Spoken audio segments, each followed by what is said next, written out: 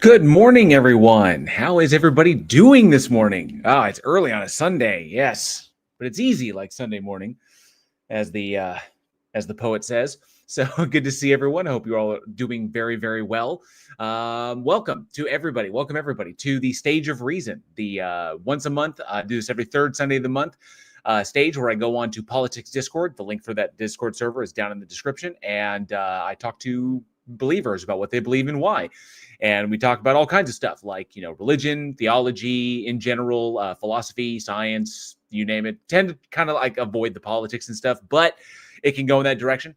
And I usually have a special guest with me. There's a couple of invites out there, but we're getting into the holiday season, so we'll have to see who's available. But we may have some late arrivals, but it'll be really, really cool. And so if this is your first time here for the Stage of Reason, I appreciate you hanging out with me. So thank you very much. That support is appreciated. Let's see who we have in the live chat so far, because I know it's going to fill out a little bit here a little while. I see the lowly was here first.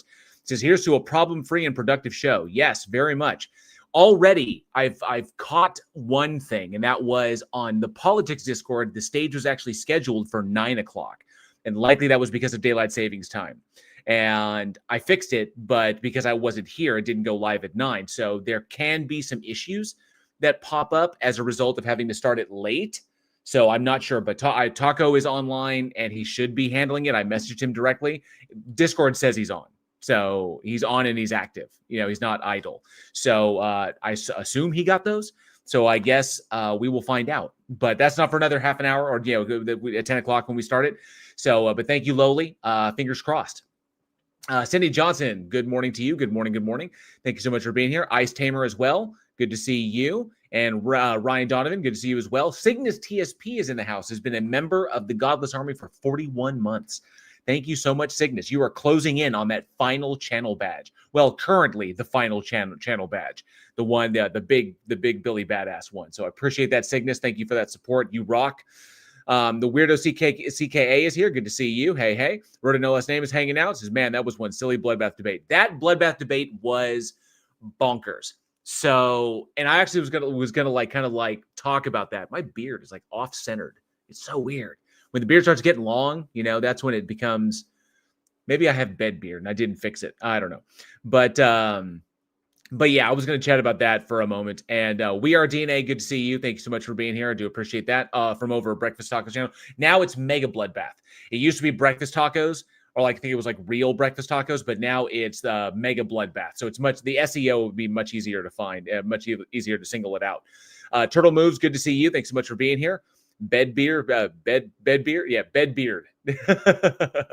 Thank you, weirdo. So yeah, over on Breakfast Tacos, now working as Mega Bloodbath, which is his YouTube channel, where he's pretty much hosting debates. He hosts debates and open panels where people can come on and talk about what they believe.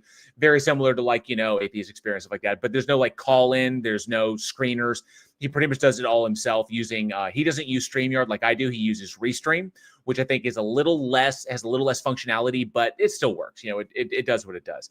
And but he hosts debates every once in a while, and he has these Mega Bloodbath debates where it's really interactive.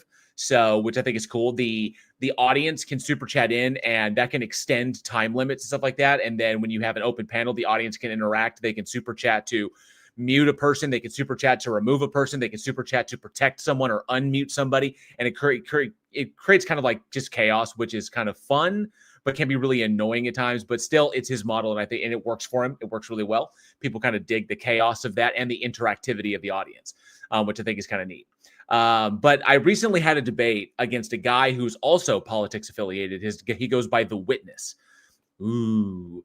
And I haven't pulled the debate, and because typically I'll pull the debate and then I'll clip the section of the debate out, because there's an open panel afterwards that just is whatever. So I pull the debate and then I'll post that on my channel so you guys can see that. But if you haven't gone over to his channel yet. So, but I haven't done that yet. But if you did happen to see it, Rodent saw it. He knows what I'm talking about. I like to think that I started out okay. I've been working really, really hard and trying to just be like maintaining my cool, not getting frustrated, not getting aggravated, or what people would say crashing out and shit like that. And occasionally, I think I'm successful. I think I'm better than I used to be as far as like the debate goes. But this guy, there was a point where I couldn't tell if he was just genuinely dumb, like really, really profoundly ignorant, or if he was deliberately doing it to push my buttons. I wasn't sure. And that's never a good sign when you can't tell if you're being deliberately screwed with, or if your opponent just really cannot follow the conversation. Like when they start asking questions, when you're like in a conversation and you're making a point, like you make a point about something, and then they ask a question and they think that the question they're asking is related to the topic at hand, but it actually isn't. And the question they're asking assumes a lot of the things that aren't relevant or aren't true. So, like, for example, if I say that I'm a moral anti-realist and they ask me a question that only pertains to moral realism, then like he would say, I would say, I'm a moral anti-realist. Actions in and of themselves are inherently amoral. They don't have moral statements about them. They're just amoral. They're just actions. And then it's the evaluating agent that imposes a moral statement upon that as an evaluation.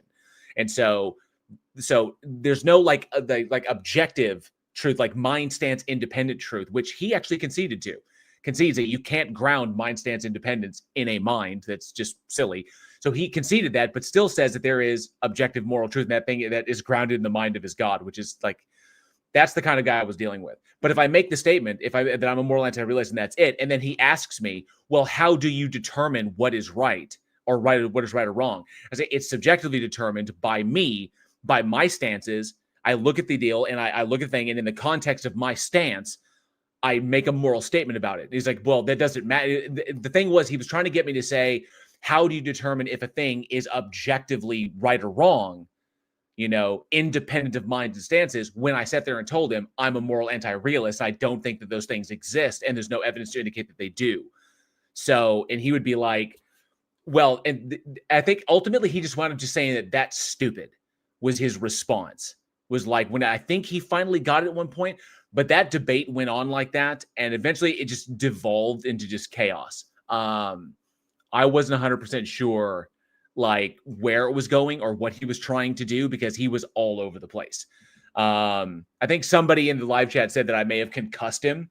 I know in that debate I spoke pretty quickly, but I was kind of familiar with the witness in the way he operates, and so he needs the information quick, and he has a tendency to kind of jump in, and so I knew that if I spoke quick and I got the whole answer out real fast, he'd have to deal with the whole answer, because he'll expect a complicated question to have an answer that will be like, one sentence long, or even just like a few words long, and it doesn't work that way. So I knew I'd have to get the information in quick.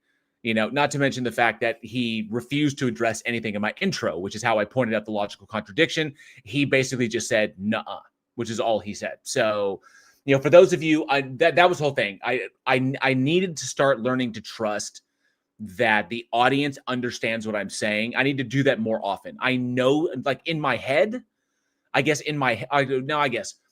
surface level, I know that the audience understands what's happening and understands what I'm saying, and that they can follow it. I don't need to go into these massive pushbacks to make sure that the audience gets it, because that just simply says that I don't trust that the audience can follow what I'm saying. And if the audience has a question, they'll be given the opportunity to ask. But I need to make sure that I'm doing that better. That I need to, because I know that they do, but it's on a surface level. And then at some point, or maybe it's just me second guessing myself, or it's me just being like, maybe I'm not articulating myself right. Maybe I'm not doing it correctly, maybe, or whatever like this. But I can do that all day long, but I need to make sure that I'm doing it for the right, I'm doing it for the right reasons, that I'm being intellectually honest, and I'm not just like putting it off on someone else. Be like, oh, I need to make sure the audience understands this completely. No, I know you guys do. And it's been amazing. That's why So that's why you appreciate the work that I do, I think. So you guys get it. And when you have questions, you ask questions. And if I can't answer it, I'll find the answer or I'll find someone who does. Like I'll point to PhD Tony. PhD Tony will answer it for me because he's way smarter than I am. So, but I appreciate you hanging out for that, Rodent. Anybody who hung out for that, We Are DNA. Thank you so much, says We Are DNA. You did great. I've noticed theists will frustrate their interlocutor when they are losing to make it look like they are in control. Right. We definitely need Hitchens back. Oh, yes. Hitch slap. So I think I wouldn't call it a hitch slap, but I think my best moment was when I got him to concede that you cannot ground mind stance independence in a mind, that's logically contradictory. When he conceded to that, he pretty much threw his moral argument in the garbage, because if he believes his God is a mind, then he can't ground the morality in his God's mind as being mind stance independent, because he just conceded that it's mind dependent. It's dependent upon the mind of God. So, or his God. So however it might be, I think I did okay. I still have a lot of work to do. I know, because the points when I recognize it, and I try to pull back, and I try to just and just laugh it off and just pull back and do I keep envisioning like Planet Peterson in my head, just what would PP do in this? And what would Big Papa P do in this? And I pull back a little bit and realize, okay, don't do that. Yeah. Weirdo, I think, okay, says you got a theist to concede that. I don't think he realized the implication of his concession. That would be me. That's me being charitable. I don't think he realized the full implication of his concession. When he conceded that, because I presented the logical contradiction, it would be like, can you conceptualize a square circle? An object that meets both the definition of a square and a circle. Can you conceptualize it? If I were to ask him that, he would say no, because that's a logically contradictory thing. You cannot have a geometric shape that matches both the definition of a square and a circle. It's a logical contradiction. It is impossible. So when he recognized immediately, because I asked him, can you ground mind stance independence in a mind? And the answer is obviously no. That's a logical contradiction. So he recognized the contradiction and he immediately conceded to that. But I don't think he recognized that concession indicates that moral relativism is the case, and that his God's, that whatever morality comes down from his God is subjective to that God, entirely relative to its stances. So I don't think he recognized that, and that was another screwed up thing, is he kept jumping in between the two different terms of objective. As in, objective is in what ought be done, and objective is in mind stance independently true. Because you could say you should objectively do a thing in response to a particular thing, and that's just what you ought do, but the ought requires the referent. So to determine what ought be done, you can't derive an ought from an is per Hume. So the ought reference is like, in this context, you ought do this. So in the society that has this as a goal, you ought do this if you want to remain a member of the society. Otherwise, if you violate that, you quickly won't be a member of the society. So it all comes down to your stances. And he didn't see that. That was what was problematic. And either he refused to see it, he was being willfully ignorant, or he realized his screw up and then he messed up and then he got mad, or then so he got all flustered. So I have no idea. The guy was all over the place. Overall, I think I did better than most. I had a couple people say that that bloodbath was more entertaining than usual, which was, I think that's good. So, because when it's just two people screaming at each other, that gets annoying. And so people thought it was entertaining. So that's awesome. So, but I appreciate it. Yeah. JL loves PP. Yeah. Big Papa P. Hey, Clive Wells, good to see you. Thank you so much for the obligatory alternative energy. I do appreciate that. Soroku TV is here. Said, I imagine they don't consider objectivity to equal mind independence. Right. There's the two different definitions. They can use it to say like mind stance independence, or they can use it to refer to what ought to be done or what they think ought to be done. Like, there's a situation. This is the context. This is what you ought do. So it is objectively true that you do this, but that's not the same as saying mind stance independent. And they'll often mix the two up. I know a bunch of apologists out there that do that often, especially some big name ones, that they will interchange what objectivity means depending upon where they're aiming the conversation to go or the point they're trying to make. And they do, it's really dishonest. And it's actually took me a while to pick up on that tactic. Just like by studying this stuff, be like, oh, I get what he's doing. He's actually doing this. He's not, so because you say, why is he talking about it in that? And then the conversation makes no sense. But if you realize that they're switching it up, very Van Tillian-like, where they'll use multiple different definitions for a word within the same context in order to achieve a particular goal. And I'm kind of like, oh, now I see what he's doing. And then you have to come down on one side of the fence. Are they doing it because they're dumb, because they're woefully ignorant? Or like I pointed out, I think he just lacked the philosophical acumen for the conversation. Or do they know what they're doing and they're being dishonest because they know that dishonesty will disrupt the flow of the conversation and would destabilize the conversation and throw me off, because now I'm either having to explain it to them or they're a liar and I don't want to engage. So it's in a way kind of them trying to kill the conversation, to try and shut it down, because they don't want it to go. They don't want to go any further because they can't control it, and they realize they've lost it there. And so, what better way than to just like Boogie, flip the table, just be angry about it. A squircle, that would be its own geometric shape. I mean, the in this context is the is to me, because the context can exist in the now, because the context can exist in the now. So that's not exactly what Hume was referring to in that. It's like, what is so, because context is the context of a thing is also mind dependent, because two people can infer different contexts to one situation. What Hume is talking about is what is demonstrably the case, and what should I do in result of it being demonstrably the case, mind independent. So what is the state of affairs that is mind independently true, and what I ought do in response to that.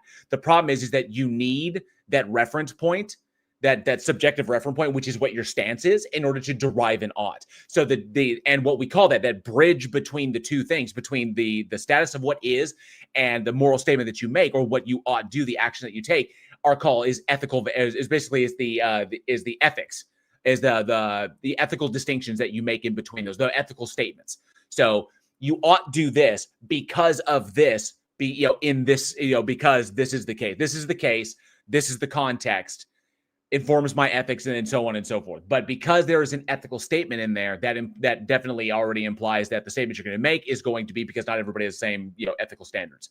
So, but ethics is the bridge. Like our ethical statements, or our ethical judgments, or our value statements there, are the bridge between what is the external reality that states that indicates what is mind independently true, and the moral statement as an evaluation of a particular action. So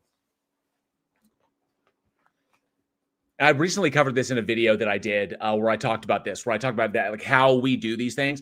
Their predominant argument is in response to that is that it then because it's subjective, then it's just your opinion. Well, it kind of is, but it's an informed opinion, because it's based upon my capacity for empathy and the behavioral conditioning that occurred as a result of my parents, my peers, the society I live in, so on and so forth.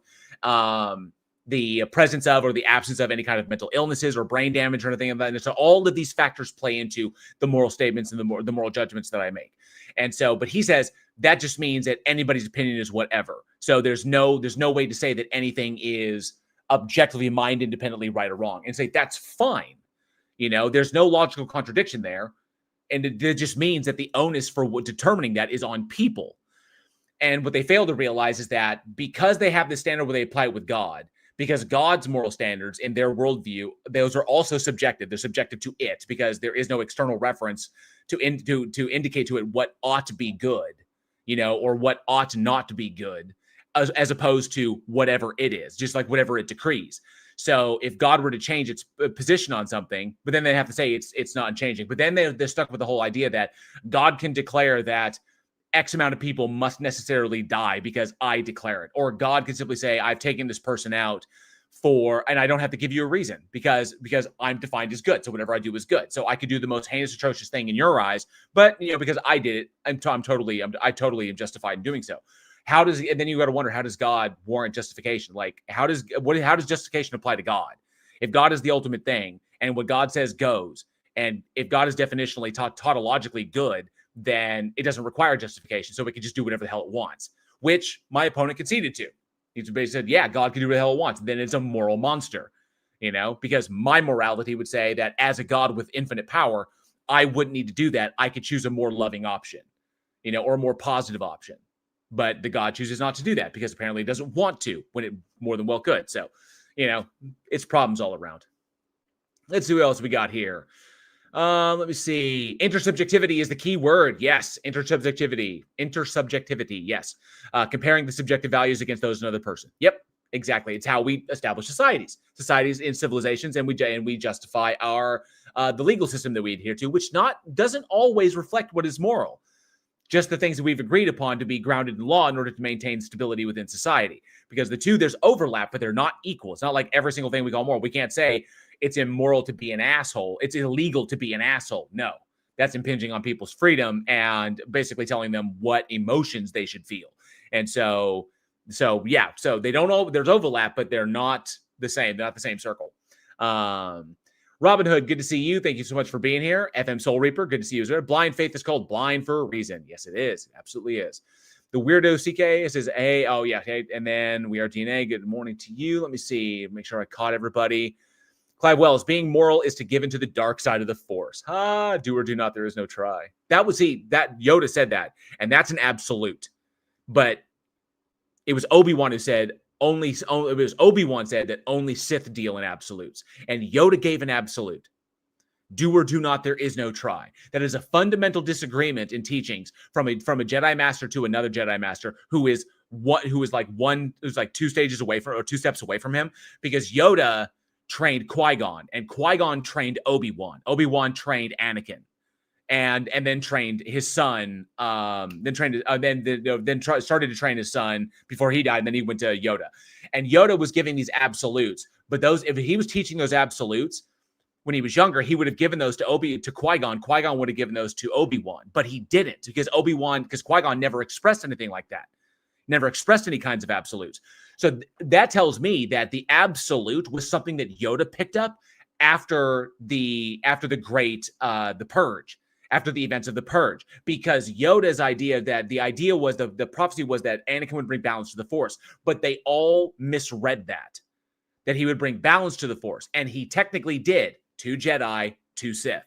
That was all that was left after the Purge. The Emperor and Anakin, Obi-Wan and Yoda were all that were left after the Purge. So he balanced it 2 and 2.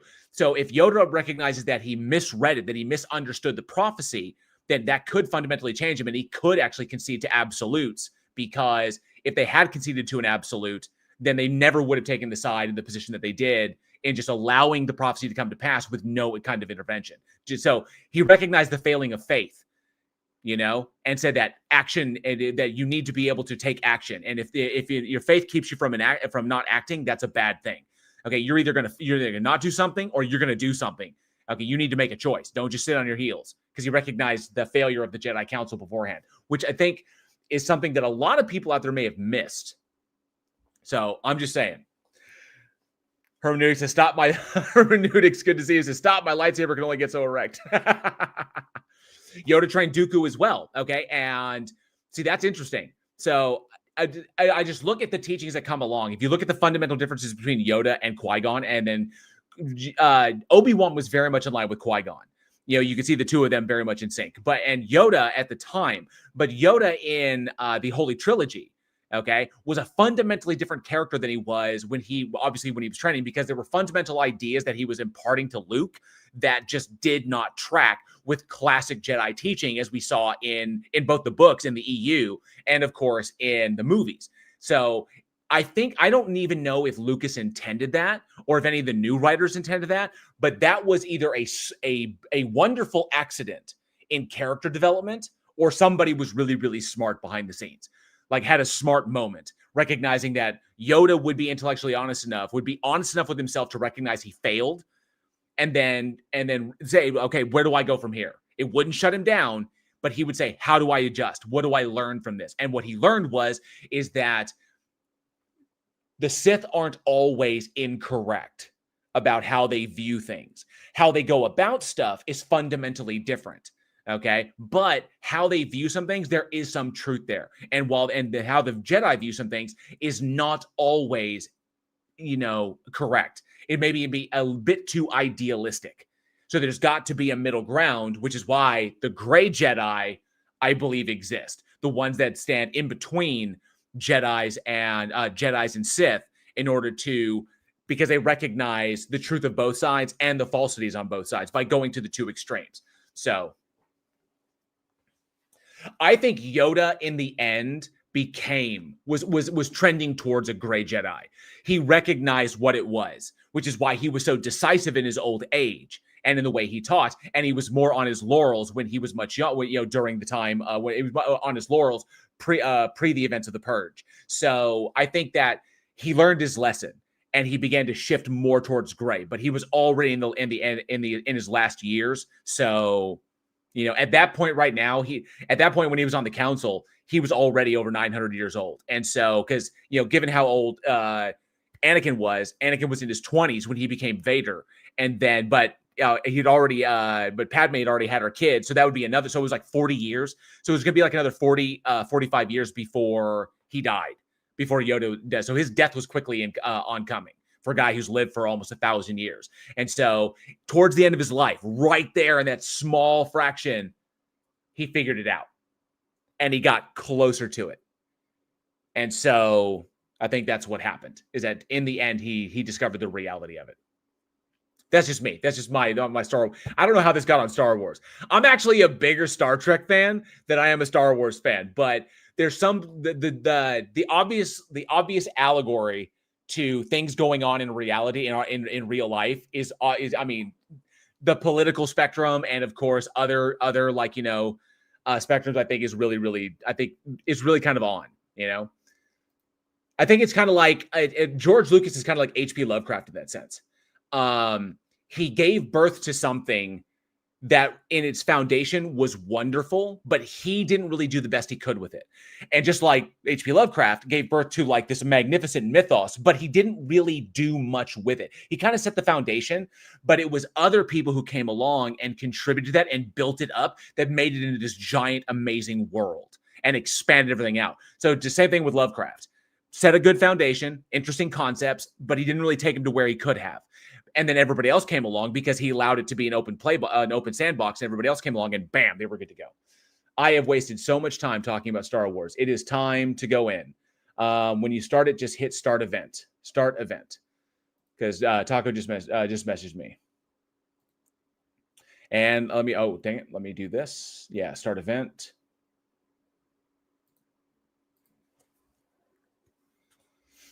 And let me share my screen.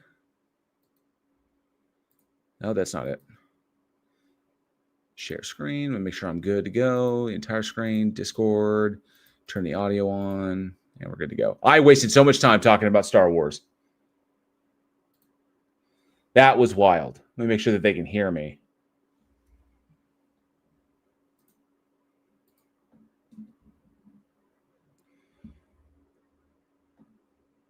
Test. Can they hear me? I know you guys can hear me.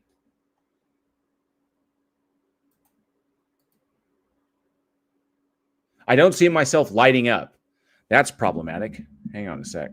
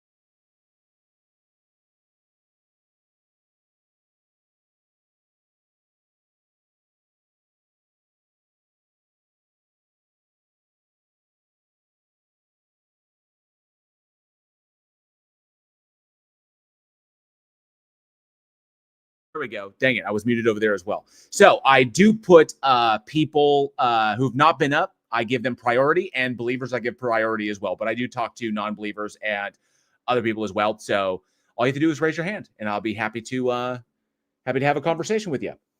Let's see. Check my chat over here. Got some people, and I think we got it all sorted out. So we are solid.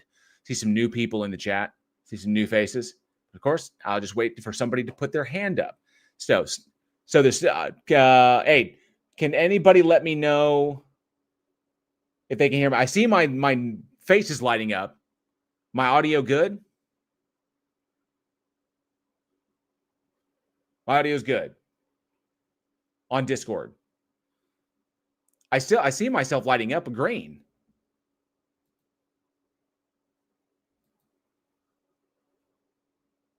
That is so weird. Hang on a sec. I'm not muted. Let me check myself. No?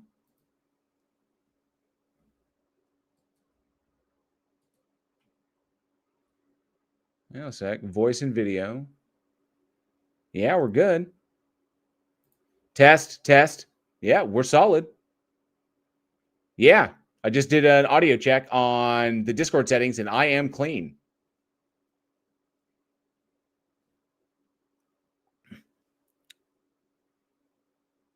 Oh, babe, Bob Nodell, good to see you. Thanks so much for being here. Rib Tickler, good to see you. Appreciate you hanging out. Wicked Pissa, good to see you. A little bit. Thank you so much for hanging out. It says, is it switching back and forth? I don't think so. Nothing here. Leave and relaunch Discord jail. I think it's confused. Still no audio? That is so funky. Let's test this. Let's do a quick test to see if it's me or if it's Discord.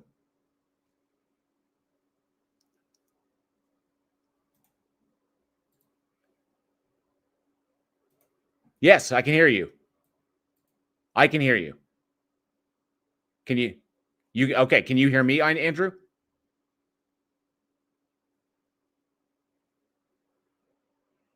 Oh, okay. So people can hear Andrew. Gotcha. Okay. Oh, that's messed up because I'm lighting up on mine and you can see me lighting up. Nice. Okay. So only hear me on YouTube. Okay. Gotcha. 1 second.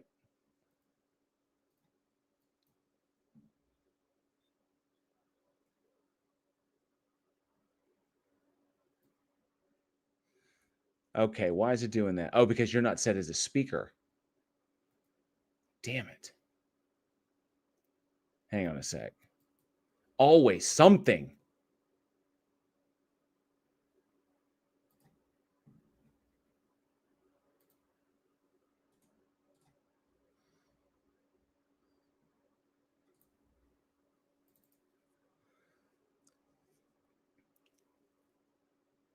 Y'all can see my desktop because I'm still sharing my screen. Hang on a sec. Let me see here real quick. Let me jump in here.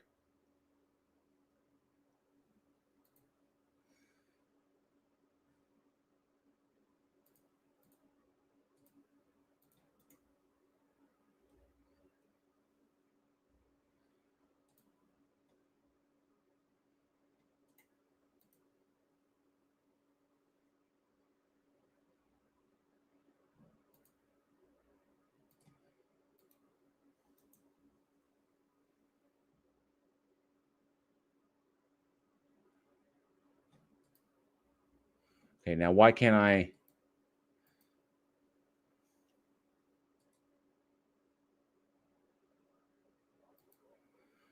I don't know. What the shit? Taco, I'm going to kill you.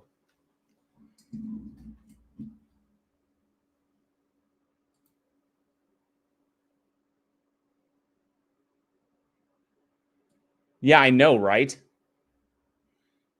Okay, hang on a sec. I'm just going to do this. Bad. I don't even know what to give it. Fuck it. Connection latency. Audio and video screwed up.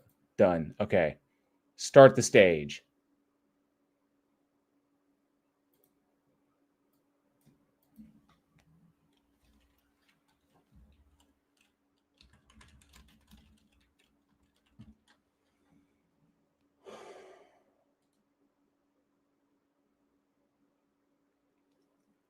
Okay. Can you hear me now? Audio. Okay. Woo! All right. So we're clear. Okay, good. That's confirmed. Great. Ah, tell me how you really feel about the call quality. Right. Exactly. Thank you, Andrew, for helping me out being my anger translator, being my Luther. Good to see everybody. Trust the software engineer. That's true. That's true. Trust the software engineer. Hashtag jail can't tech. That or hashtag jail is Discord incompatible.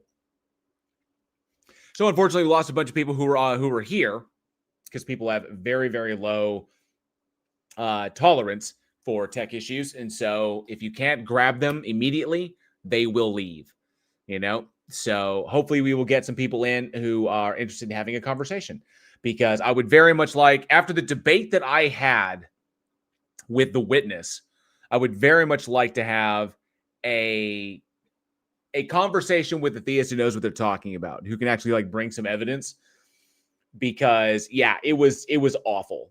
Thank you. Yeah, Felicia, it was just, I thought myself, I kind of handled it. But that debate was rough. Was that Eon? Because I'm familiar with that name. I wasn't familiar with the name The Witness. Okay, his name was Aeon, because that's Aeon. All right. So I've actually dealt with him before. So yeah, that was just that was rough. So hopefully here in this growing audience here on Discord, we have this growing audience on Discord. We have a theist who can actually bring the goods. So now that I have audio here on Discord, thank you all very much for joining me. This is the Stage of Reason. I do the stage every third Sunday of the month, and it's live over on my YouTube as well. My name is JL. I run the Bridge the Divide YouTube channel, so I appreciate it if you check that out like that. But if you would like to have a conversation, this is a conversation about with believers about what they believe and why. And of course, we can talk about science, religion, theology in general, or whatever. I will say, Goon, that is a hilarious PFP. I kind of dig that. So I kind of like that. Thank you very much. But I see a lot of new faces here, so I appreciate you hanging out. And of course, do this every Sunday, every third Sunday, every month. We do the Stage of Reason. I will have a special guest joining me here in a little while. They told me they're going to be a little bit late, but they'll be coming up on stage so we can go back and forth. But yeah, if you want to talk about what you believe and why, just raise your hand. I prioritize people who have not been up, and I prioritize believers. But I will have conversations with pretty much anybody. So, but I like to hear what people have to offer. So, and I am an atheist. People were wondering. I'm an atheist. I know that the Christian God does not exist. It is an abstract conceptualization that was invented to explain things and reinforce, basically kind of like give justification for, stances and whatever. So I'm not, whatever like that. But if you disagree with me, I'll be more than happy to have a chat. I see Jay Patrick is here. John Fapiano as well. Good to see you. Jay Patrick, good to see you. Should really test. Yeah, that's true. Probably do some more testing on that. The problem is it's really, really dicey when you go on Discord and then you start things and then people will get notifications and it's really, really funky. So you got to be really careful. Someone with their first hand up. Yes. Can't speak. Good to see you as well. And here we go. I got Complex. Come on up. Complex, you are invited. Hello, good to hear you. Can I get your age real quick? 24, great. All right. So, what do you got for me today? You kind of heard the description I gave of the stage, right?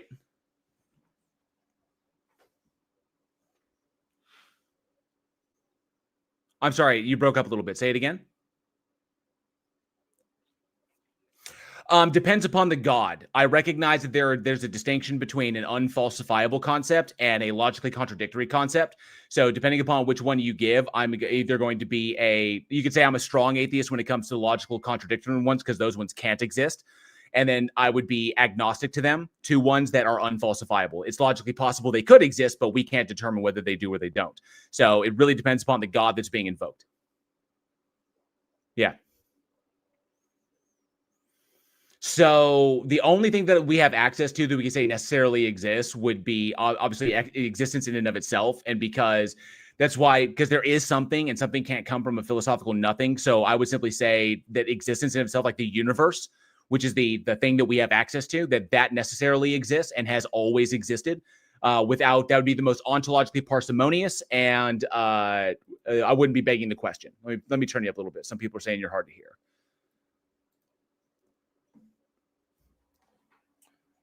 That would be if we say like it's necessary, but okay, so here's the thing. When we say that it exists necessarily, now that means that without the universe, other things can't exist because other things need the universe to exist. And I would say that as a brute fact, because if we were going to go towards one horn of the trilemma, so one horn of the trilemma, then I would go with brute fact because it's the one that's most ontologically parsimonious, doesn't require any begging the question. So I would say that's the case until there's evidence to warrant me changing my position. So yeah, but I also don't think that anything that exists in the universe was intended to exist or exist for any kind of intention or purpose. So it's weird kind of using that language. So sure, we could say, philosophically speaking, the universe necessarily exists for everything else within it to exist as a result of energy and the capacity for work. But I don't think anything's intended to exist specifically.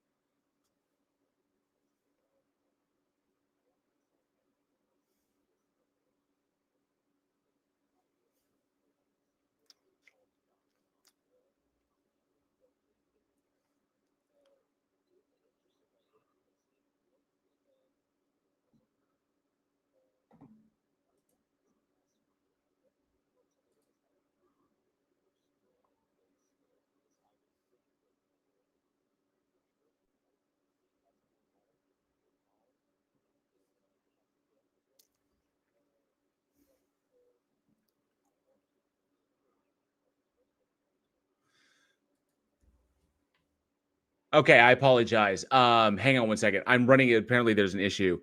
People are saying that they can't hear you on my stream. That is. Hang on. Hang on a sec. Okay, so they can hear you in Discord just fine, but my stream can't hear you for some reason. I can hear you because I'm the one connected into Discord. Why can't they hear you on my stream now? That's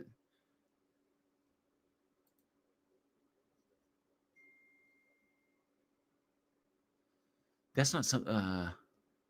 I have audio activated. Give me 1 sec. Let me try this. So I'm going to try something real quick. I'm going to do this one. That's my light. No, where's it? Stage of Reason. There it is. Okay, so I'm going to do here.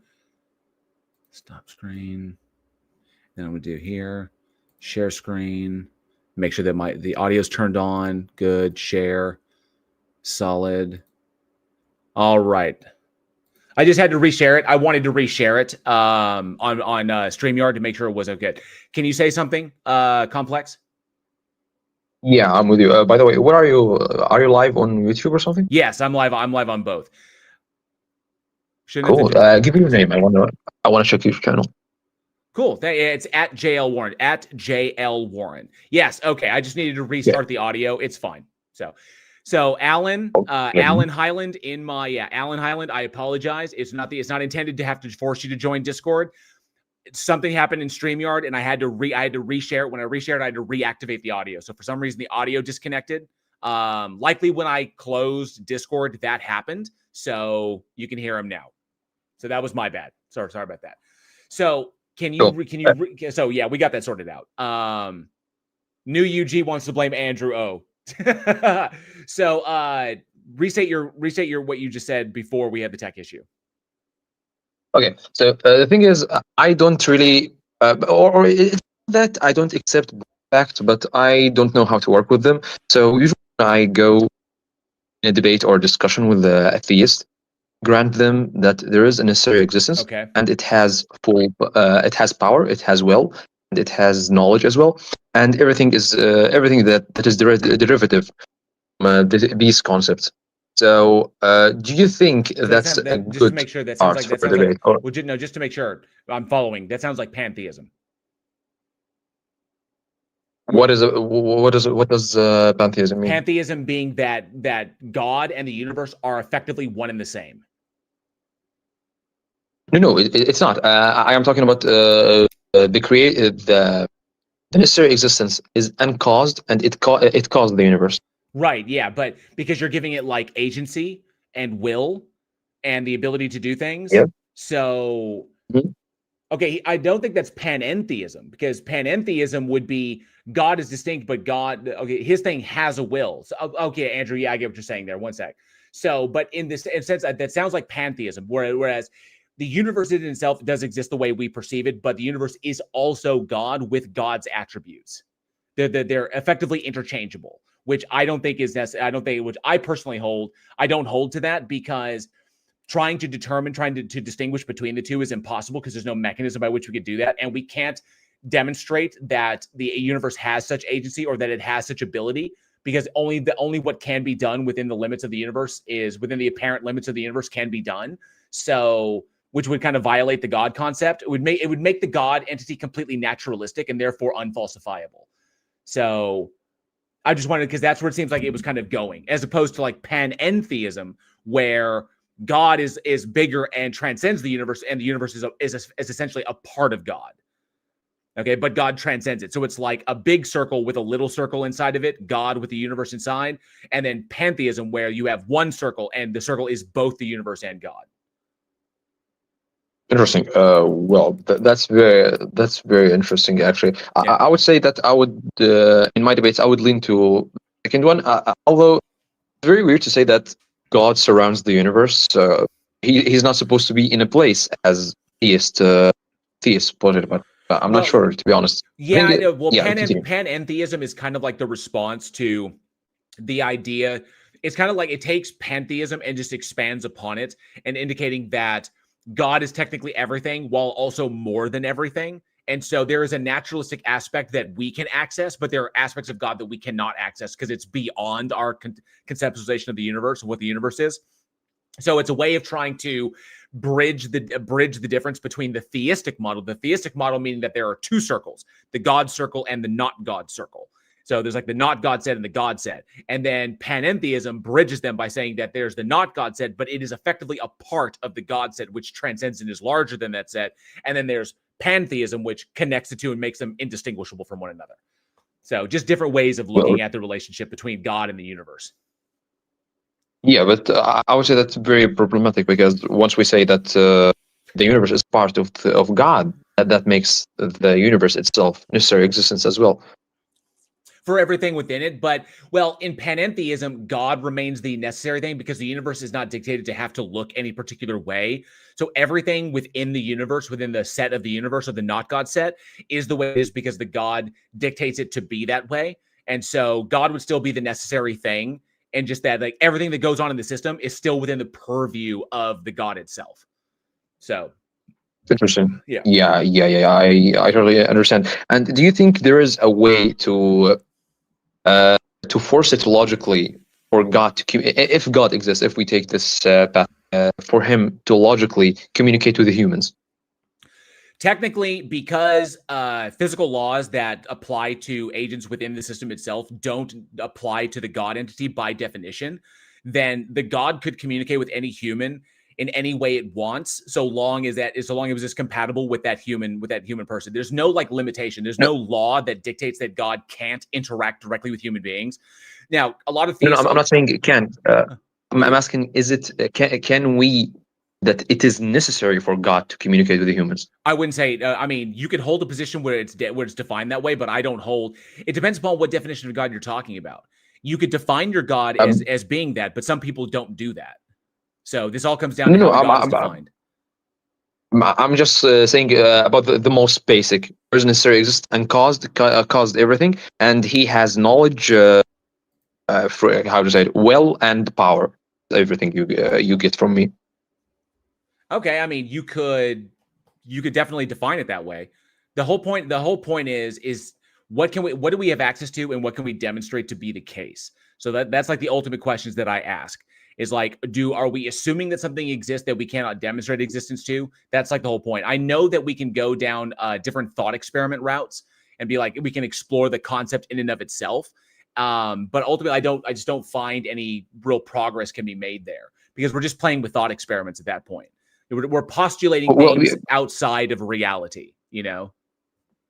Yeah, so the most logical stance is to say it's possible, but not necessary. Right. I would say it's there could potentially be, if there is something that is necessary beyond the universe in and of itself. Essentially, even then the universe in the way it is exists because of how energy works. So you can technically say energy, the capacity to do work, is what is necessary.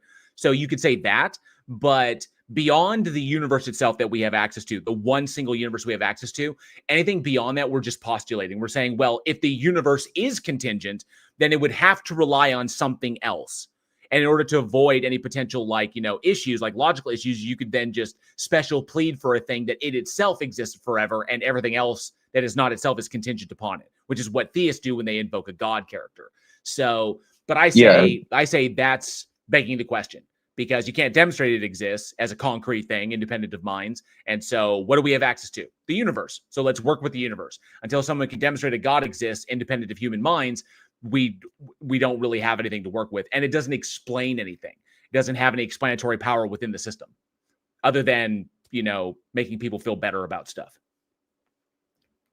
Well, yeah, exactly. I highly agree with that stance. But yeah. So thank you very much. You're welcome. It was nice talking to you. And thank you. Definitely. And feel free, if you come up with something later on, you can put your hand back up again. There's no limit. And I do this every third Sunday. So I appreciate you raising your hand. Thank you. Thank you, man. Thank you. It was a pleasure talking to you. Thank you, bud. You have a great rest of your day. And if you happen to come up again, I'll see you then. I got someone else. First, Luke, I see your hand up and I will bring you up. But first, I want to say hi to my special guest, Leo. Hello. Hello. Hello, good sir. How goes it? It's lovely. Going good. Sunday afternoon. Or I should say Sunday morning. It's only 10:30. It's easy like Sunday morning. You're goddamn right it is. I tell you what. Getting my Sundays on. I'm so glad you didn't see the debate that I recently had with Eon. Was that? What the fuck was that? It was that on Taco's channel? Yeah, it was over on Taco's channel. Yeah, where the fuck was that? Was that Friday night? When was that?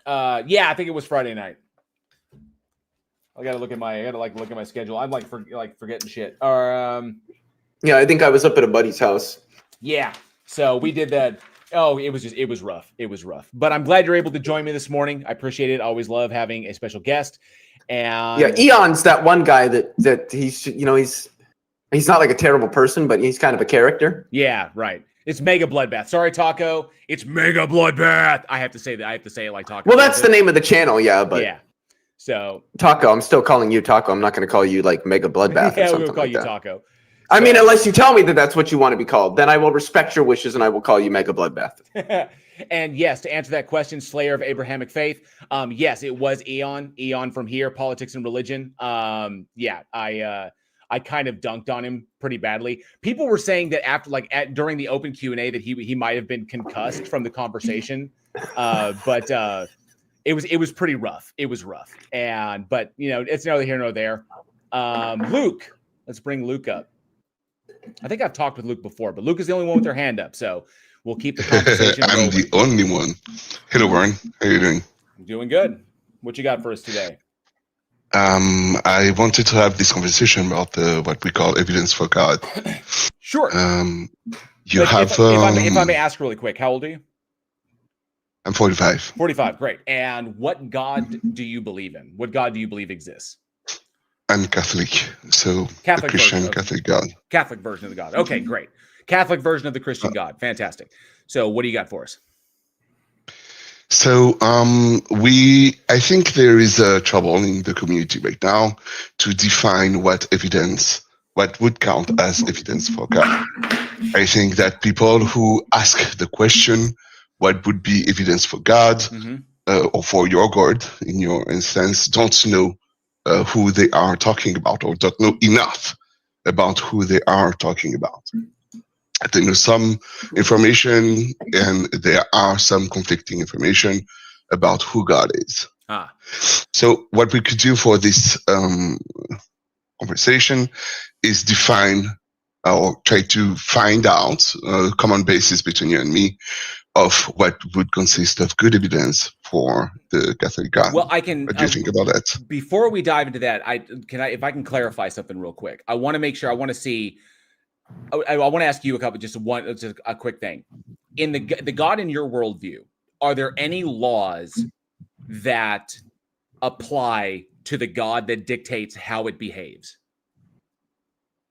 Yeah, his what do you mean? It the universe? No, okay, so yeah, exactly, like a law. Like so, for example, Yeah. there are laws of physics. I myself Correct. can't physically jump to the moon.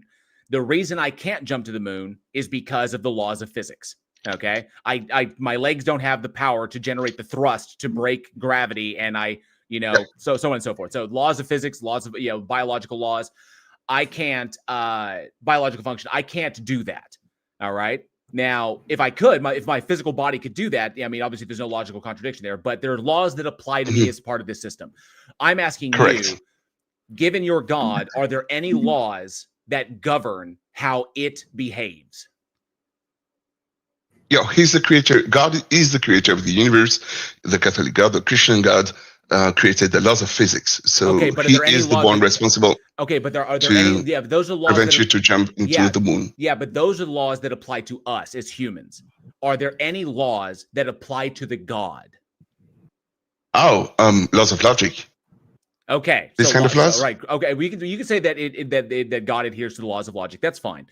Okay, so Yeah. given how you define your God, is there a logical contradiction in the God revealing itself to me and via a road to Damascus experience? Logically, no. It's about probability. Okay, so why, if God wants to have a relationship with me, and that's ultimately its goal, and it knows that a road to Damascus experience would be sufficient to convince me that it exists, why would it not give me that experience? I don't know, but those are hypothetical situations that might not apply to you. Well, that's the problem, is that there's no logical contradiction in it doing it. And Correct. technically, by the way, There are many things that doesn't have logical contradiction that do not apply to. well, yeah, but there's no logical okay. contradiction in God doing that. And in fact, there's no logical contradiction in God doing that for every human being on the planet. So if God can do Maybe it is physical contradiction.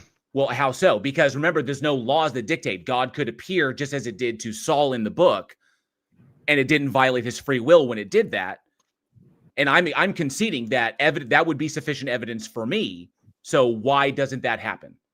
If ultimately God wants to have a relationship, it might not be sufficient evidence for you. But it would be, because I'm self-reporting. I'm reporting my own mind. And so can I jump in with a completely off-topic question really quick? Okay, go ahead. Either of you might be able to answer. So my mic, I can see it. I don't know if anybody can hear it, but I can see the green square kind of popping up. So I clicked down here at the bottom left where you could see your profile picture and then the microphone and the headphones and the little gear wheel. So I clicked the microphone. I went to input profile. What does voice isolation do? Is that kind of like echo cancellation? I think so. Okay, Yeah. I'm going to select that. Hopefully this doesn't make it worse. Yeah, you sound good. No, it avoids us hearing you, hearing the sound around you. So, for example, if someone is opening the door behind you, this kind of thing. It's noise canceling. Okay. So Sweet. All right, that's all I needed. So that's the kicker. That's the kicker. So if I know what evidence would be sufficient for me, and there's no logical contradiction in the God giving that to me, and if the God's ultimate goal is to have a relationship with me, for me to know that if the God's ultimate goal is to have a relationship with me by knowing that it exists, I know it exists, and then establishing a relationship would be justified. If God wants me to know that that is a thing, then it would be on God to do that thing.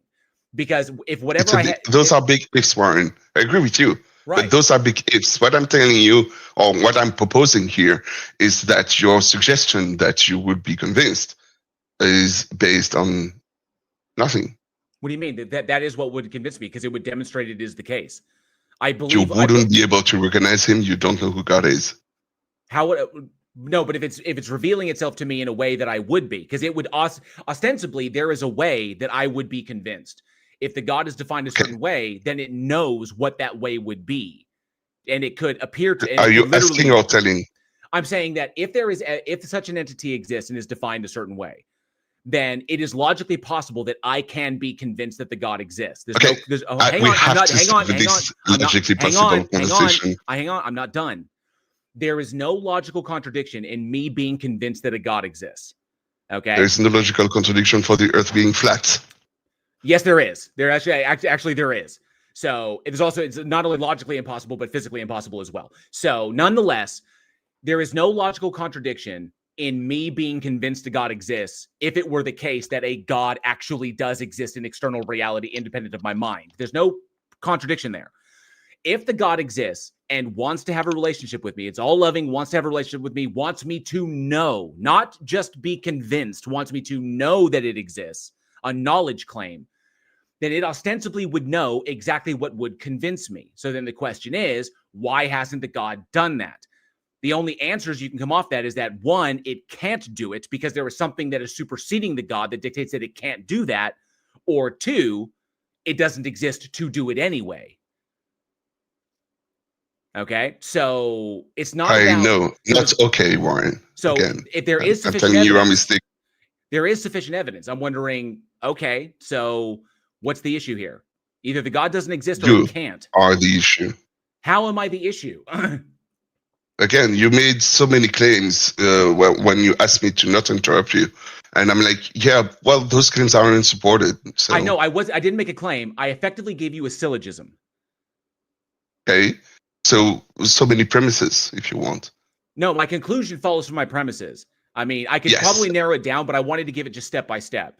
The conclusion I is, understand. I mean, literally, it is logically possible for me to be convinced, okay, which entails that there is sufficient evidence that would convince me. Two, the God by definition can provide that evidence, knows what that evidence is, and has the ability to provide it by definition.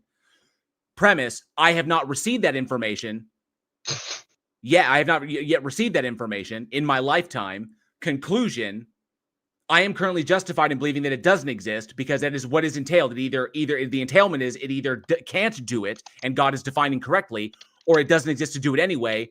Allah, ipso facto, my position of atheism is justified because there's no rational justification to believe that it does exist. So that's the onus of that is on the God. Do you want to observe which one of those premises is more likely to be a mistake in reality? Like in logic, I understand. Like I said, logically, there is no logical contradiction for the shape of the Earth not be spherical. It is the case that with logical contradiction, we can say stuff that seems, to me at least, not logical. If you use only logic, premises, conclusion, you arrive to a conclusion that does not correspond to reality. No, well, so do you want to have this philosophical conversation? Hold up, stop. You just said come to a conclusion that doesn't match to reality. But there's the problem. The laws that pertain to reality as we experience it, the universe, don't apply to the God. So there's nothing that dictates the God can't do this. When God can interact with the system, it can interact with the system in any way it wants because the laws that apply to me don't apply to it. Okay? So trying to say that it doesn't match reality, effectively, the God that exists that you're advocating for is not contained within the universe under the same parameters as I am. So therefore, those rules don't apply. Simple question. Do you think that God can change the rules of the universe, the rules of nature, the laws of physics? Of course, there's nothing that dictates God can't. Okay, so that's when I came in and I said you don't know who God is. No, but it wouldn't have to change him. You're still ignoring it. No, you're still ignoring it. Luke, you're still ignoring it. Proposing a mistake that you made. God doesn't have to change. Luke, the absurdity of your claim. Luke, you've got to be quiet because you made a mistake and you're misrepresenting what I'm saying. God doesn't have to change the rules of the universe. God can operate within the rules of the universe and provide the evidence that would convince me. Because I disagree.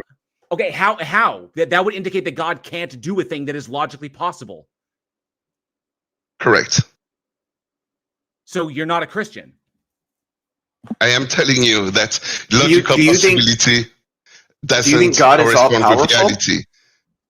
Do you think God is all powerful? Most powerful. So you have Do you think this. God is maximally powerful? Yeah. So God could actualize any logically consistent state of affairs if he so chose. Hey, repeat back what I said. Oh, I'm asking you a question. Yes, I know. I'm answering your question. Repeat back the answer I gave you. How is please. me repeating back what you said answering You're the not question I'm listening to asking me. you? You're just bashing both Well, of that's you because on me. I'm asking This a is question not right a now. conversation. Is God all powerful? Do you think God is all powerful? No. Okay. There you go. Well, that's definitely not in line with the vast majority of Christianity. I mean, you can have an esoteric view, but if God, you're literally limiting that. So here's the problem. Okay. So ultimately, here's the issue. If this is a logical possible thing that the God cannot do, you have to ask why the God can't do that. If it is logically possible to do, if it's a logically possible action, it's not a contradiction, and God can't do it, then you have to ask, what is it that stops the God from doing it? The laws of physics. Why do the laws of physics apply to God? You said God created the laws of physics. You just contradicted yourself. No, I did not. I asked you the question. I said you made a mistake. You didn't want to address a mistake about being able to change the laws of physics. No, God could change the laws of physics if it wants to. Because the laws No, of physics, it no, can't. there's nothing, no, hold up. What is it that exists that dictates to God what the laws of physics ought be?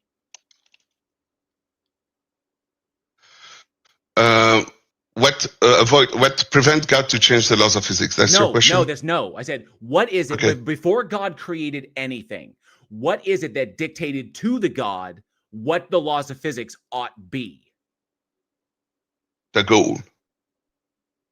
What? Why The would goal. why would, The purpose of creation. why would the is what goal have dictate any bearing on the how laws. why would the goal have any bearing on how the God does a thing? The laws of physics don't dictate whether or not people people believe in a God. That's completely different. They don't? No, of course not. My belief, my understanding that my position as an atheist has physics has no bearing on that whatsoever. I can tell you right now, my position as an atheist has nothing to do with my scientific understanding, because science as we understand it can be entirely correct and a God could still exist. There's no contradiction there. My position as an atheist is that because the position is ontologically parsimonious and rationally justified per different things. We could say the argument from divine hiddenness. Okay? That believing that the proposition is true is not warranted because there is no sufficient evidence. In fact, I would argue that there is no evidence at all, because anything posited as being evidence requires you to beg the question first. And if you have to commit a logical fallacy for what you're pointing at to be evidence, then it was never evidence to begin with. So that's my issue. Do you understand what my issue is, Ryan? Say again. Do you understand the issues that I raised? No, because the issues don't Remember apply. those? They don't apply because there's nothing that exists. Nevertheless, do you remember them? There is nothing that exists external of your God that dictates how it must or must not do anything, or what it must or must not do. The God has the capacity, by definition, to actualize any logically possible state of affairs. Claims, Ryan. Luke, the God, by definition, has the power to actualize any logically possible state of affairs. It technically doesn't. Are you asking or telling? It technically doesn't. This is analytic truth. It technically doesn't even need to go through the point A to point B rigmarole. It could just actualize the end state if the end state is logically possible. Okay. And if God's will is perfectly efficacious, then it follows that anything God wills just is. No means necessary. It just is. Right. And assuming God's will is perfectly efficacious. Luke might not believe that God's will is perfectly efficacious, in which case he's just not a classical theist. Are we having a conversation, or are you two both just blurring stuff? No. Well, I mean, just kind of listening on the sidelines, it does seem like you might be playing hide. You might be playing hide the ball a little bit with your beliefs. When I ask you to repeat back my position, you're unable to do so. Because I'm asking you a question. That's just irrelevant. I'm trying to get clear on what your position is. I'd rather you tell me what it is than play this guessing game. This is what I mean when I say it seems like you're kind of playing hide the ball a little bit with your beliefs. And I don't think that you have, or at least that you haven't been very clear, which is why I asked for clarification. All right. Now, Yes refusing to provide the clarification and wanting to play this guessing game where we all just guess at what you believe seems a little bit disingenuous. Your question is yes or no format. Do you think that God is all powerful? No, I already answered that. Okay. Which is Do weird. you think that God's will? Do you think that God's will is perfectly efficacious? Whatever God wills, just is. There are two wills. So yes and no. There is a will I don't know how that works. value. I don't really want to get into how that makes sense. Okay. Let's answer your question. Yeah. For your satisfaction, yeah. That answers my questions, at least. Yeah. Well, the Catholic Church teaches that God is all-powerful, that God can do anything, can actualize anything that is logically possible. So you're breaking away from Catholic tradition in that sense. Are you asking or telling? I'm telling you, because the Catholic Church teaches. You are mistaken. You don't understand my position, Warren. From Catholic Answers, 3 things all-powerful God cannot Warren, I'm do. not saying that the Catholic don't say that. I'm saying that your understanding of my position is not complete enough for you to be able to claim what you claim. No, it actually is. I think that you're special pleading for your God to get around the logical contradiction. Words are to convey idea. The idea conveyed by the word logically possible is not the same for you and me. Okay, a thing is either logically possible or it's logically impossible. It's one of the two. It's a true dichotomy. So if the God can actualize any logically possible state of affairs, it can actualize any logically possible state of affairs. There is no limitation to that. We disagree on what is logically possible. So it's logically impossible. So then tell us, what do you think it means for something to be logically possible? No, I mean the actual thing. He claims that God knows what would convince him, for example. It would. It's omniscient. It knows all true propositions infallibly, in accordance with its perfect nature. So therefore, it knows all true propositions. If there was a thing that would convince me, say X convinces JL that a God exists. God knows infallibly what X is because God is omniscient and God created the system. That's a big if. No, it's saying it's logically entailed. If God created the system, which you hold to, and if God is omniscient and knows all true propositions infallibly, which you hold to as a Catholic, then ostensibly it is logically entailed, conclusion following premises, that God knows what would convince JL that a God exists, that it itself exists. If nothing would convince you, he knows and that I already too. I told you what would convince me. He already knows if it will convince so you're calling me a liar or not. Not a liar, mistaken about what you believe would convince you. No, I just told you. Actually, the thing that would convince me that a God exists would actually be a predictive model that utilizes that information to make better and more accurate predictions about reality. That would be a big step in the right direction. But here's the thing. It is logically possible for me to be convinced that a God exists, which means that there is information out there that would convince me. If God is omniscient, then God knows what that information is. Is it possible that you are mistaken? No, because I know my own mind. And I know what is logically possible. It is logically possible for me to be convinced. Because it is logically possible that a God entity could exist. Based on your past experience, Maureen, how often the thing that you predict would change your mind do change your mind? In the past, so yes, I change my mind based upon evidence. So if evidence is presented that warrants me to change my mind, then I change my mind. I change my position. I take in new information. That's my position. That's it. Did it happen? Yes, it has happened all the time. I get new information about the world. I get new information about the world all the time. Like for example, changing your mind, Warren. Be careful. It's not about new information or learning about outside. It's about changing your mind. Luke, for example, I used to be a theist. I got more information, and I am no longer a theist. But just because the information divested me of my belief and I recognize that my belief was, I believe for bad reasons, does not mean a God entity or a God, some sort of creating entity, doesn't exist. That doesn't logically follow. So because it is logically possible such an entity exists, then that entity would know, especially if we're talking about your entity. So there's no issue here. There is. So When I ask what's the you P not, about so what's the P not P? the changing of your mind, not the learning of new stuff. It's a different thing. So when you say, I know what would change my mind, and when we say, I changed my mind because I was exposed to new stuff, those are two different things. No, it's not. Well, I mean, technically, one follows the other. There's information I don't have. Because it is logically possible that a God entity could exist, that is a logical possibility. It's within the realm of logical possibility that an unfalsifiable entity could exist. If that unfalsifiable entity itself is omniscient and has agency or whatever like this, then that entity knows infallibly what would convince me, especially given that it's ostensibly the one that created the universe. So it knows what information would convince me. And it also knows that I am currently not in possession of that information. Now, if the entity wants to have a relationship with me, as is espoused by the Christian faith, okay, wants me to know it exists and have a relationship with me, then it would behoove that entity to provide that information in a way that would convince me. Giving me information that is literally indistinguishable from natural reality is not going to convince me, because how can I distinguish between the two? And it also knows that faith is not a tool for epistemology. You can't derive facts about reality with faith alone. So it knows what information to give me, and yet still has not done so.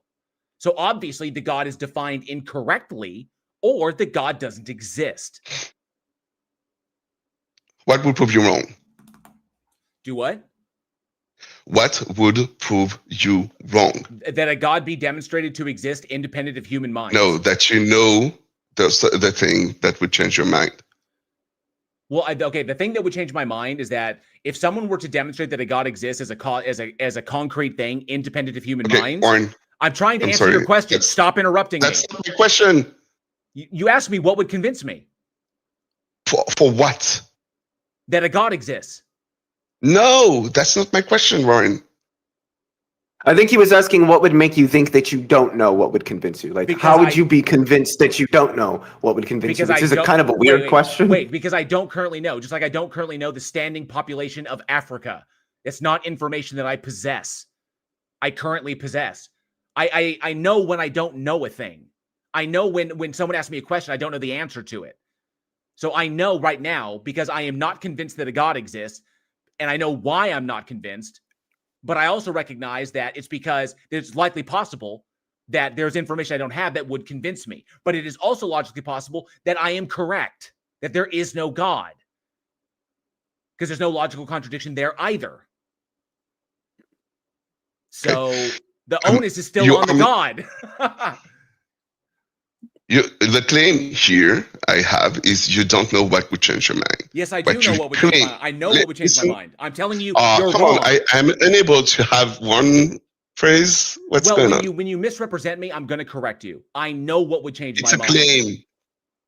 Well, your claim is wrong. It's a claim. I know. You made a claim about I know. We're having a conversation. Luke, you made a claim about me. Why is it wrong? Luke, you made a claim about me. I am correcting you. I heard you the first time around. Right. I know what would convince me. Yes. So do you want to hear why I think you don't know? So you think I'm lying? Not lying, mistaken. I'm mistaken about my own mind. About your own knowledge. You're saying that I do know a God exists, but I'm somehow unaware that I know?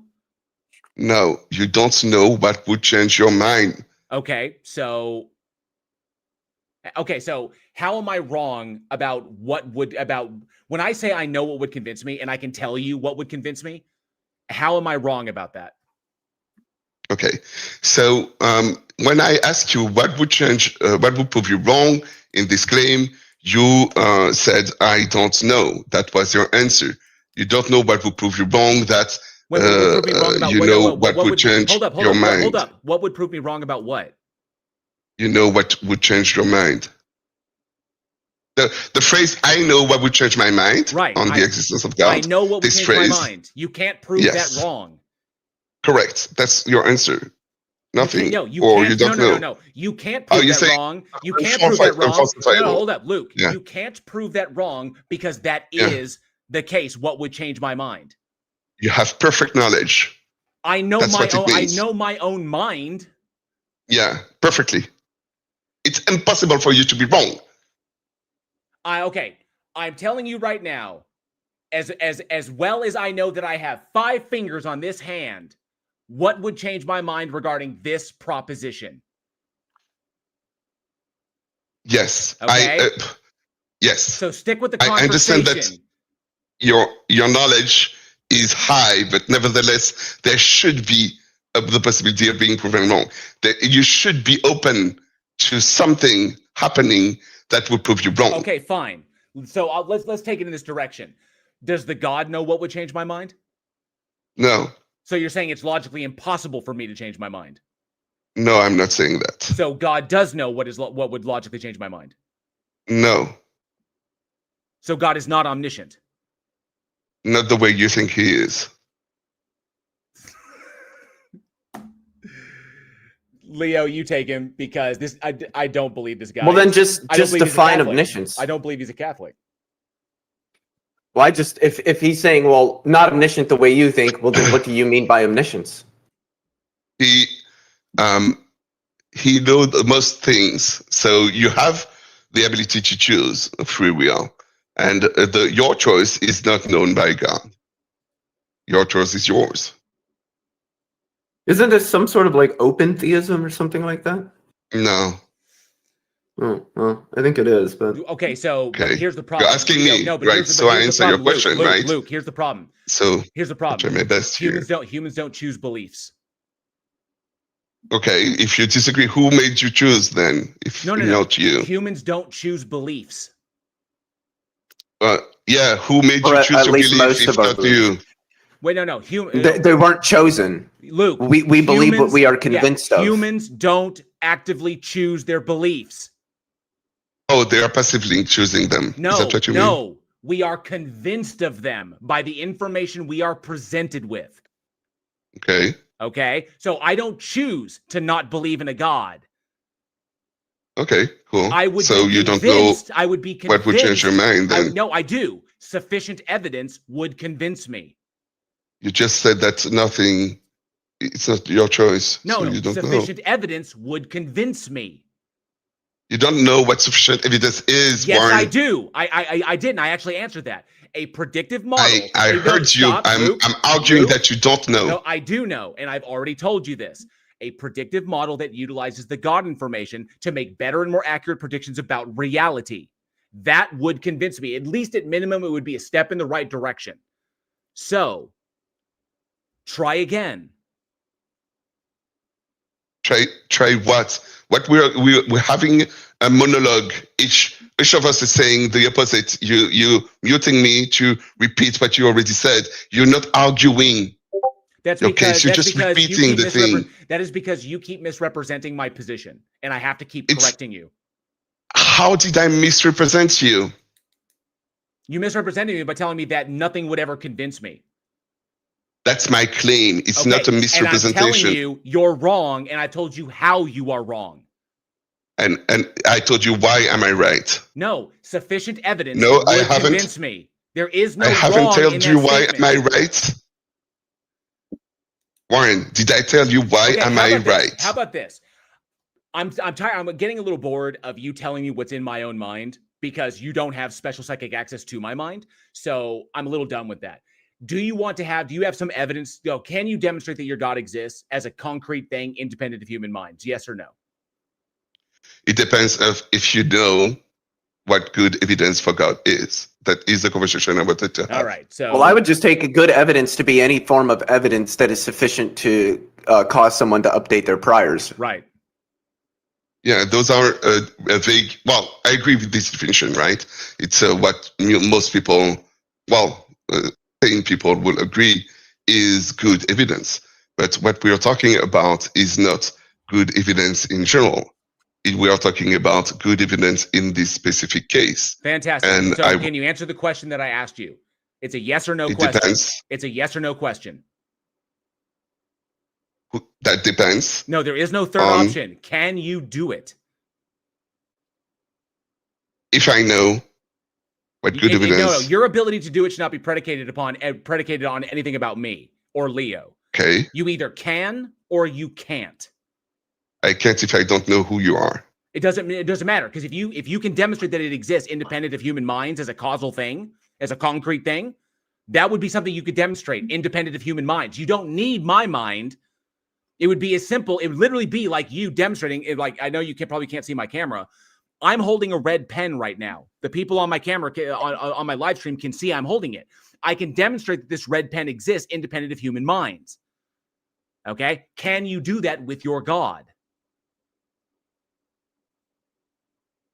Wait, you claim you can, but someone who doesn't know what a pen is, you wouldn't be able to. All right. So you're just full of shit and just wasting everybody's time. Lord. All right. So people were yelling at me in the side chat to drop him because he's just trolling at this point. I don't think I could have asked that any more succinctly than I did. So. All right. We got Faint with their hand. But JL, what even is a pen? It's true. Metaphysically, ontologically, what is a pen? Give me a definition of pen that includes all things that are pens and excludes all things that are not pens. Go. Oh, Faint. Yo, someone. Let me turn you up a little bit. You're a little bit quiet. How old are you? Okay. I'm 19. 19. All right. Make sure we can hear you well. You're a little on the quiet side. That's not bad. So what do you got for us today? I mean, yeah, I just think I have like a sound argument demonstrating at the very least bare theism. And by that, I just mean a necessary being which created the universe. Okay, so you say a sound argument, right? Yes. Okay, and if we're talking about theism, we're talking about an agent, an entity, or an agent a creating agent that actualized everything that is not itself.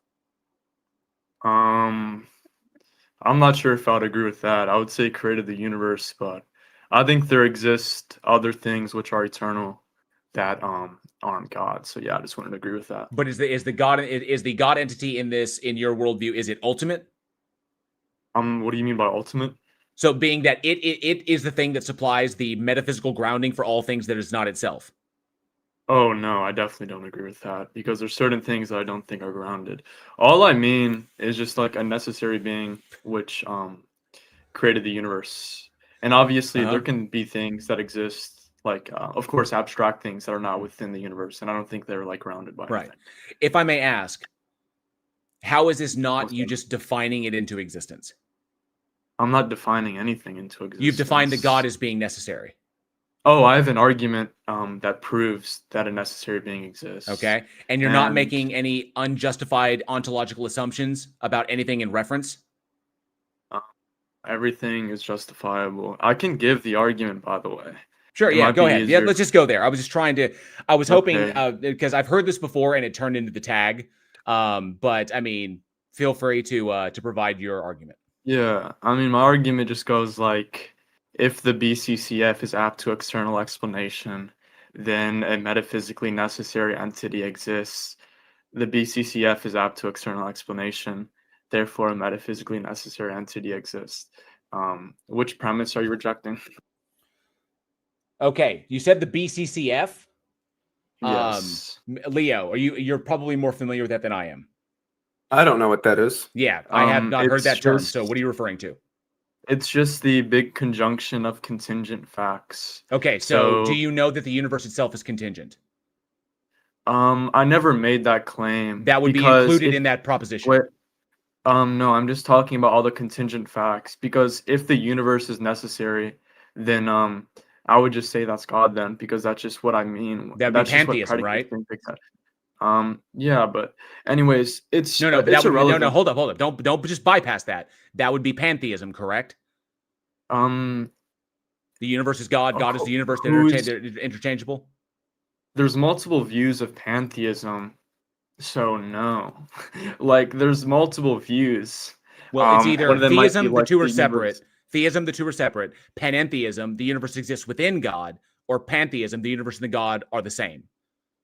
There's like a multitude of different types of pantheism. Like Spinoza's pantheism would have like views of like monism, and like other ones would have view that the universe itself is like a conscious agent, usually like panpsychist versions. But no, I'm not using either of those, so no, I don't believe it's picking out pantheism. Okay, so No, given I that don't there are believe two sets in this thing, there's only two sets to consider when talking about a God entity. You have the God entity and you have the not God. Anything, you have the God itself and everything else that exists that is not the God, per the laws of logic. So you have the God set and the not God set. Okay, so Okay. if you're talking about everything that is contingent, so if it does that include the God itself? No, it's not Okay, so contingent. I that would means say everything that's in the not God set is contingent, right? No, because I would believe that logic isn't contingent, No, no, no, and no, no. that's I'm not not talking about God. logic itself. I'm talking about everything that exists in the not God set. No, because there are multiple things that I think are not God that aren't contingent. Like again, mathematical truths and logical truths in logical forms. I That's believe all fine. those are I'm not necessary. saying that those exist like as concrete things. I'm saying that, Obviously, they wouldn't exist as concrete things. okay, so, but I'm saying everything that exists that is not the God itself, that physically exists, that is not Can the we God just go itself. back to my argument? No, This because I'm breaking seems it down because you irrelevant. said all the contingent facts.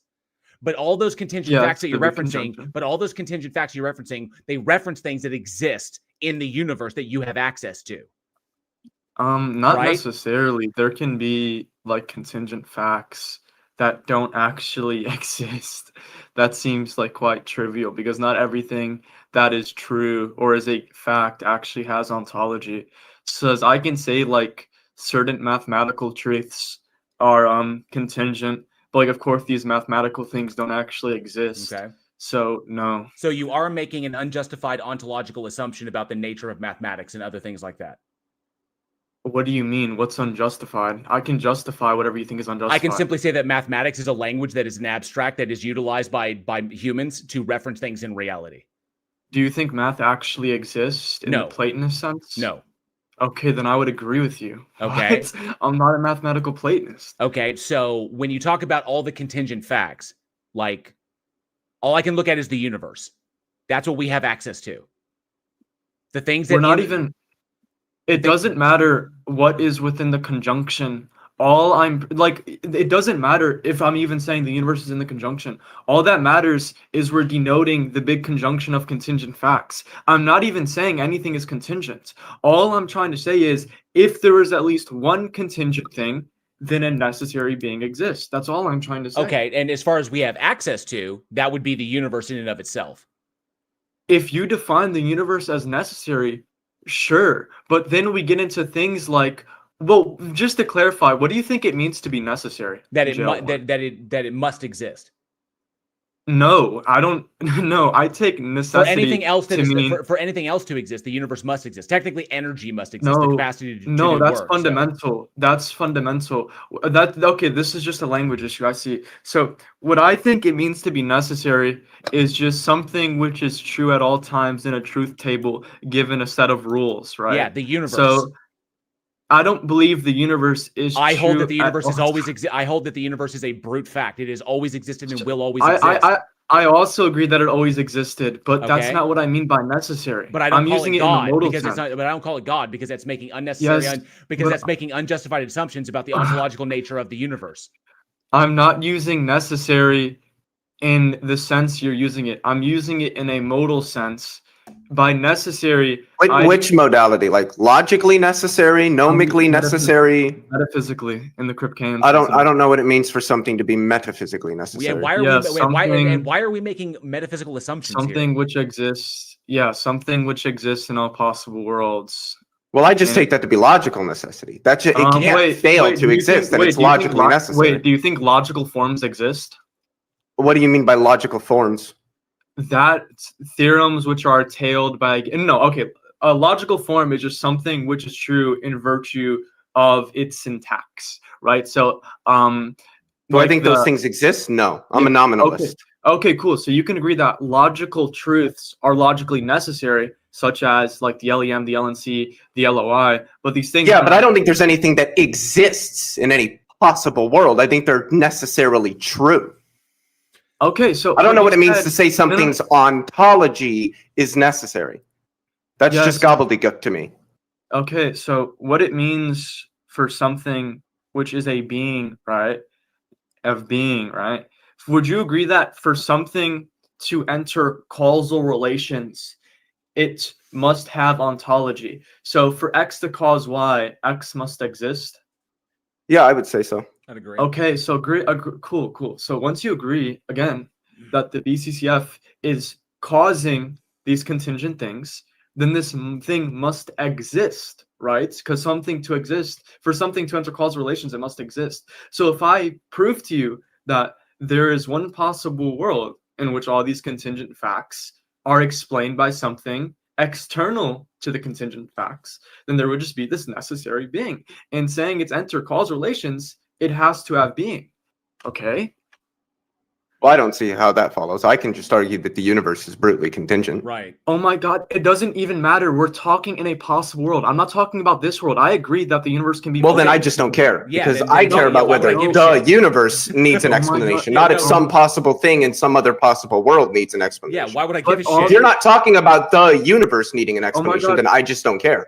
Oh my God, just tell me which premise you reject. Like it's just a lot easier. No, when we just no. reject We're saying that it's a worthless thought experiment. It's It not doesn't even tell us. It thought. doesn't tell us anything about reality. The reality that we perceive. This is talking. It is talking about reality because the possible world. What do you think when I mean when I say possible world? Because this just might be confusing on your part. When I mean possible world, I just mean a way in which the world could have been. And via these things, we can prove that things actually exist within reality. Okay, that's all I'm trying to say. Yes, I understand So, what again, modal just reject logic. the premise. Yeah, dude, I understand what modal logic is. I care about what you can demonstrate about the reality that we persist I in. am demonstrating No, it you're about not. reality. No, you're not. Yes, you are I making am. it. You are making an assumption about what could possibly be, which is fine. That What just means that your argument is logically. I can prove it can possibly be. No, faint. That just means that your syllogism is logically valid. But you can't demonstrate it to actually be the case. I can literally prove it sound if you just reject a premise. You so can again, demonstrate that a God exists independent of human minds without begging the question. Yes, I can do that. Please do that. Premise 1. For any x, if x is apt to external explanation, then there's a possible world in which x is externally explained. Disagreed. The BCCF Disagreed. How is it? Disagreed because that does not match the definition of the universe. I'm not even talking about the universe. Doesn't matter. I can reject it on those premises. I can reject premise 1 on that basis. Wait, okay, so just to be clear, you understand premise 1 is a tautology, right? So you're rejecting a tautology? I'm rejecting your first premise because you are in there is baked in the assumption that the universe in and of itself is contingent. No, it's not. I never said that. I never said that at all. It's implied by the premise. Dude, no, I'm not even talking about your first premise again. Say your first premise again. For any x, if x is apt to external explanation, then there's a possible world in which x is externally explained. Okay. Stop. For any x, okay, x can be anything we can insert in there, right? The universe is not a thing. No, so I hold that the universe itself is not a thing that can take the place of x. And wait, so it's not possible for the universe? Wait, so it's not possible for the universe to be externally explained? So you're telling me it's logically impossible for the universe existence to be explained? Are you serious? I hold that the universe is a brute fact. Oh my God. Just because it's brute, does that mean it's not possible for it to be externally explained in at least one possible world?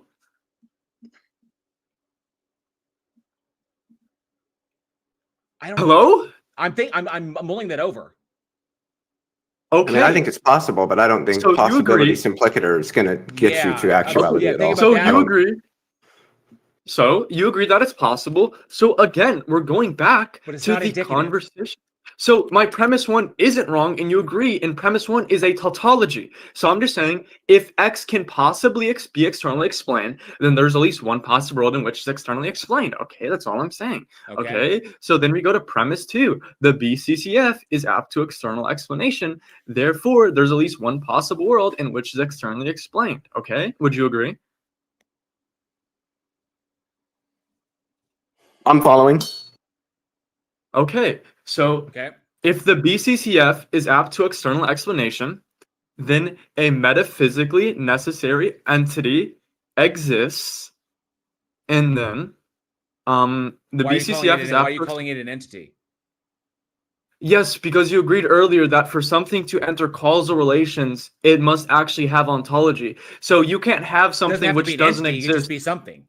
It doesn't have to be an Yes, entity. some- Well, It that's doesn't- what the word entity means. Entity Yeah. is like the word object. It's Yes, whatever by we're entity, referring I to. just mean Okay. something that exists. Yes. Okay. Well, there's implication So, though. Sorry, there's implication to that oh term. my God. Okay. You could just Okay, say so something exists. okay. So All the right. So BCCF is apt to external explanation. forgive me for anticipating that a theist might try to smuggle some shit into their argument. I'm not smuggling anything in. I'm just actually covering my bases. Okay. I just want you to know I'm not doing any secret baggage techniques, and I'm not the only things I'm presupposing in this syllogism are the axioms of modal logics, and the axiom of S5 modal logic and accessibility relations between the possible worlds, right? That's the only thing I'm baking it, okay? So again, the BCCF is apt to external explanation. Therefore, there's a possible world, right, in which to externally explain. There's at least one possible world necessary to externally explain. And there's a metaphysically necessary entity which exists, which explains the BCCF. And then the conclusion would just be if it exists in one possible world, then it exists in all possible worlds. Okay. I'm gonna do something that I don't normally do, but I'm kind of, I kind of want to see where it goes. What would you say if I just told you I reject the S5 axiom? The S5 is an axiom. It's a system of modal logic. Yeah, and I reject it. You reject the system. Okay, what specifically within the system is being rejected? The S5 axiom. The S5 isn't an axiom. I can take a modal logic that does not include the S5 axiom. Oh my God. So if you're giving an argument that depends on that axiom, S5, I would just say that within the system I take, then your argument doesn't make any sense because it's dependent on an axiom I don't accept. S5, So why should I accept the S5 axiom? Once again, S5 isn't an axiom. It's a system of modal logic developed by Clarence Irvin Lewis. It's literally called the S5 axiom. You're thinking of and there is a modal system that is based on the S5 axiom. Yes. You're thinking of axiom 5. You're thinking of an axiom within S5, which is called axiom 5. S5, the S there literally means system 5 modal logic. So what specifically within the system are you rejecting? The axiom. Axiom 5, all which is possibly necessary. All which is possible is necessarily possible. That's like, why specifically? I can justify it if you want, but just given the accessibility relations, anything which has the possibility of obtaining has the possibility of obtaining in any given possible world. Of course, that's just a restatement, but what's specific about it do you reject? What's specific about what? I'm telling you what I reject. Leo, just to clarify, are you rejecting the axiom that if a thing is logically possible in one world, it is therefore follows that it's logically possible in all worlds? If it's logically possible in one world, is it logically possible in? Well, I just take logical possibility to be possible in at least one possible world. But does that necessarily follow that it is then logically possible in all possible worlds? Yeah. That's not immediately clear to me. Perhaps somebody could give an argument that it is, but I wouldn't immediately accept that. No.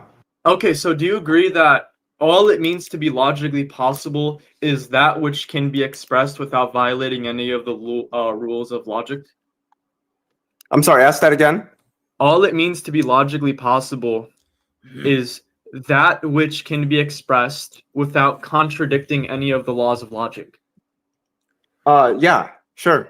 Okay, you cool. can't derive a contradiction within the logical system, then it's logically possible. Okay, so if something cannot be a contradiction in one world and then a contradiction in another world, right? Because if it violates any of the laws, it would violate the laws in all possible worlds, right? Under the logical system, yes. Okay, so cool, you agree. So you're just accepting axiom 5 because once you I don't think I am. Okay, wait. So if all you're saying is that like, if X is possible, then X is necessarily possible. Yeah, I accept that. Okay, that's not what I understood S5 to be. That's literally the axiom 5. That's axiom 5. I think what you're rejecting is the theorem which this is like the theorem that like Plantinga uses, and you're rejecting the theorem which is all which is possibly necessary is necessary. But Yeah, I reject that. That's what I understand the S5 okay, axiom but to if you're rejecting the theorem, you're rejecting the axioms, because all the theorem is just something. Well, I don't. It's not a derived. theorem under my understanding. That's an axiom. Okay, No, so no, I'm no. going to try. I'm going to try. This is Just a common okay, hold up, mistake. This is hold a up, common hold up. mistake. Faint. For the sake of my audience and the people in the chat, Okay. I'm going to try and lend an intellectual machete to this and just kind of cut to the quick. Ultimately, this would get you to classical deism. The logical possibility that an entity exists that is the creating entity of everything that is not itself. That literally that its existence explains why everything else exists. At best that would get you to classical deism, right? Yes, and I that's what I said I am. Okay. I said I'm a bear. So let me jump ahead. I hold that classical deism is logically possible, but there is no rational justification for holding for it to be true. No. This is the issue. Now you think I'm running like a version of the modal ontological argument. I'm not Just stop. But this is no. Stop. I hold This that is it is irrelevant. logically possible for classical deism to be true. I do not hold that it is true because there is no justification to hold it as being true. I hold it to be indeterminate. This is not even what I'm talking about. But that's like, all. No. Like but that's ultimately where this is going to end up. No, that's not where this is ending up. This is not where this is ending up at all. So what ultimately are you arguing for? Oh my God. I'm proving that a metaphysically necessary entity exists. So that metaphysically necessary entity equates to classical deism. Oh my God. Yes, but I'm proving it exists within reality, not that it's possible. No, you're not, because you can't demonstrate that it actually does. I am demonstrating it with the argument. You're making an argument that if such things are the case, then this thing would exist. No, but that just means your argument. That just means your argument is logically valid. No, okay. Again, it's not deductively sound. You're just confused. You're just confused. No, I'm not. Can you demonstrate? Why. No, can you demonstrate that it physically exists in reality? Oh my God. Let me explain. You've already agreed to all my premises. I'm agreeing that it is logically valid. I'm agreeing that stop interrupting me. No, this is my fucking stage, and I'm going to fucking interrupt you if I need to. I have agreed that it is logically valid. I am not deductively valid. I am not saying that it is deductively sound, because sound would be that you can demonstrate it to be the case. You can argue all you want that it is logically possible. You're arguing for logical possibility here. Now I want to know if it does in fact exist, because just because you can argue that it's logically possible doesn't mean that it actually is there. And if you want to argue that it's somehow outside of the universe, that's weird, because by definition, nothing can be outside the universe. So you want to argue that it's in reality, that's fine. You've argued classical deism is true and it's logically possible. I don't disagree with that. Now demonstrate that it exists. Dude, can you stop strawmanning? Like, it's clear to everyone. I'm explaining to you the differentiation between validity and soundness. Your argument is not sound, it is valid. But that doesn't indicate soundness. You've already agreed that all the premises are true and it's deductively valid. And if all the premises are true and it's deductively valid, then it's sound, okay? You're rejecting a premise. Which premise is false? I'm saying that the conclusion follows from the premises. Okay, I'm just going to restate the syllogism again. No. And I see what you're trying to do here. I agree that it is logically valid, that the conclusion follows from the premises. And I have already agreed that, yes, it is logically possible that classical deism is the case. You're arguing for the existence of effectively the truth of classical deism, which is fine. But here's the problem. Just because it is logically possible, which I'll agree with, doesn't mean there's justification to believe the proposition is true. My argument isn't that classical deism You've effectively argued for why it is logically possible, which is great. That's fine. In your argument, you've expressed why it is logically possible. Okay, great. It's logically possible. I don't care. I want to know if it is in fact the case, which would mean you'd have to demonstrate the existence of this thing and its mechanistic explanatory relationship between everything that is not itself.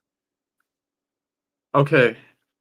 I'm going to explain this once again. And again, this is just you not tracking. So you just said it created everything which isn't itself. I already said I don't even hold to that. So again, I'm just going to explain this again, and I need you to tell me which premise is false because if it stands in metaphysical ontological relationship to everything that is not itself, then it actualized everything that is not itself.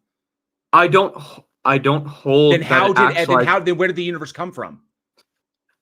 The universe, oh my God, I hold to things existing that aren't itself, that aren't created. That's not me saying the universe isn't created. I never even brought up the universe. And again, just to be clear, I'm agnostic on if the universe is eternal or not. This is not like even towards my argument. Again, we're going to go back to this. My premise one is for any x, if x you is don't after need to external repeat it. explanation. I've already got it. You're not rejecting a premise. Reject the premise. You're right. I'm not rejecting the fact that it is logically possible that classical deism is true. That's not one of my premises. That is That's ultimately not one of my where premises. it's going.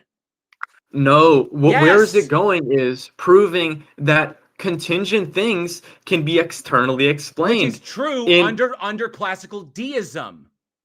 Oh my God, that's is that not irrelevant. true under classical deism? It's true under any system. Okay, it's true under any system of moral logic. Guess what, Faint? Either no God exists and an indeterminate God exists, or a God exists that can be demonstrated to be the case. It's one of those It's being three. Demonstrated by this argument. It's being demonstrated by this classical argument. deism is being argued for. You're arguing for why it is logically possible. That's not what I'm arguing which for. I don't disagree with.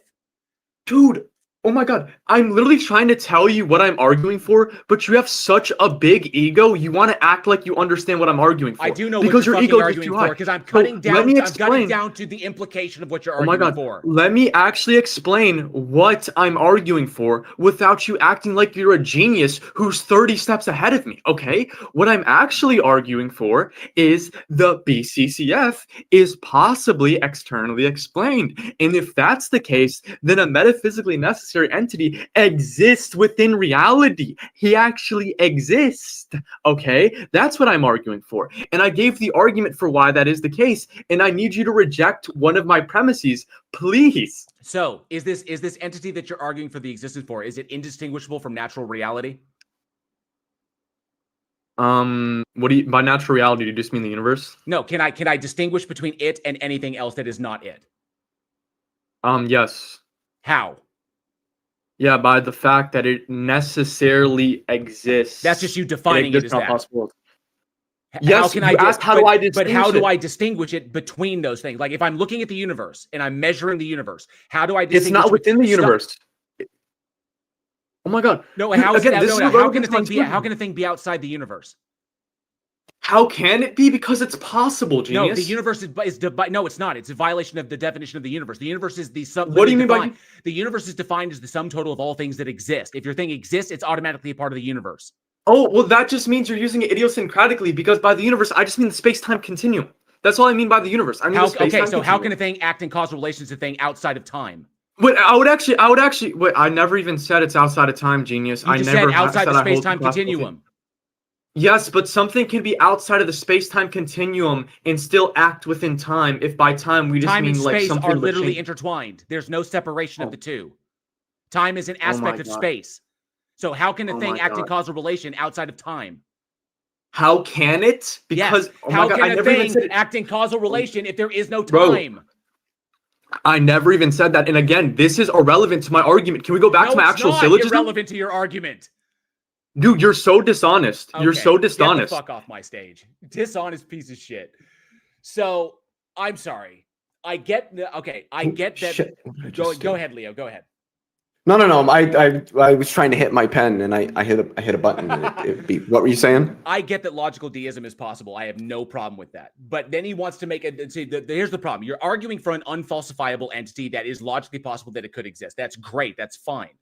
But can we demonstrate that it is the case beyond the argumentation? Just because you can provide a logically valid argument for it does not entail that it does actually exist. I wanted to get beyond his fucking bullshit Philbro syllogism to get to the idea, to get to what we can demonstrate to be the case. That's the key. If it's interacting with the world in a way or acting in causal relationship with things within the universe that are not itself, then there is a way to distinguish that from other naturalistic things that are not its interactions. That would imply that it exists and we can demonstrate that fact, like the predictive model I talked about with the first guest. So my question then is, can he do that? And he can't do it. He just wants to stick to his syllogism. That's not a demonstration of reality. That's just you arguing for something that is logically possible, which I've already conceded to. Okay? So the Philbro bullshit, that's the key right there. The Philbro bullshit is not going to work on me. Okay? Demonstrated to be the case independent of human minds. Just because you can argue for the law, why a thing is logically possible, that's fine. I don't care. Okay? Demonstrated to be the case. So a couple of things.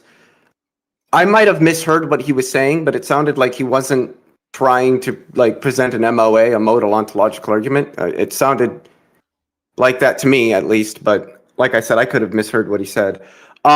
I could just do as it pertains to the modal logic. I think that these largely just define relations between like semantic things. Doesn't really tell us much about like what exists in actuality, what is actual. So I understand. I'll word it this way: I'm competent with modal logic, but I don't know everything about modal logic. So the problem, I do know that this relates to like accessibility relations and stuff like that. But I just understand these to be like semantic things. Like this isn't telling us anything about what's actual like what's actually out there. Exactly. I don't think Faint was being dishonest. I don't want to accuse him of dishonesty, though.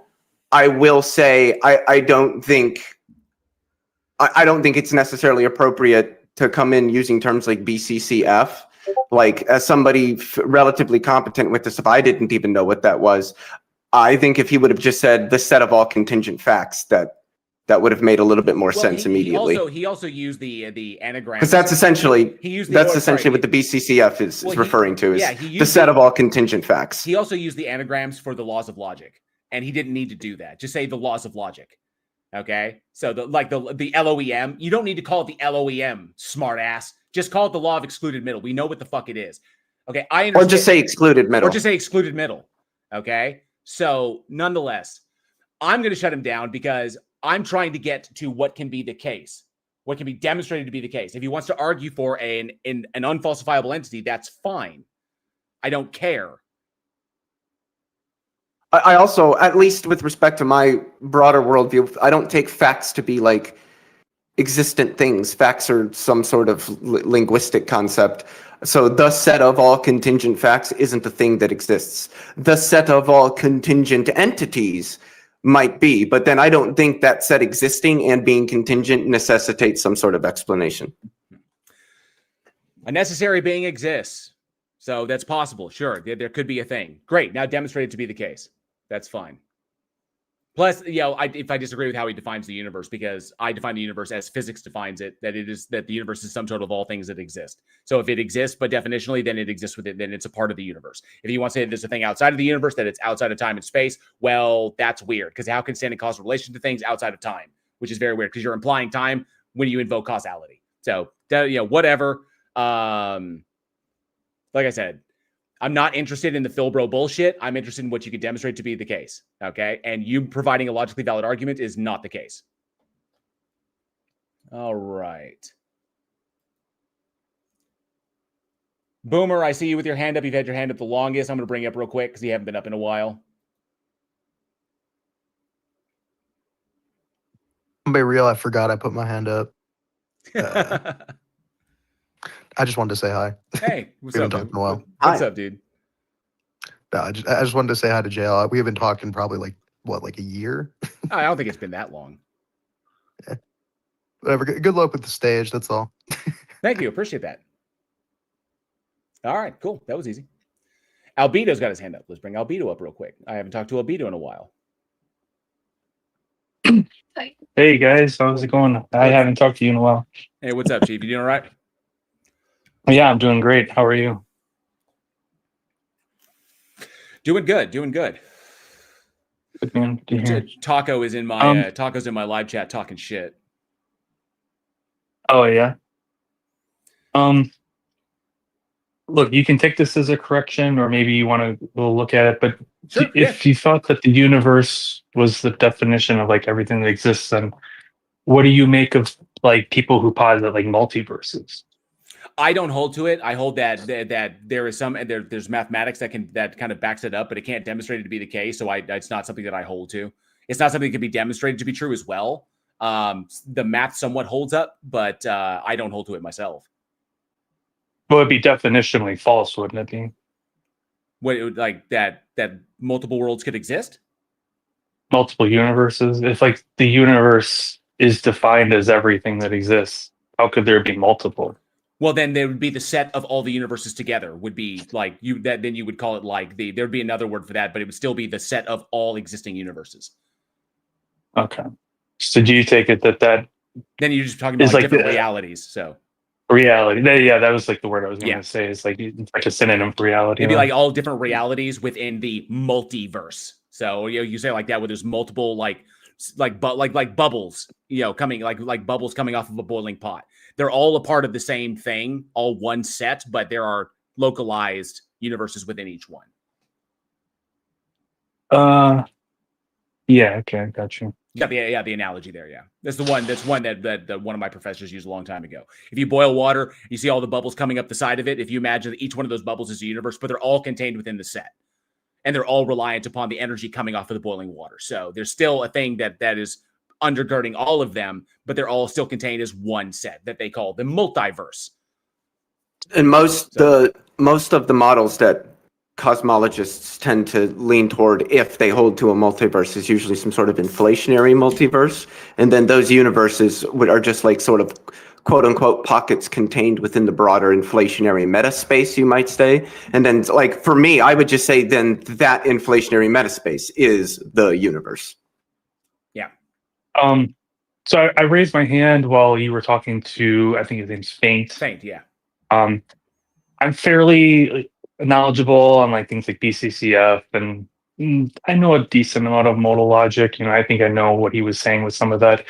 I more or less just wanted to kind of come up and maybe help explain some of this stuff so that there wasn't as much contention between you guys. Yeah, ultimately, I want to get to like what he can. This is what I want to get for. I get his syllogism, but his syllogism doesn't lead to an entity that can be demonstrated to be the case. It's logically possible, yes.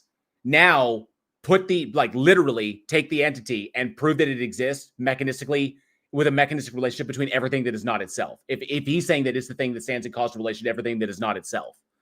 So unless he's just talking about, that's what I wanted to hone in on.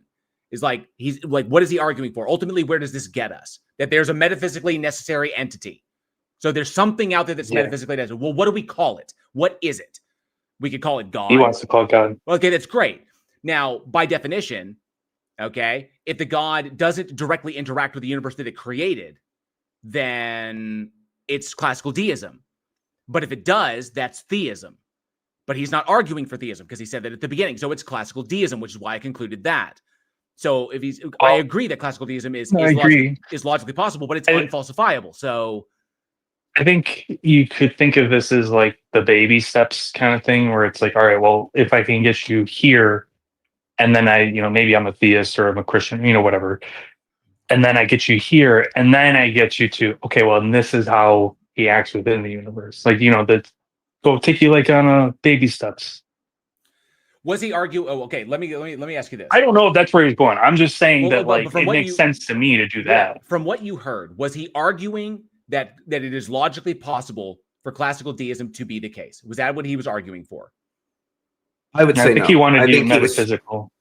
I think he was getting to some sort of explanation, some sort of necessary explanation for the set of all contingent facts. Okay, would that fall into the model of and deism? Normally, would that fall into the model of classical deism or classical theism?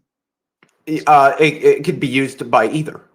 Yeah, well, one has an interacting God, one does not have an interacting God. Right, and the argument doesn't tell us which one. Both could be. You could deduce either of those as the explanation, the necessary explanation for the universe. Whether or not this explanation is even an agent wouldn't be established by a stage one of the contingency argument. Okay. The stage one is just to get you to the idea that there is some sort of necessary explanation for the universe. And then the stage two is where they attempt to argue that necessary explanation is consistent with something we would call God. Okay, Leo, then, do you know the argument then you that could just go with Einstein's version. It's literally just the electron. Yeah, sure. I mean, you can whatever concept of God you want to take, but at the end of the day, at that point, they would have then gotten you to believe that at least some God exists. Well, I wouldn't call it God. Why call it that?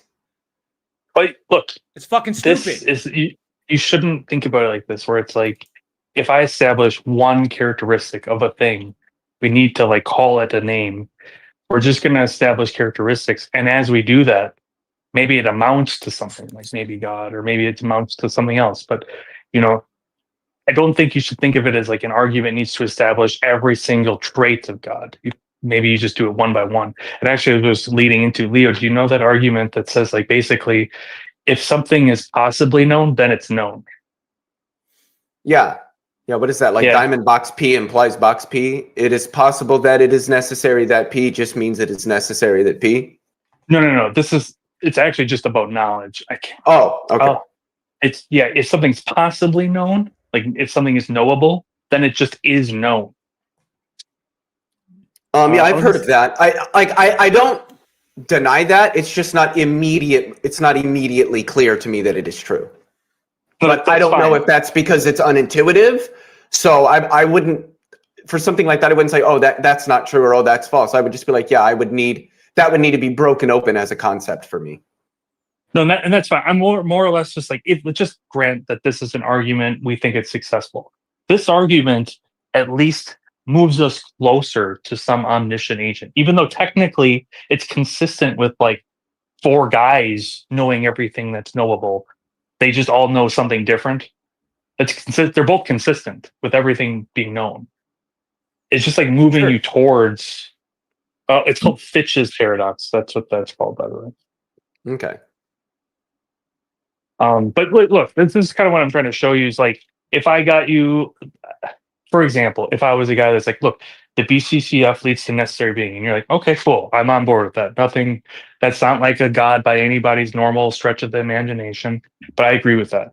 Then I agree with Fitch's paradox. And then Fitch's paradox at least like moves me closer to an omniscient agent rather than like, because everything has to be known by a group of people or one person, whatever.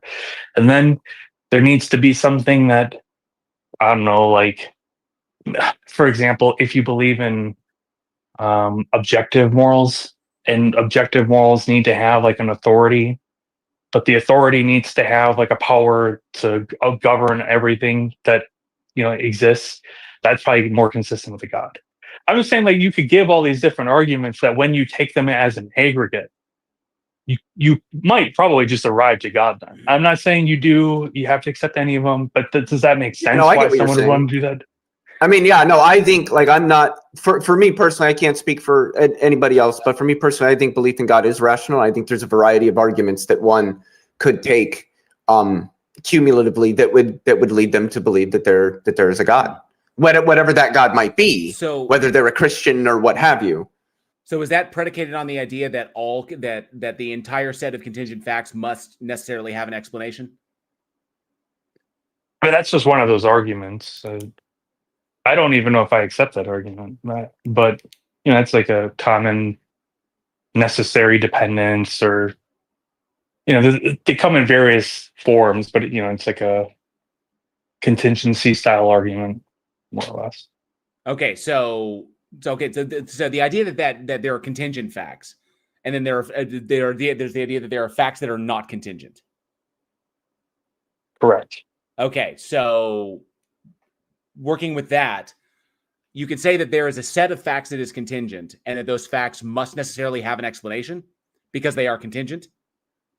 Well, so if you think of it like facts, if they're explained by either something contingent or necessary. That's like a true disjunct, right?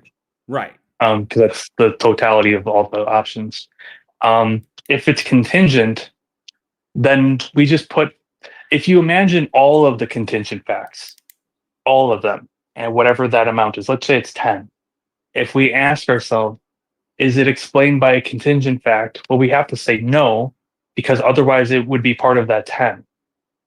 That's kind of what he's trying to get at with that. It's like, so it can't be contingent. So otherwise, it would just be part of the 10 already. Okay, so if I hold that the thing that is necessary for all of those contingent facts is the universe itself. Yeah, you can. You look, I'm not saying you can't reject that idea. I'm Okay. just trying to explain to you what he's trying to put forward to you. Yeah, so I just say that the universe is what's necessary because we have access to the universe and that's what it is. And because there is something rather than nothing, and it's a logical contradiction for something to arise from the philosophical void, then it stands to reason we can logically infer, we are justified in inferring that it has always been the universe that has existed. So that's ontologically parsimonious. So therefore, why would I go to an entity with agency and will and whatever? Because that's just begging the question. Well, yeah, I don't think you should think you want to add all of that stuff into this argument. But This is that argument is ultimately just where like, he's going? yeah, but those might be something that he gets to with different arguments. Okay, great. Well, okay, so that's where I wanted to get to. Because I'm trying to get to where he's arguing for. Like, what specifically are you arguing for? Like, what thing are you arguing for? And it ultimately boils down to what ostensibly is classical deism. Because he already said he didn't, he rejected theism in that regard. So that's fine. I acknowledge the logical possibility of that. But just because it is logically possible does not mean it is the case. Right? I'm not wrong on that. Yeah, I mean, I generally agree with him. Okay, so I'm not trying to represent him, and so I was, like I said, I wanted to play like a mediating role with him. Well, okay, yeah. So that was the whole point. I was trying to cut to the thick of it. Where are we going with this? And I understand that he may have had different deals. He wanted to get through one for me to agree that there is a metaphysically necessary thing. And I can say, sure, I'll just call it the universe. And then he wants to take another direction. But ultimately, he's trying to argue for a God, which has specific implications. So if he's not going to accept that it's just the universe, then I need to know what is the God, and can you demonstrate that it is the case? Because you arguing for its logical possibility is not going to bring it home. I understand it's logically possible, but that doesn't follow that it is the case. Because I could just use I could use the reverse modal ontological argument that Taco uses. Yeah, I reject that. I mean, I don't use those modal arguments, but look, the case is like basically this. Either it's in God is defined as a necessary being, if that's like the definition of God we're working with, then it's either the case that God is impossible or God is necessary. Because I'm a theist, if I'm like forced into one of those groups, then I'm just going to say, yeah, the reverse MOA is the claim that it's possible that God doesn't exist is false. And Taco, come on, dude, you're in my live chat. That does not follow, because the implications of theism would that there's an agent that interacts. There's no way to distinguish that would not be rationally justified. You're literally saying that this argument leads you to a position, leads you to hold a position that would not be rationally justified because you couldn't back it up. I don't think that it's true that God is either necessary or impossible, because I can think of an extremely prominent Christian philosopher who takes that God is contingent. Yeah, and look, that's kind of why I don't like those either, because I'm open to that too. But like I said, if I'm forced into a position where like someone that you got to take a side, I'm probably going to be more likely to aim towards God as metaphysically necessary, given that that's just like historically where most people have ended up, and I don't know, like it's just like not as common that God is contingent. So. But yeah, I agree with you. I'm not really firm on that. So I don't use any MOA arguments for God. So, and no, Taco, I did not claim theism. I am agreeing that classical deism is logically possible. He himself was not saying that. I mean, if he said he's a general deist is what I mean. Did he say he's a general theist, that the God interacts? No, I know, Taco. I said I could use the reverse modal ontological argument that you use to negate that. All I'm going to say is that I don't know who general deist and general theist are, but I hope that their military plans are more on the side of peace than war. General theist. Well, hey, I'd love to stay on stage and maybe help with anything. If otherwise, you can throw me back down. But well, I appreciate you popping up. As much. I get the idea that for the sake of the stage, I get that there may have been a long, potentially like whatever there.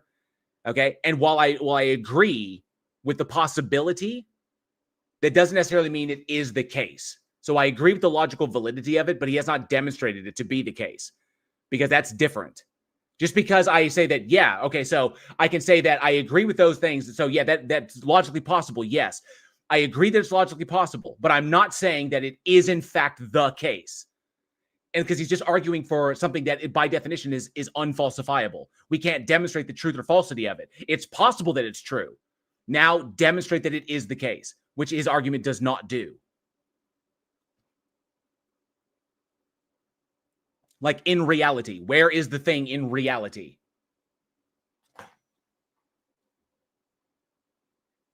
Right? I mean,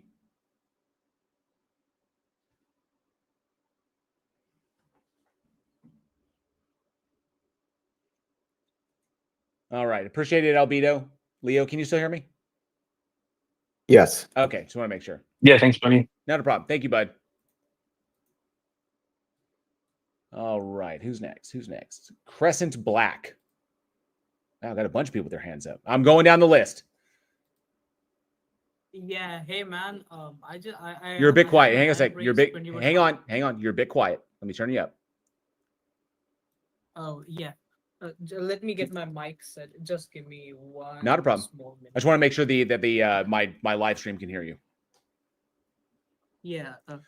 Cool. Is it fine? How old are Is you? that enough? Yeah. I'm 18. Okay. Yeah, I had my hand raised when you were talking to Faint, and I just wanted to say that he just kept on repeating the law of causation in different words again, and I wanted him to move on. I completely agreed with whatever he was saying and your points as well, but he just kept on saying the same statement in different words again and again. Like, if we want to separate the existence of an objective reality outside of the human mind, it's really difficult to do so, because everything, even what we count as an objective thing, is still linked to our perception. So trying to prove it again and again, a statement that's already proven, it just bore no fruit. There was no point in doing so. You know, Yeah, that's just what I wanted to say. let me see if I can clarify this. So, Leo, I mean, Mhm. I think now that I'm thinking about it, I agree that his premises are logically possible, but I don't agree that his premises are necessarily the case. Yes, exactly. Exactly. I think that's Exactly. where it Because broke what he was down. saying, it was. Yeah. What do you think, That's Leo? where it sort of happened. You think about what? I hold that his premises are logically possible, but I don't hold that they are necessarily the case. I mean, yeah, I don't see what's wrong with that with I think respect to that's any where the argument. break was, because he was because saying that by accepting the premises, I'm accepting them as being the case. I think that's where the breakdown took place. that's not that's where it happened. What he wanted the conversation to go as was that if you're accepting the possibility of something, you have to necessarily accept the fact that it will happen, the S5 axiom that he was saying. But I mean, the possibility is one thing and it necessarily happening is another. If you want to look at the possibility of something happening, okay, that's possible, because then we're looking at the universe and the entire system, the entirety of existence as a whole. But for something to necessarily happen, that is a localized, that is a entirely different thing to study altogether. It has nothing to do with the existence of a reality, but it happens within it. Like the point you made about the existence of multiple universes and boiling pot of, and it just becoming a superset in the end. It's sort of like that. It can happen. I don't know. It will. Pretty much yes. Yeah. I think it comes down to it. I can agree with the logical possibility, but I don't agree that it is necessarily that it is in fact the case. Okay, I mean, so unless it can be demonstrated to be so, so that's fine with me. Well, did you have anything else, Crescent? Because I got a bunch of people with their hands up. No, And... yeah, no, it was just that. It was okay. Just that. Thank I you. appreciate the input. Thank you very much, bud. Yep. All right, Shanito. Everybody likes Seanito because he has Nito in his name. Yeah, thanks. First time speaking with you. Yeah, can I get your age real quick? Your material. I just wanted to maybe add a little bit something here. Can I get your age real quick? Oh, yeah, I'm 43. Sorry. Okay, great, awesome, cool. Yeah. So, logical possibility to me really isn't like a meaningful way to come to truth about reality, at least for me, because I can think of an innumerable amount of narratives that I can posit into reality that are all internally logical, right? They don't contain any contradictions or anything like that, Mm-hmm. but they themselves can be contradictory with one another, right? So to me, like talking about logical possibility, like I don't care. I can do that with any number of narratives. Why should I accept the one that you're positing? And how does making it logically possible grant any leeway at all into it actually being true? So I don't know if that's something you guys have already explained or not, but that's generally where I go when people talk about logical possibility. Because I can go down to a bookstore or a library and read all kinds of fictional novels that are all internally consistent. But we don't take them as based on reality, right? So anyways, that's really all I had to say. Cool. Awesome. Leo, you got anything? No. Okay, cool. Appreciate it. Thank you, Seanito. All right. Let's see. Mr. J. Mr. Patrick is in the house. What's up, Hello. Jay? What's up, Hey. Boy, I was listening to that dumpster fire. Wow. What happened there? Yeah, I think the other breakdown was, I think there was the breakdown of the fact that he seemed to be not understanding the difference between sound and valid. I was getting the sense that was the sense that I was getting. It was a Jay Dyer mistake. I mean, if I'm being charitable, I think given the kind of argument that he presented, he's probably competent enough to know the difference between validity and soundness. I would hope so. I don't. Yeah. I mean, from what I heard of that discussion, I didn't really hear anything that dealt particularly with that difference. So, Yeah, well, because he claimed at the beginning that it was a sound argument, but it when I heard it just from the first jump, it seemed to me that it was begging the question. So it already has an informal fallacy located within it, so it can't be sound. So that takes out soundness right there. I mean, I saw the argument. I saw him type it in the chat. I don't think it begs the question.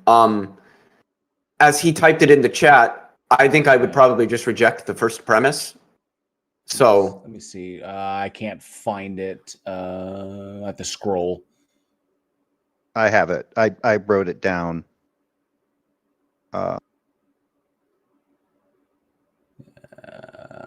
So that I even wrote out. Yeah, it's got a lot of misspellings. For any x, if x is apt for external explanation, then there's at least one possible world in which it's externally explained. The BCCF is apt to external explanation. Therefore, there's at least one possible world in which it's externally explained. If the BCCS or BCCF is apt to external explanation, then a metaphysically necessary entity exists. The BCCF is apt to external explanation. See, that's the other thing that I don't understand. What if the thing that can explain it from the other world isn't necessarily a necessary being? Okay, so here you go to, well, this isn't actually from, I mean, I think it is the argument. It's not actually, it's from Siryoku, not actually from Faint, but I feel like that's a pretty decent steal, man, of the argument. Well, the one I asked and him as it's written specifically there, Yeah. I would just reject that third premise. And see, if X is apt to external explanation, well, I mean, if X is apt to external, I don't hold that the universe is apt to external explanation. Then there's at least one. Even if the universe was, even if in this world, if this universe was, let's say, open, logically possible, where it could be open to external explanation from another world, I don't know why a being from the other world would have to be a necessary being. Okay. It could just be beings with the technology to externally evaluate the universe of this particular world. Right. So, and I, but by virtue of this, I would reject premise 1 because I do not hold that existence in and of itself is apt to external explanation. So I just reject it on premise 1 that if X is apt to external explanation, I don't hold that the universe is, then there is no possible world in which it is externally explained. So there, I just rejected it on premise 1. Yeah.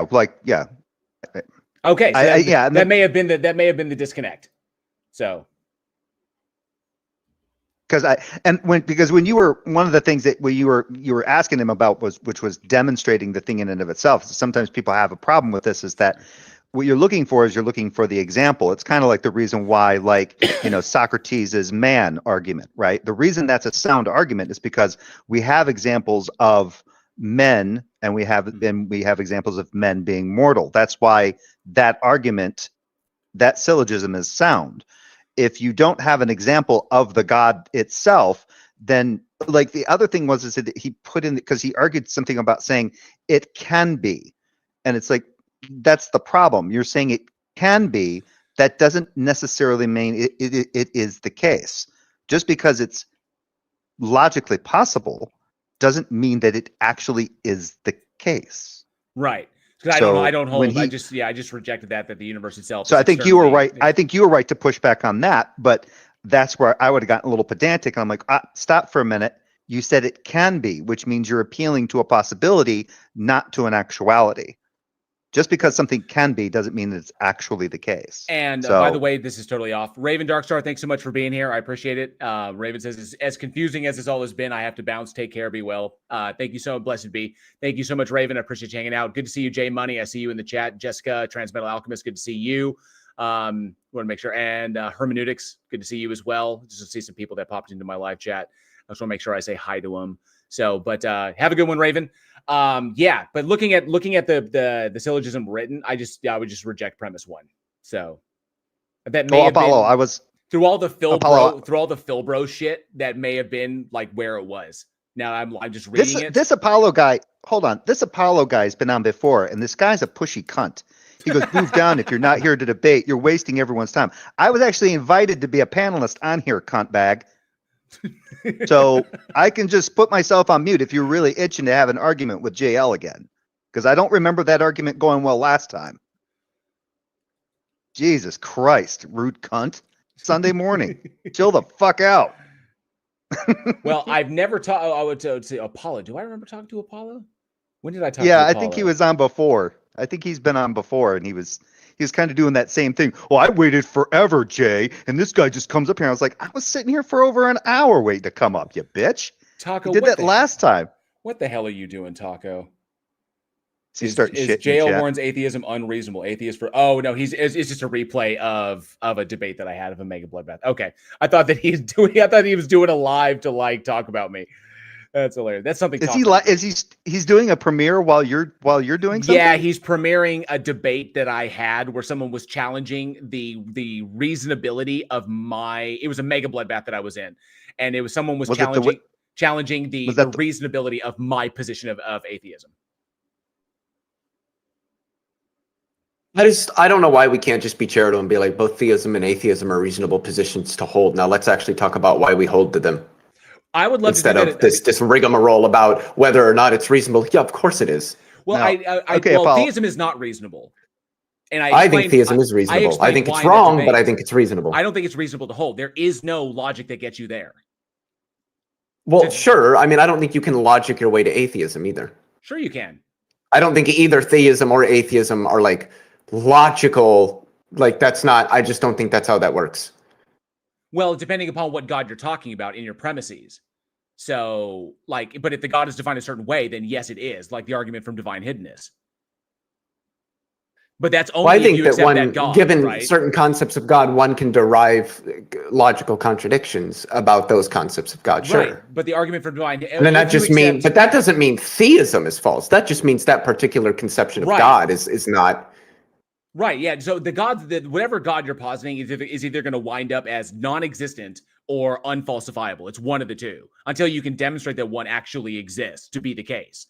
But as far as atheism goes, like if you define the God in a specific way, a la the argument from divine hiddenness, then atheism is rationally justified. because it follows from that it doesn't exist. So belief is not warranted, thus, because belief would not be rational. Well, yeah, we would think that belief is not warranted, but somebody with a completely different set of priors is going to disagree with that. Right. I mean, like I said, if you don't hold to that definition of a God, then that's going to change the argument. Then it's going to be about what is rationally justified. And Shawnito said atheism isn't a position. Well, I think that's false.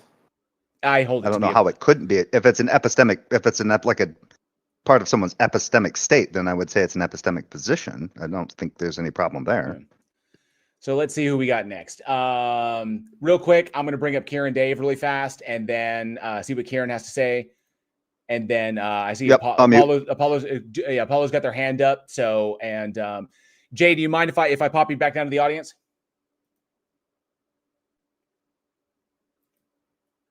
What's that? He muted himself up. Okay. Okay, that's cool. Kieran, what do you got?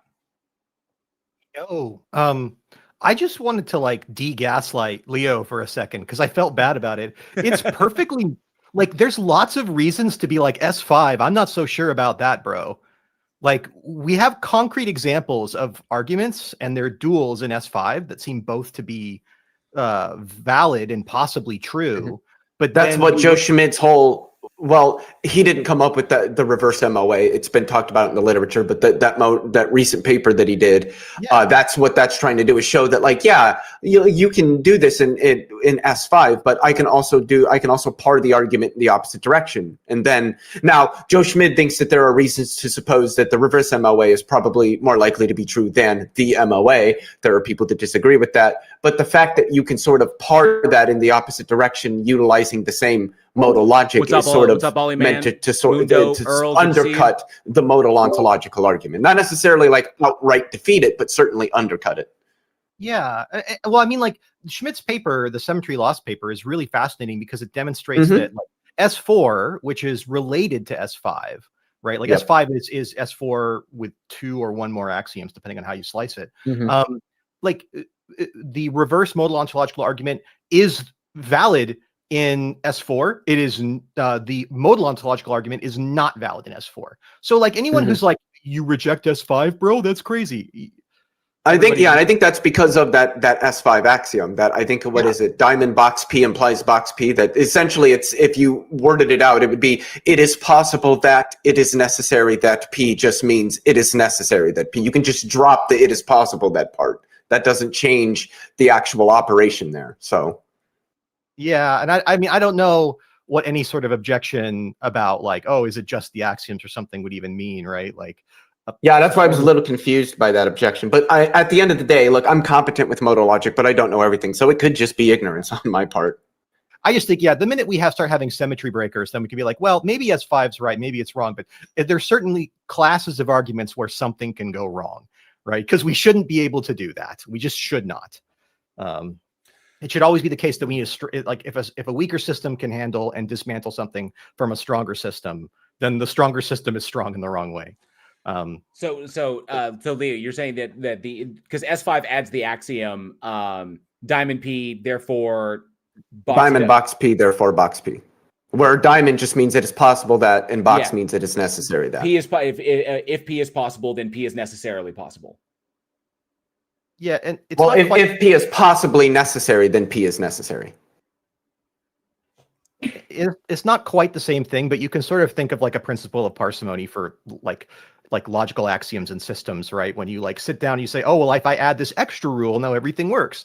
You need to justify that extra rule. And I think some people, like, there are definitely people out there who are like, I won't even touch S5 until that's all resolved. And some of those people are full-time logicians. So I think it's pretty interesting, like philosophers and stuff. I think that's all I had, except also you shouldn't let people tell you that brute facts have explanations. That's the definition of a brute fact. You could be mistaken, but that's not like an interesting sense. That's why I reject his premise. Now that I read it in the chat, that's why I reject premise 1. So yeah, I think that person just came in a little hot on the rhetoric, and then everything became impossible. Cool. Because I don't think his argument's actually all that like controversial. It's like, oh, if you think that things could be explained, then there must be an explanation, and that's God. And it's like, okay, cool. Can we stop harassing LGBT people now, or So, like, yeah, no, S5 is a system thing. Nobody's denying that. But what we're using is just the common parlance that I've heard multiple professional logicians use when they say the S5 axiom, because the difference between, I think there's like K, there's S4, there's S5, they're all systems, but some have different axioms that make them different systems. And sometimes we talk about those systems by referring to the axiom that defines that system as something different than the others. So when people say the S5 axiom, they're referring to that axiom that makes it S5 versus being S4 or K. Like, that's just the common parlance of how this is talked about. Well, but yes, S5 is a system. There's the K system, the S4 system, the S5 system. I think there's another one that I'm forgetting. But yeah, the difference between S4 and S5 is it just depends on how you write it just depends on how you write it, but it's just one axiom, really. Like, that's, I mean, they're certainly the outcomes are very, very different, if that's what you mean. But well, ultimately, I mean, we kind of solved the issue with the one he was presenting, because now that I've read it, and if it was lost in translation when we were talking, that's fine. I acknowledge that it may have been my mistake on that one. But now that I've read it, I know I reject premise one. So that solves the problem. So I don't know. Maybe you could translate your rejection with a few more bespoke acronyms. Maybe that would help.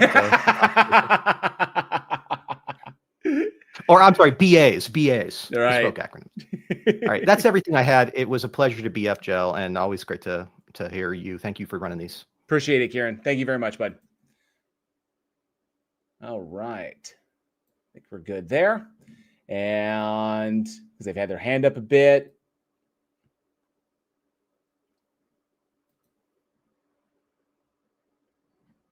Make sure the volume's good.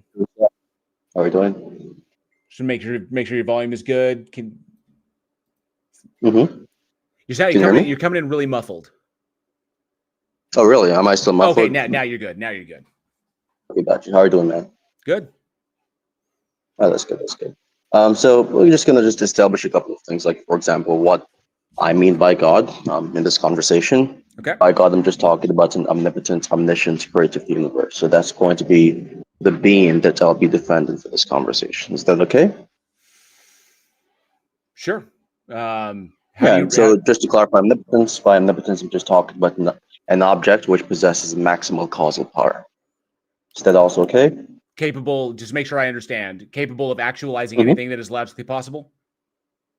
Yeah, so I'm like a logical necessitarian, so I think the set of all things which exist is the set of all logical possibilities. Okay, so just which I can prove out. I can prove that separately.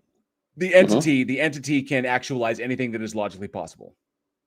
Yeah, definitely. Okay, cool. Okay, so I get what you mean. The tri-omni God. Is the entity restricted to logic? It's not a tri-omni God. I'm not affirming omnibenevolence, but I'm just affirming that the omniproperties of omnipotence and omniscience, respectively. Okay. Is the entity restricted to the laws of logic?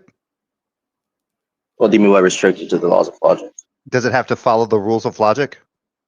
Can the entity? I don't know what that means. Can the entity both exist and not exist simultaneously? Oh no, definitely not. Okay, That's so not the a laws of logic apply to it. When you say apply to, that presupposes the laws of logic has some causal power over the object, which is not true. No, not causal. Just that it's like the laws of logic are not causal to me. They're not causal to it either. Yeah, it's of course. It's like it applies to the object. Yeah, so it's something that, but that means that there's something that grounds logic that is beyond it. No, the laws of logic is going to be something which is dependent on the object, but there's going to be a symmetric dependence relation. So my kind of causation is going to be something is a cause if and only if there is an asymmetric dependence relation between A and B. So that's just to say that A does not depend on B for it to exist, but B depends on A for it to exist. So it's an anti-dependence relation.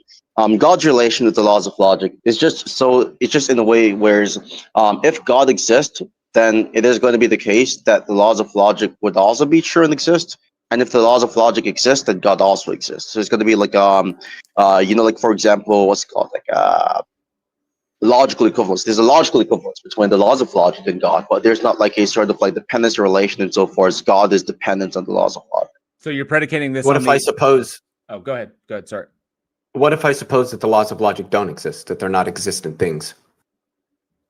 Yeah, that's just going to be a false proposition. Well, hold on. Okay, why should I think it's false? There's a distinction there. Because it is the case that an informational structure, realistic kind of meta-ontology is sure. So if that model of meta-ontology is sure, what does any of that mean? So it's going to be the case that all things exist. Well, hang on a sec. So Apollo, but if I hold to regulatory theory that these things are descriptive and not prescriptive in nature, because you're arguing for the position that they're prescriptive.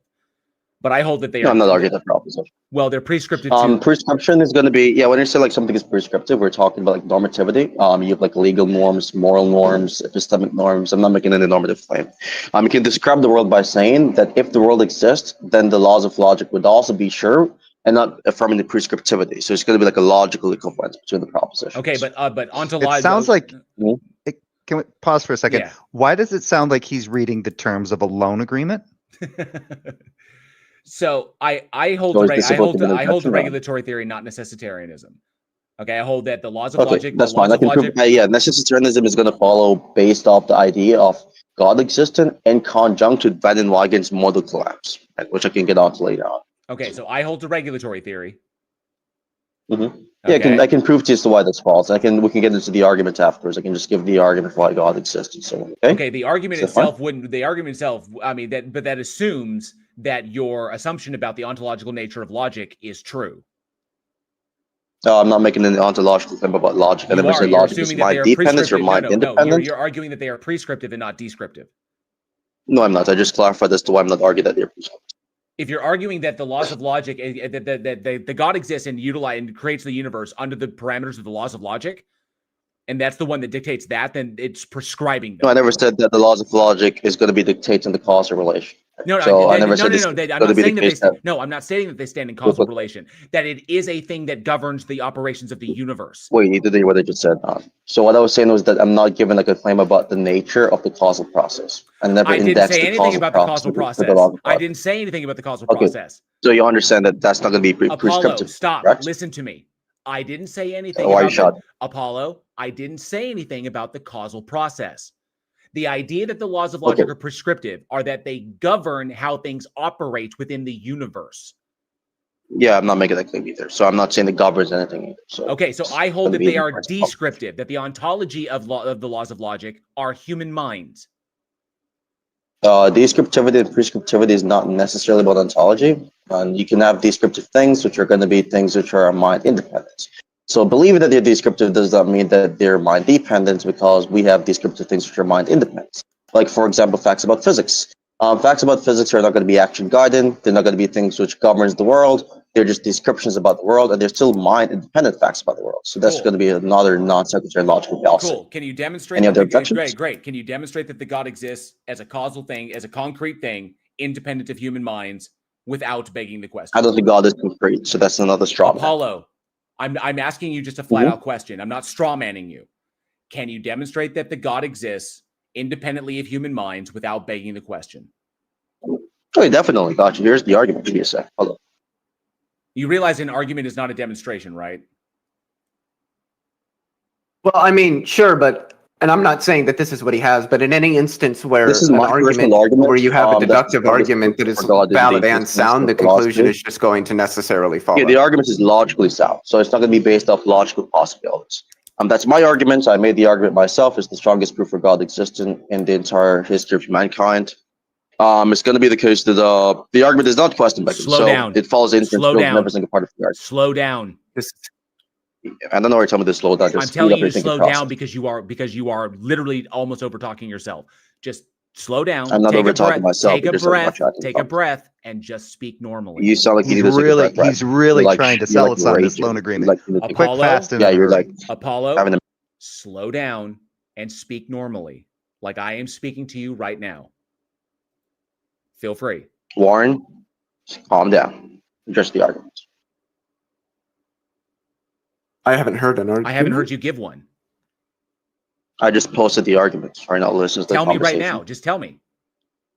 Okay, so I'll just read the argument out since maybe you have struggles reading. So premise one is if information. Get the fuck off my He stage. didn't actually say that he had posted it when he said he was going to give it. That's not. I happened to see it. I was going to say something, but I was too busy looking I have no at it interest myself. I was like, I just want him to say it. If he was like, oh, I see you have problems reading. Fuck off. Get the fuck off my stage. Can I just say that it's nice to see that he came in and demonstrated that I was correct Yes. when I assumed he was. Also, I think it's worthwhile to point out that us just reading it doesn't do anything for the people in JL's YouTube chat who can't fucking Correct. see the side chat. Like, Right. they And- want to follow along with the discussion Yep. as well. And this is where you can really tell the difference between people who want to get up here and bloviate and browbeat with their supposed philosophical superiority rather than actually engage in a discussion and help people to understand where they're coming from. Yeah. Yeah, I can. You want me to read it real quick if we want to discuss it, or do you just want to move on to the next person? Well, hang on a sec. Let me. There's a lot of gobbledygook in it, if I'm being Yeah, honest. there honest, is. let me- There is. I can gotta- read gotta- pretty fast though, I gotta as do- fast as he was talking. I'm going to scroll all the way down. Hang on a sec. One moment. Apollo.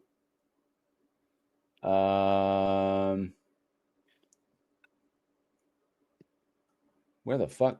God, what the living shit? Apollo's ontological argument. Wow. Yep. Okay, I'm just going to give He's this a- premise one. If information structural reality model of meta-ontology is true, then that with conceptual or semantical conditions necessarily exists. That's premise one. Isn't that begging the question off the bat? I don't even know what it means. So I don't know what it means, but it seems to be I think making an argument information in and of structural itself. reality is meant to refer to something referred to as informational structural realism, which is a particular metaphysical view about the world.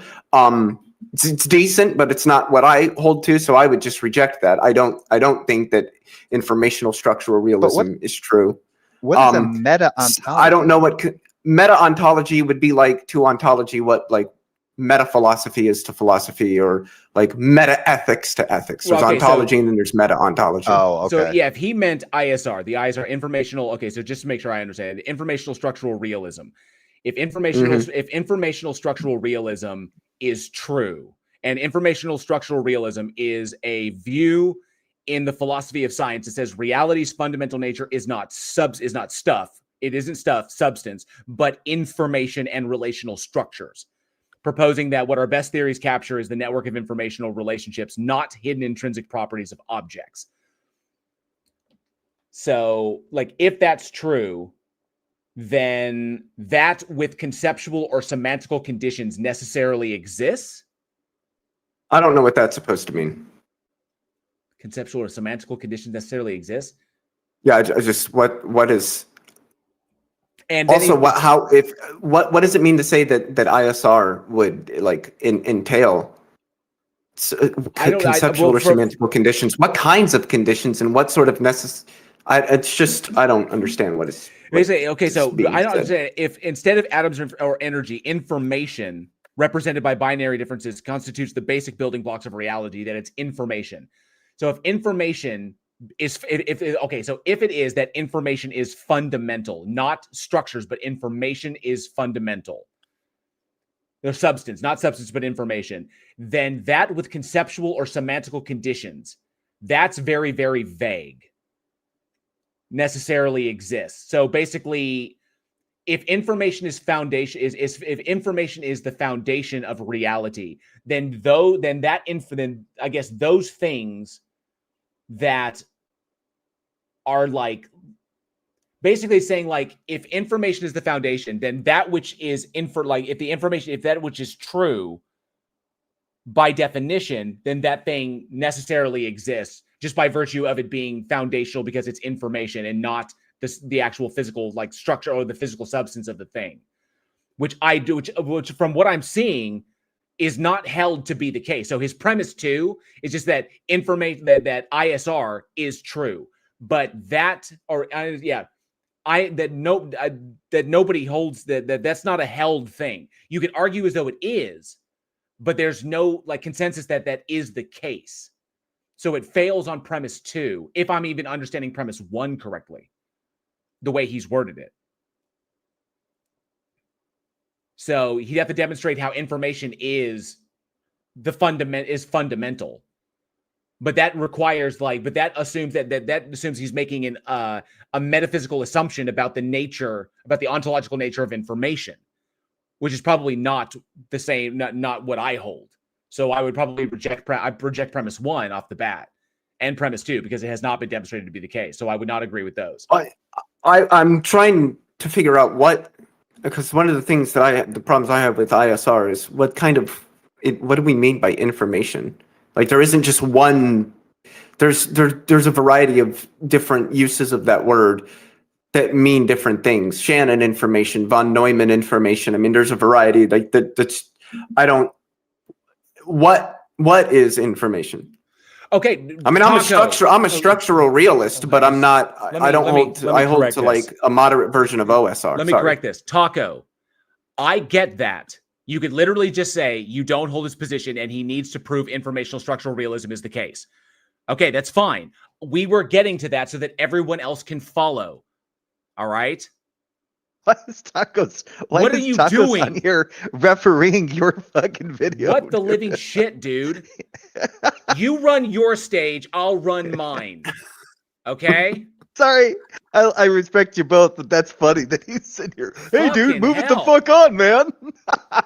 You run your fucking stage. You've yelled at me about making comments about how you run your stage, and I shut the fuck up.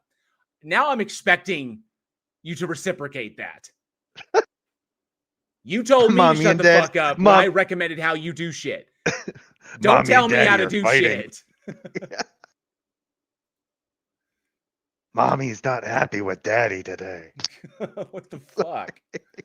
That's funny. I was like, what is he doing? So given that I don't think that he articulated his syllogism correctly, but if how we broke it down is accurate, then he'd have to demonstrate that information is fundamental. I don't hold that information is fundamental, but that really depends upon how he's defining what information is. So, Taco, I love having my viewers comment. I want them to comment. Okay? So. But not backseat drive. I still, listen, God either exists as a mere concept or something more than just a mere concept, i.e., as a mind-independent object. Wait, a concept would be a mind-independent object? That doesn't sound like it's worded correctly. God either exists as a mere concept or something more than just a mere concept.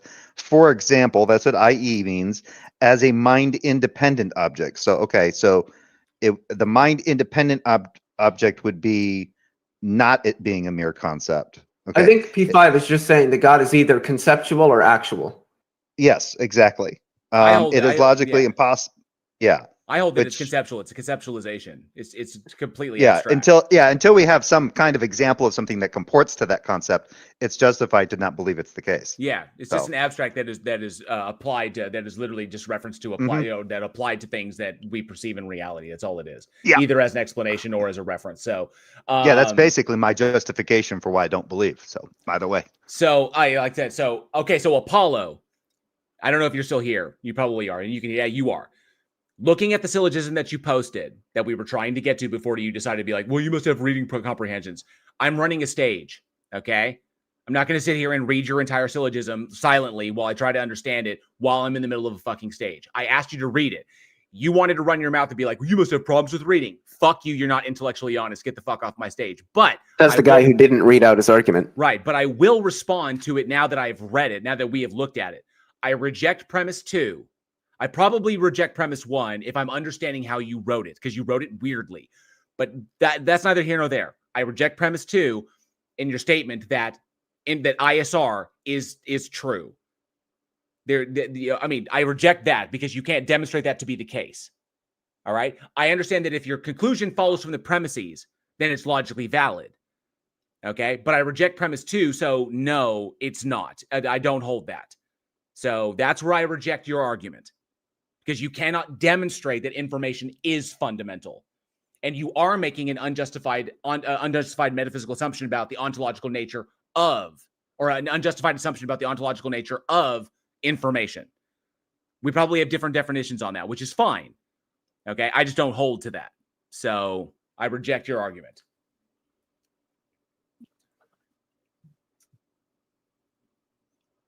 All right. We've already handled that. Faint, I mean, I don't know why you have your hand up. There's nothing more to explain. I reject premise 1 in your argument, so it's pretty much done.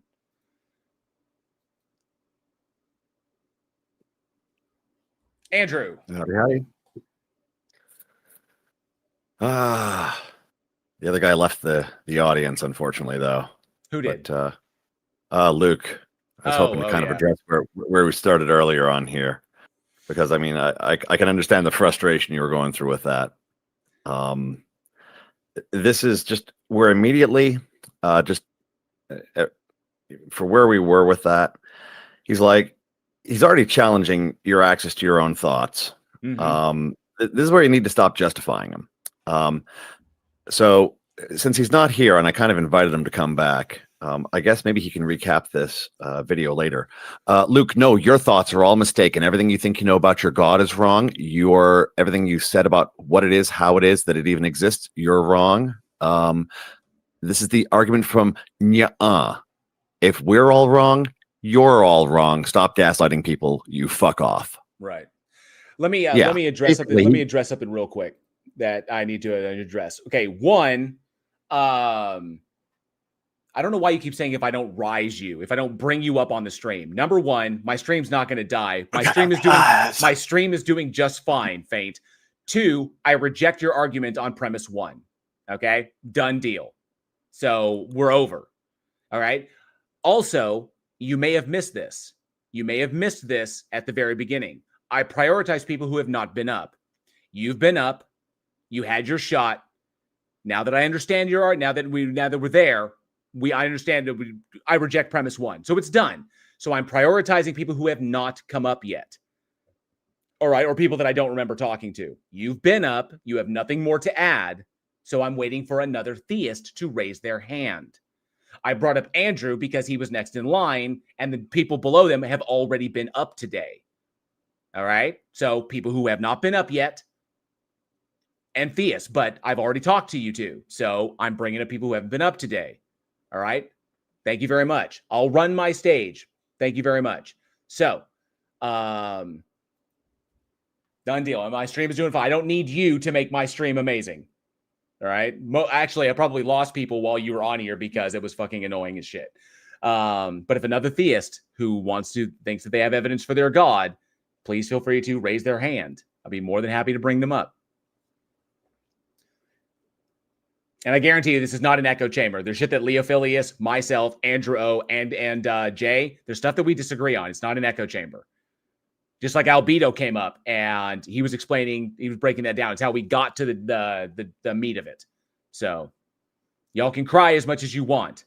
You didn't prove shit. So moving on. Yeah. Luke challenging your knowledge. This is very common, of course, to say that you're the reason why. And even if you think you have something that you would accept, you're wrong about what you think about what you accept. This is where you just tell them at that point, well, no, you're wrong about all your thoughts. Where are we now? Okay, yeah. Yeah, it's like you want to say that I don't know my own mind. You don't know yours. Descartes' demon is having a good day with your little mind there. Cool story, bro. Yeah, kick rocks, kid. Yeah, I could have gone in that direction. I could. Oh, always go that direction. You want to attack my mind? Oh, I'm sorry. Everything you think you know is wrong. Now what have you got? Drag them down with you and then beat them with experience. Yeah, like I said, this is a Rorschach moment. Oh, there's somebody who hasn't had their hand up in a while.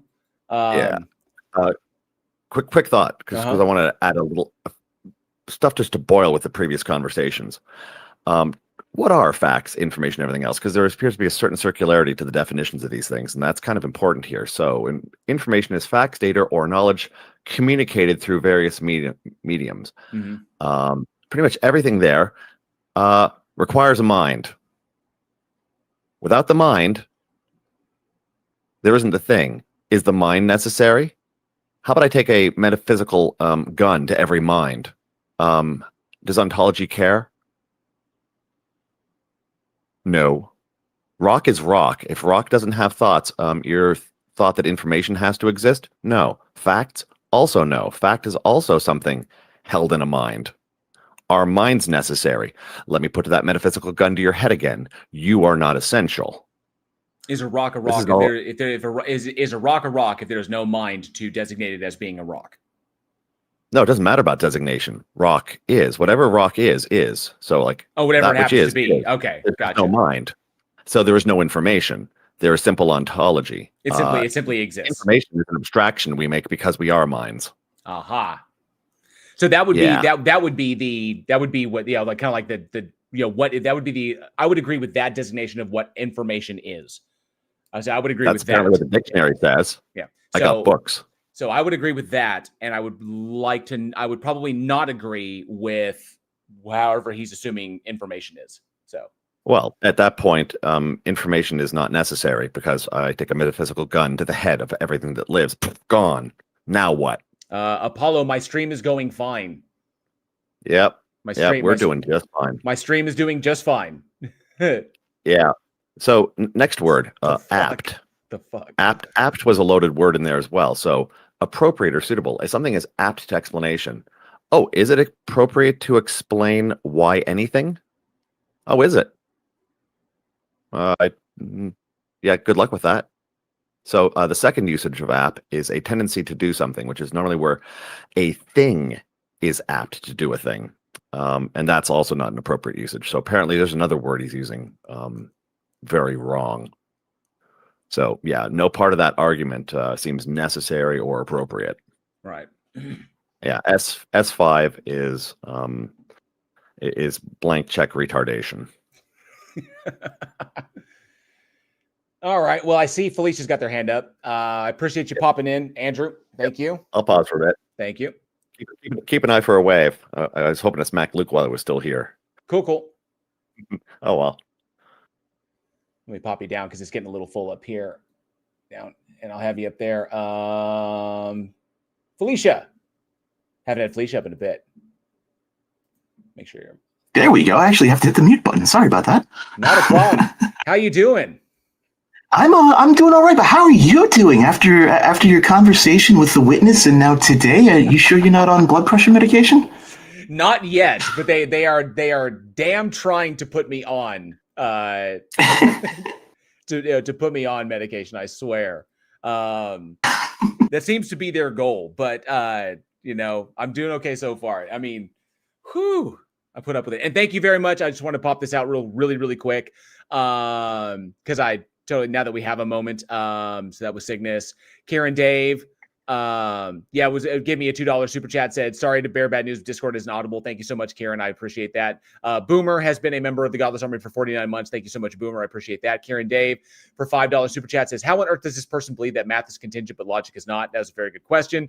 And Karen Dave for another $5 says, I think your stream is going fine. I'm sad I won't be able to see the rest of it. That's okay. I appreciate you hanging out, Karen. You rock. Thank you very much for the super chats and the support. They helped to make this channel run. So there we go. So I just want to make sure I got those out of the way. Absolutely. I don't know why you keep saying that. Your stream is going bad. I have more people now than I did when I was talking to him. So I don't know what he's talking about. Well, I would I'll be honest with you. I think I think it's just a silly argument to be trying to make personal attacks like that. It doesn't prove anything other than, you can get under each other's skin. It's silly, I don't know. So I actually had a question for you, a legitimate one. I am more well versed in science, and I work adjacent to some government projects. I can't exactly say what, but I do have some exposure to computing stuff. But I don't have exposure to metaphysics stuff.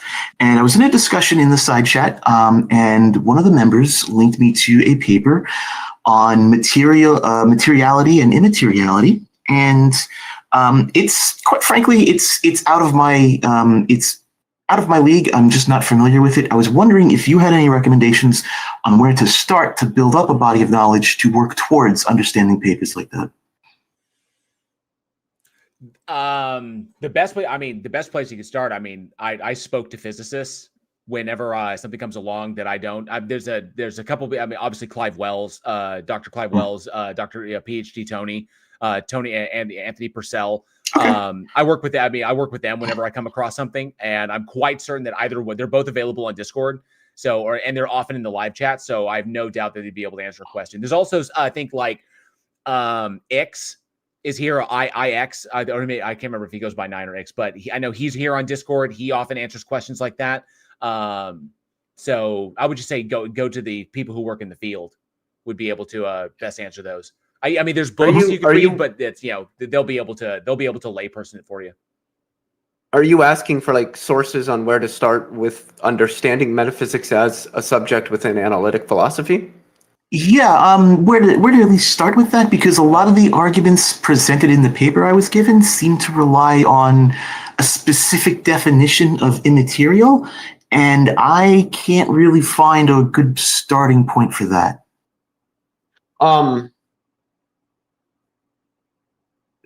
One of the things about philosophy is that there isn't really like a place to start that's good, whether it's ethics, whether it's epistemology, whether it's metaphysics, philosophy of religion. It's just you kind of gotta dive in on it and start reading.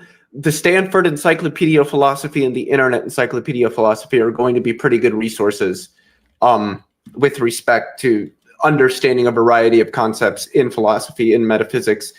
Joe Schmid, Majesty of Reason on YouTube, does a lot of stuff in metaphysics, particularly as it relates to the philosophy of religion. So I'm sure you could probably find some videos on his channel that would relate to some of the things that you might want to understand better. Oh God, of course I'm drawing. Kane B, Kane, and then the letter B. Kane B on YouTube is a big philosophy YouTuber. I think he's either got or is getting his PhD in philosophy. I think he's got one. And he's got a variety of playlists in philosophy of science and metaphysics and epistemology and all that stuff. So it's really more about just kind of diving in to the water and then sort of learning how to swim. I don't really know how else. I mean, you could, like, the SCP, the Stanford Encyclopedia of Philosophy, has an article on metaphysics, but that's going to be probably a very, very broad outline of what the field is and how it approaches problems. Not that it wouldn't be worth reading, and then, as JL said, finding people that know these things and then asking them questions. Mm-hmm. Okay. Yeah, definitely. Because when I started off my new job, I had to dive headfirst into some physics-based stuff, and I at least could find grounding in like definitions and how things are specifically used. And so I guess I'm more searching for something like that. And I guess SCP would be a pretty decent place to start there, and Joe Schmidt too, I guess. So I appreciate the suggestion. Thank you. Mm-hmm. Yeah. All right, JL. Well, good luck with the rest of your stage, man. I hope your blood pressure comes down a little bit, and I hope next debate you have is with Taco and not with the witness. Definitely. Thank you very much. I think Taco's just causing trouble. That's what he's doing. He's Taco. Yeah, it's true. He's Taco. He stirs the shit. All right, take it easy. Kick me off. Thank you. All right. And apophatic, I'm sorry, dude. That you have some sort of esoteric bullshit definition of what apophatic is not my problem. I went back and I did the work, and I talked with Howdy about this after the fact. I went back to the mystical theology, which it goes back, which is a pseudo-Dionysus, and what I said was correct. That you have altered the definition in order to justify whatever position you're making is not my problem. So, all right. Let's see. Well, it is 12:41. It's almost 1 o'clock. And I think we got one person. J2 has their hand up. I don't think I've talked with J2, but J2's had their hand up. Hi, how you doing? How's it going? How old are you? 28. Cool. Awesome. What do you got for us today? All right, so what I wanted to propose to you today is, do you think that the burden of truth lies to the evidence of God or to the evidence of absence of God? Do you mean the burden of proof? I think burden of justification is probably a better burden of justification. Sure. Is fine. It lies on the claimant. The claimant. Okay, so you're asking us. So we're at the burden of proof. I would say the claim. I would say the claimant takes bears the burden of proof for their claim. Is what I'm saying. Oh, so you're the claimant. What am I claiming? You're claiming that there isn't sufficient evidence of God yet. No, I'm for me. I'm not convinced that there is. I have not been presented sufficient evidence or argumentation to warrant belief. But there are specific gods in the way that they're defined. I know don't exist because they are logically contradictory. Then there are other God concepts that are unfalsifiable by definition, and so we can't determine the truth or falsity of them. So therefore, it is still not rational to accept those as being the case. So either way, my position is covered. So yeah, in lieu of what's been presented to you already. But are you saying that okay? Are you saying you could demonstrate a God exists? Kind of. I could demonstrate that. I feel like I may be able to shed light on the fact that I don't think that it's necessarily refutable. I don't think God is refutable. Well, it depends upon the God you're presenting, right? Because if it's unfalsifiable, then it still wouldn't be warranted to believe it exists. Not necessarily that it's unfalsifiable, just that it's okay. I guess that would be unfalsifiable. Right. Okay. I am taking a position of unfalsifiability or whatever, but I'm gonna explain that position in this kind of. That's good because this is exactly what Leo was talking about. So why would you hold the position why would you hold that an unfalsifiable thing is true? I think that's kind of what Leo wanted to go for, right? It's kind of like more of a consequence. I feel like for me, it's more of a consequence rather than something I'm choosing to do. So that it would fall under somewhere what's objective or what we objectively know is true as a consequence of other contingencies or whatever. Okay, so if it's unfalsifiable and if you're talking about you accept that it's true because of certain assumptions you're making about the nature of other things. Okay. Yeah, like a syllogism. Right. Syllogisms are consequential. Wouldn't you agree? Well, I would say that. What do you mean by consequential? Yeah, they're more expressions. They're consequential in that, once we accept every premise, the consequences that we have to accept this conclusion. Well, yeah, they utilize rules of inference. Yeah, so the conclusion and the consequence is synonymous for me in this sense, right? I mean, conclusions are usually called conclusions. Consequences are usually, in the logical sense, you have your antecedent and your consequence, which are usually just considered in if-then statements, where the if X, then Y, where X is the antecedent and Y is the consequent. Mm-hmm. And so that would follow. And so if we believe this and this would consequentially follow. It's like you said, I'm not trying to get into semantics with y'all. Y'all are well informed on this. Oh, by the way, thanks for having me up here. I kind of raised at you earlier. I respect all the knowledge that y'all have and all the studies y'all done. All the hard work y'all done put into this and having this platform for people to talk and expand what they already know or challenge what they know and shit. Yeah, so I respect that. And see, we get to see this is great because we get to a point where I understand that the concept, and you acknowledge concept, it is by definition it's unfalsifiable. I can understand why, for various reasons, why you would reach that, like how you could come to that conclusion. And I would say that I don't think that they're good reasons. I think whether it be an appeal to emotion or appeal to consequence, which is still an appeal to emotion, or whatever. If it happens to be an argument from impersonal incredulity or something of that nature, or an argument from ignorance, which I was saying earlier, Leo, that's kind of where you were going with that. Is why do they believe the thing? Not that. And so that's where he was kind of going, why he holds the position, even though it is unfalsifiable, but he still holds it to be true, and what his reasoning is behind that. And that's kind of what you were interested in, right, Leo? When was this? You said this earlier about why they hold it to be the case. It was kind of what you were interested in. You said it earlier in the stream. Did I? Okay, well, whether that have been the case or not, I mean, it's interesting nonetheless, the whole discussion. So let me try to dive into what I believe, or actually I was going to kind of challenge you to disprove certain concepts, but I was going to try to be quick and shit. That's cool. Yeah, I mean, it's like I said, if the God you present is logically contradictory, then I just have to show the contradiction. But what are you wanting to present? Okay, some quick questions for just to like establish a foundation for this conversation. Do you think that God is all powerful? Wait, do you think God exists? No, I'm an atheist. Oh, you don't think he exists at all? All right, cool. Do you think that so what's wrong with the claim that God is all powerful? It's logically contradictory and entails a logical contradiction. Personally, I don't think just saying there exists a God and that God is all powerful. I mean, I would reject that there exists a God, but I don't see anything problematic with supposing that a God exists and is all powerful, at least in and of itself. Once you start maybe breaking it, like if you said God is all powerful and morally perfect, then I do think that there's going to be problems. Okay. I think just in the omnipotence thing, you can go to something as simple as Averroes' paradox of the stone. I think it's sufficient enough to knock down omnipotence.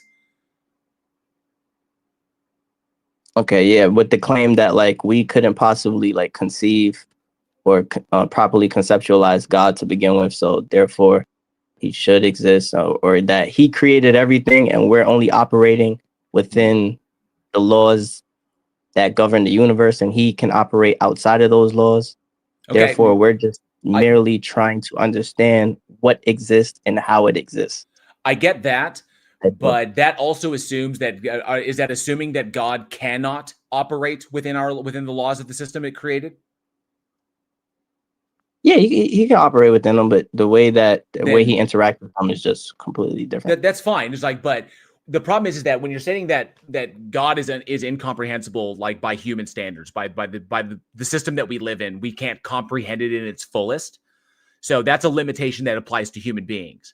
Okay, but that is not a limitation that itself applies to the God, because the God could present itself in a way that is comprehensible. There's nothing that says that the God can't do that. So even though the God may exist outside of it, it is logically possible for it to present itself within the system, within those laws, to the human beings that are in the system. There's nothing precluding it from doing that. So, but then the thing is, it doesn't do that. So there you have an issue. Okay, but like when we try to grasp things like creation, right? Like this is a topic that like we've admitted we're never fully grasp. We will never fully be able to grasp. So how will you fully be able to refute the existence of God? No, I wouldn't say that we can't fully grasp it, that there's some things that we may never know just because the knowledge is unattainable. Okay, but remember, the limitations that apply to us within the system do not apply to the God entity itself. So simply by saying, well, God is so beyond human comprehension that we'll never understand it, that's just an appeal to mystery. Okay, there is an aspect of God that is mysterious and beyond human comprehension. It still makes sense, but we just can't make sense of it because of our feeble monkey brains. The problem is that the limitations of our feeble monkey brains don't apply to the God. The God could comport itself in a way that we could understand implicitly, but it doesn't do that. All the ways that are presented by the faith are indistinguishable from nature itself, which is why faith is so important. It's not about knowledge, it's about faith. But nothing dictates to the God that human beings must have faith, that faith is a necessary component of the system. Why would an all-powerful entity create a system that literally forces its agents to rely upon a divestment of their critical faculties in order to come to a conclusion, when it could create a system in which these things are known? See, for some reason, it didn't do that. So no, I agree. I agree with that 100%. I feel like I should have probably clarified that I'm not like, I don't have a religious, how should I say, I'm not really aligned with any religious sects or anything like that. Like I'm not Christian or I'm not Muslim and all of that. I just believe that there's a higher power of God that exists. And I also believe that it's tied with something I think it's tied to consciousness, how we understand consciousness and how consciousness relates to the rest of the universe and how the universe interacts with itself and shit like that. So that's my position. I don't think that like religion is proving God. That's not my thing. I just think that it's ironic to disprove what the laws and such that govern the universe, and to think that there's a consciousness behind that, and to think that we could disprove it. I don't think we would ever be able to reach that point. I don't think it's practical. Well, in a sense. Well, it's okay. So the number one thing is there doesn't need to be something like that. Something like that isn't necessary for the universe. Even though it is possible that there could be something like that, there's nothing in the universe to indicate that there is, and it is logically possible that no such thing exists, is the whole kicker. It's not like it's impossible for a God to not exist. Is it? Okay, that might be what might be like the crux of what I'm trying to say. Yeah, I think that it's impossible to say that God doesn't exist. If no God existed, that would just mean that there is no overarching intentionality behind existence itself. And it would just mean that the abstract concepts that we come up with to reference things in the reality we perceive, that those are purely mental conceptualizations that are literally limited to us. That's how we articulate. Yes. They're just features. They're features of language is all they are. So there's no problem with that. It just means that there's no overarching intentionality. Abstract concepts are just abstract concepts, and they're limited to us and how we quantify things, and then that's it. So you feel like humans are the only?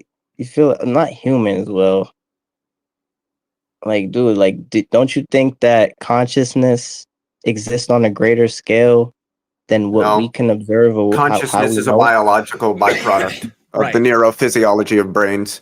That's why even living things that don't have brains aren't conscious, and the only things we have ever observed that are conscious have brains as well. Right. And that consciousness can be directly affected by physical changes in that brain. I think that at least immediately, like at the very least, prima facie, the conclusion is that consciousness is some sort of physical process sustained by brains. The way I've always put it is that consciousness in and of itself, the umbrella term under which we put all mental phenomena. So consciousness in and of itself is an emergent property of a functioning brain. Now, that doesn't say that consciousness exists as like a one-to-one for all human beings, because it's dependent upon that. We can demonstrate that if you fundamentally alter the brain, you fundamentally alter the capacity for consciousness. And we see that across all species that have brains. So there's enough information to conclude that it is a biological process. It is akin to like digestion. Your gastrointestinal system, your stomach, your esophagus, your mouth, your esophagus, your stomach, and your intestines. Okay, all that, your gastrointestinal system, has an emergent property called digestion. When your body shuts down, when your body there's shuts no down, difference between facts about your gastrointestinal system and facts about digestion. Yeah. Likewise, there's no difference between physical facts and mental facts if one wants to make that sort of distinction. Right. So the biological processes of your body, when those stop and you stop respirating, your blood, when you suffer what we call biological death, which is the complete cessation of all biological functions, then the necessary elements, the elements that are necessary for those biological functions to continue, have ceased being taken in. Your cells are no longer respirating, and your blood has stopped flowing, and your cells begin to endure apoptosis, and then they begin to die, and then your system is dead, biologically dead. The functions that are necessary for the emergence of consciousness have now ceased, and the consciousness has gone away with it. Just like the digestion has gone away with the cessation of your gastrointestinal system. Running goes away when you sit down. Yes. Sitting down goes away when you stand up. Do any of the do like protons, neutrons, electrons and such, do they exhibit any type of how would you say, what type of behavior you was calling it? I don't know, like conscious behavior. Like not that we've ever determined. No.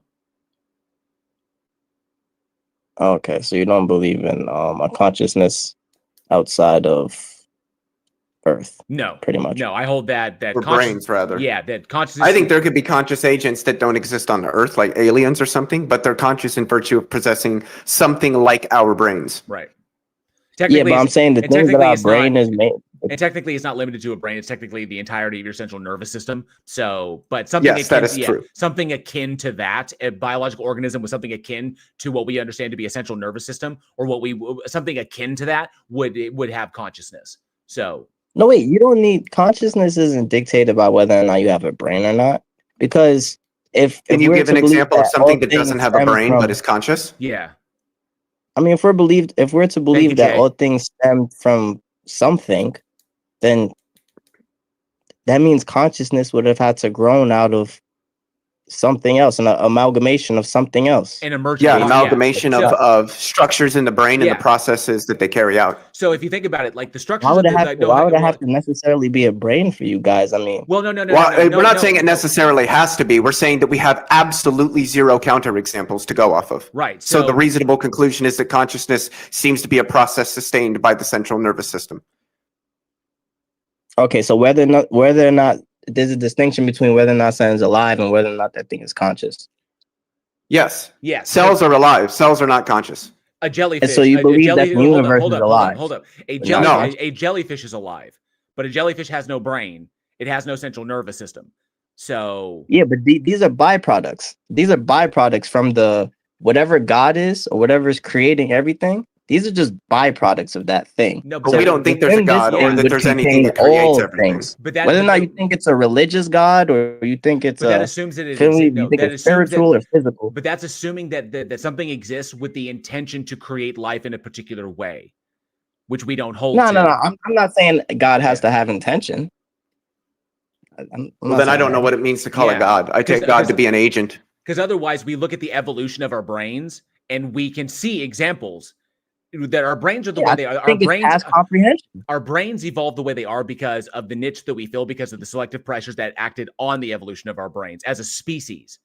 And if we look at other species, like if you look at like cetaceans that are equivalent to that in their cognition and their consciousness, they're equivalent to primates. And some birds, some corvids are also equivalent to primates. To lesser primates, not almost, I would say to us, to like basically children in that respect. But we see this across the animal kingdom, and it's exactly what we would expect to see given our understanding of evolution, and that these things are not intended or guided towards a particular goal. But what if the universe experienced evolution? What do you mean? Evolution. What does that mean? Yeah, evolution describes biological processes. I mean, you could use it as like a changing of states, and I do hold that the universe does change states by virtue of the nature of energy, but I don't hold that that's like an evolutionary process in the same sense of like biological evolution. Okay. Well, I respect your position. My position was that it's an impractical pursuit to prove that God is real or that God isn't real. I would say that I would say it's not about it. Ultimately, it's about divesting people of people can believe people. There are people out there who've been convinced that logically contradictory things are true, and I hold personally. This is my subjective stance. I hold that belief in irrational things can tend towards irrational behavior. And especially when it comes to defending those beliefs, when those beliefs are challenged, people will act irrationally. And that's, and from a social aspect, I find that to be detrimental. Okay. Now, this is entirely subjective to me. This is entirely stance dependent. This is dependent on my stances. I see where you're coming from. Right. So divesting people of irrational beliefs and moving them towards more rational beliefs, even if those ones are more kind of pliable. I hold that while it is not rational to hold that deism is true, it is more rational than theism is true. Because at least with deism, you're not out there denigrating the out group because you don't hold that the God is telling you to denigrate the out group. That at least improves social structures a bit, or social interactions a bit, because there's no justification for doing horrible shit to people who don't believe what you believe. Right. There's a practicality to it, but after you've done and bridged the gap between believers, non-believers, or whatever, and eliminated the fence, and so we're all on the same page, so to say. And then, so when we're on the same page, we're less distracted by these things, or we're less influenced by these things that could be, like you said, detrimental. And we could like it's like optimize. You try to optimize social capacity, some shit like type. Bingo. By eliminating this dilemma, because a so to society speak. that can, I because a understand that. society that can function more, a society that can function together like that, regardless of our individual beliefs, is more efficient and is capable of doing great things. Okay. Yeah, I agree with that. I agree. So it is practical. I asked you a question, you answered it. Feel me? Awesome. Like I said, I feel like y'all doing a great job hearing everybody out and trying to get everybody on the same page. What else I was gonna say? Oh, I was gonna say, so after we've reached a point where it's no longer a dilemma whether or not God exists or whether or not certain religions, are paramount to others. After we reach that point, do you feel like it's still going to be an argument? Because we can just agree to disagree, obviously. Yeah, absolutely, we can. I think that I think ultimately the end of the argument for me, well, I'll say the end of the argument will be when people in general acknowledge that they do not know if a God exists, but they can say that they believe it is because they've been convinced of such. Now, that's fine, but I want people to be more intellectually honest, because more intellectually honest people don't make the mistakes that intellectually dishonest people do. And so if people can be intellectually honest with that alone, just acknowledge you believe it because you're convinced it. That's one thing. Don't run around claiming that you know it to be the case, because that has other far-reaching implications to it. And so when people do that, when people acknowledge it's just a belief, they are less inclined to go out there and be like, this is the way it must be. I'm going to dictate how other people live because this is the way it is. Nope. I believe it, but I don't know it to be the case. So therefore, I'm less inclined to tell other people how to live and how society must run and what's the best version of everything, because I can't demonstrate it to be the case. That would be far better. That there are believers in a God, I don't care. It's what those people do with that. That's where my concern is, because it affects society, which invariably affects me. It affects the people that I love, and I want it to be more harmonious and less acrimonious.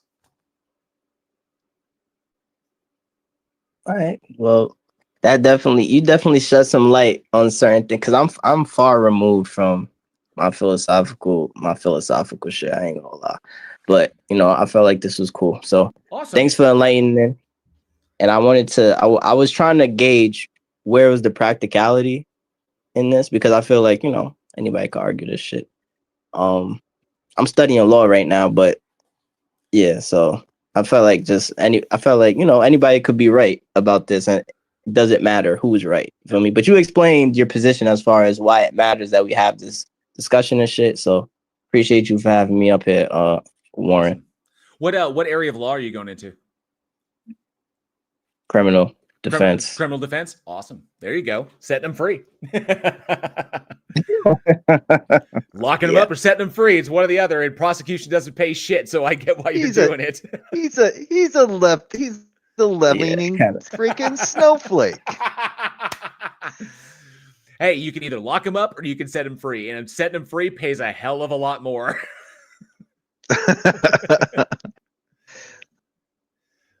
All right, thank you, J2. Yeah. I appreciate that. Or J squared or J2 Icy. Yeah, J2 Icy. J2 Icy, cool. I appreciate you coming up, bud. Thank you very much. All right, thanks for having me. My man's like, we got a Saul Goodman here. Yes. Saul Goodman. Hey, did you know that you have rights? Constitution says you do. Oh, good.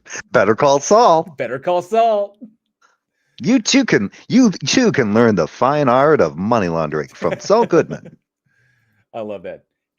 Hey there. Hey, Saul Goodman here. Did you know that you have rights? Constitution says you do. Hey, Balian. Make sure. Oh, looks like, are they muted or something? I got him. No, there we go. How's my mic? Is it good? Yeah. Yes. Apparently, Discord just warned me that I was undoing a server mute, so I don't know why you were server muted, but you're not server muted on this stage. So. Great. Okay. Yeah. So. Let me ask real quick. Wow, how old are you? 29. 29. Okay, great. Thank you. What you got for us? Yeah, so I think your push for people to commit to a common set of values, regardless if they have like a belief in a divine agent or God or however they define God, I think that's kind of largely where much of the Western world, at least, has gotten. There's been like even deism per se is doing away with the relational aspect between God and man.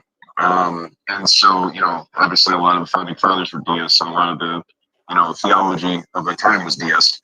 So, the English Western tradition has secularized to the point where someone can say they don't believe in God, but if they live a life that's admirable, like, and acceptable by Western standards or English standards or liberal standards, then people say, well, I would prefer if they believed in God, but they're a good they're a good person. They're put together, and I'm happy for them to be in my society. I don't need them to say the same words I do, because it seems like they act out a similar pattern of being to what I would prefer in my society, regardless of the semantic. They might say, well, this person, according to my belief, is still going to hell, but they're at least going to be willing to work with them and not antagonistic, and not like not reject them outright, and be willing to work with them, and even be happy they're in the society. Because you can get a lot worse from a Christian perspective than like an atheist that lives a line that's relatively in line with Christian principles. Like you can get way worse than that. You can be like a barbarian. Like there's infinitely worse ways to live, and so, from a Christian perspective. So what do you say to that claim that we're in many westernized Christian circles, we're kind of already at the point where you're aiming for? And furthermore, what do you say to the idea that there are many cultures that are far behind that? So for instance, many Islamic cultures where they will take you denying God as reason to basically not work with you or prosecute you. Or many different, or the Chinese system, for example, where, if you say, where the religious have been prosecuted before, but furthermore, they require you to strictly verbally adhere to a set of principles of the Chinese state. And if you deviate from those, then you're in trouble, right? So I feel like my claim is that the Western world, more than any other part of the world, specifically England and the United States, has adopted that sort of perspective that you're aiming for. Okay. Before we dive into stuff, we have a real issue with your mic. Oh, okay. It sounded a lot like you were underwater, is what a lot of people are saying. I think it was coming up in both chats, both my live chat and the Discord chat. Better? Try again. Is that better? Yes, that is a lot better. Okay, sorry. I got a new pair of headphones, and their mic is terrible. That is perfect. Like I can hear you now perfectly. All right, so trying to cut through that. Your primary point. So I want to make sure. Can you restate your primary point? I want to make sure I followed you, because there was some that I may have lost in the kind of garbledness. I was trying to follow as best I could. Sure. So my basic claim is that the Western world has gotten closest to that goal that you're describing. Okay. In that a Christian in the Western world, on average, will see an atheist living let's say they're an atheist that lives a good, secular liberal life per like Western values. And they'll say, well, I prefer if he verbally verbally assented to the existence of God. I prefer if he went to church. I prefer this. I prefer that. But ultimately, he's living a life that's like admirable. And I'm fine with this guy in my society. I don't want to hurt him. I will work with him. I understand he differs from me at a religious level, but he doesn't differ from me in the way that he lives his life. It's an admirable life. I'm completely fine with this.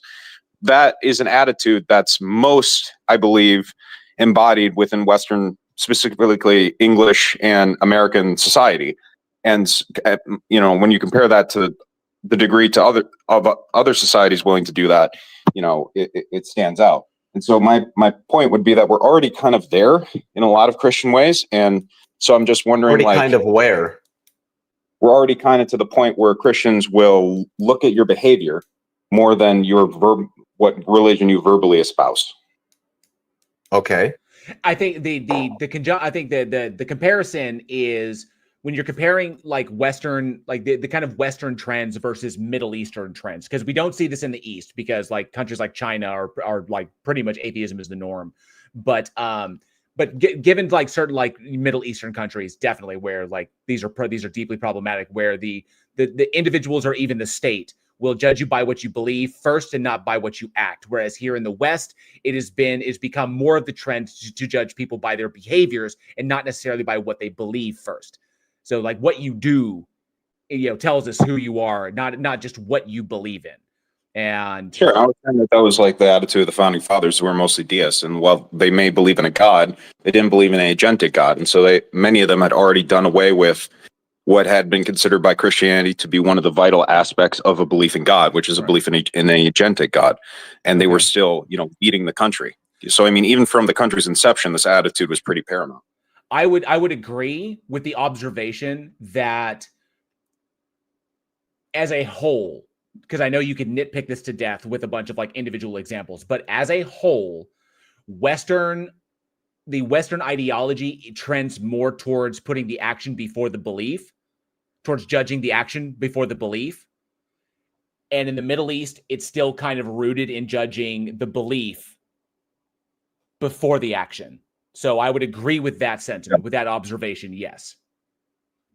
Okay, so then if you agree with that, then I guess the focal point then is on, fighting fundamentalist Christianity, which I think atheism has done a fantastic job of, where, these people want to revert to that previous sort of system or create Christian nationalist systems or whatever. But I also think that maybe atheism hasn't taken into account some of the positive, some of the downstream effects of a belief in an agentic God. And I know, atheism harps quite extensively on the negative effects, which are manifest. I guess I've always seen, well, I haven't always seen it or always acted in this way, but when I have, it's worked better. Having a relationship with reality as opposed to viewing it as dead matter or as a place outside of yourself or as a non-agentic or non-social entity, right? Because like human beings pattern the world socially. All our mythology is based on like masculine, feminine, male, female. So like we understood the world first and foremost as like as a place defined by our social constructs. And so I guess what I've seen is that people that don't believe there's an agency behind reality, which I believe is one of the core elements of God the Father in the Old Testament, they tend to drift towards either hedonism or a determinism, where you don't assume that you can like when you work with a person and you behave in certain ways, they treat you differently. Well, why wouldn't you want to conceptualize or psychologize the world in such a way that you view it as someone that you're dealing with, and therefore that you can affect and change its behavior towards you based on how you act? And that's kind of the Old Testament story. It's like you can look at it and say, well, these people were, cave people that were in the desert and thought that their utterances and their like words could cause earthquakes against them if it pissed off their sky daddy. Or you can look at it and say, well, it seems like if you act in the world in certain ways, the world comes for you and kills you. And if you don't act in certain ways, the world opens itself up to you and like embraces you. And so what I don't think atheism has done is appreciated the psychological benefit of seeing the world in a social context, in that you can negotiate with it, you can sacrifice for it, and you can be rewarded by it based on your behavior. And without that deep psychological tie-in, I think there's a drift, unconscious or subconsciously, towards a nihilistic determinism. And I see that a lot in atheism nowadays. I'm not a nihilist, and I don't know if I would say I'm a determinist either, and I'm an atheist, and I know many atheists that would agree with me. And actually, there's some non-believers that make the case that Christianity leads to nihilism.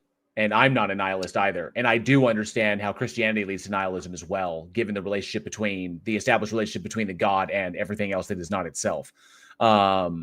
Okay, fair enough.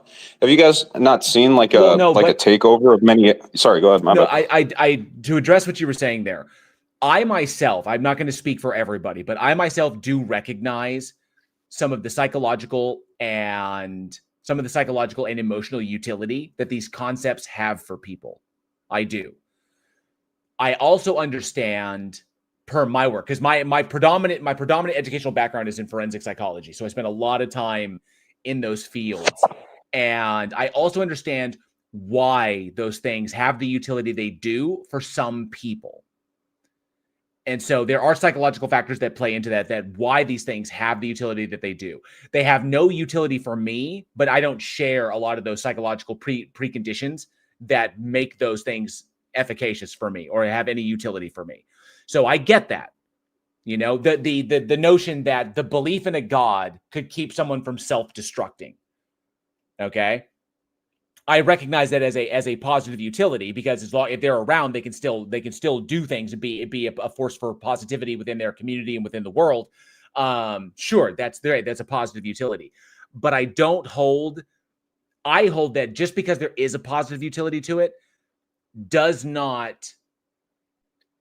I don't think it gets you far enough. It doesn't get the football into the goal zone. I think if we just stop there, then we could ostensibly say that so long as a belief has a positive utility, then it's warranted to be, then that's justification for holding the position. And I think that's giving way too much ground. It's like, sure, it could have, but we need to recognize the limitations of that. Sure. Well, one way to approach truth is to assume that if your rational mind cannot compute rational evidence for a position, for instance, someone claiming there is a God, they can't present to you scientific, rational evidence that is true, then you should discard that belief because you can't come up with a rational, conscious reason why it's true. There's a American pragmatist / Darwinist perspective, however, on truth, which is that if an idea has survived and perpetuated, or a pattern of ideas has survived and perpetuated for, a good amount of time, then that is a sign that there is some deep embedded truth within it. And so comparing these two, there's A is, you're between 85, if you're able to have a conversation, you have, 80 plus IQ, and the top end of IQ is, some chick on Dave Letterman with 220. So if this is their ability to consciously pattern recognize. So I don't believe that this is sufficient raw cognitive power to fully understand the implicated or the reasons for Darwinistic selection. And I think the latter is a far more powerful process. And so just to wrap up, basically, process for what? Arriving at truth? It's a process for proper adaptation to the world so that you survive. And so the concept of truth that atheists seem to posit is, well, you can't demonstrate to my conscious 130 IQ brain that there is a God, so therefore we can do away with the superstition. But what I think should be also taken into account is this belief has showed up these sorts of belief systems have showed up cross-culturally since the inception of human consciousness for hundreds of thousands of years with barely any exceptions, and in a species that evolved over hundreds of millions of years. Okay. And so that's like why is your assumption that your rational mind should be the arbiter of truth correct in your mind? Okay, so this sounds very much like the work of Justin. That's very, very in line with the work of Justin Barrett, who was a Christian experimental psychologist. I don't know if you know who that is, but it's very much in line with kind of what he was doing. And in his experiments, he was trying to prove that humans appear to be born with cognitive faculties that give rise to belief in God concepts. But his data showed that he was actually fundamentally wrong in that conclusion. What his data actually showed was that human beings are born with cognitive faculties that make them prone to accepting things that make them prone to accepting things based on emotional satisfaction or psychological satisfaction. Yeah, and a way of like filling the gaps for certainty for certainty's sake. Yeah. By virtue of our evolution as a species, we are what is often called we are unknown prone. Okay, or so we are unknown adverse. Okay, we are adverse to the unknown. So our species, because that which is unknown presents an existential threat, and so by exploring the unknown and explaining the unknown, we eliminate the existential threat, and so we then things become more stable in our societies by eliminating that which we don't know. So by accumulating knowledge, we assert a kind of psychological control over the things because we have then quantified them and we understand them to a degree. You know, not perfectly, but we understand them to a degree. And so that's the way we do that. Filling in the gaps and eliminating existential dread is a massive thing that our species does. And we have a tendency to do that in ways that work through the commission of like type 1 and type 2 errors of commission and errors of omission, and a number of other like fallacious things where the reasoning is fallacious, but it can lead to a positive outcome. And so, but the problem is the application of fallacious reasoning in one way that may lead to a positive outcome in an evolutionary sense does not indicate that reasoning should be applied or should be maintained when you can get more information that eliminates the need for making that kind of an error. So I get I get the utility of these things and acknowledge you acknowledge it. It's not a universal thing because it's not universal amongst all humans, but we do see it as something that we are prone to accepting as a species because of the way our brains operate as a survival mechanism. And I think that that's entirely my point. Yeah, that may have been the reason.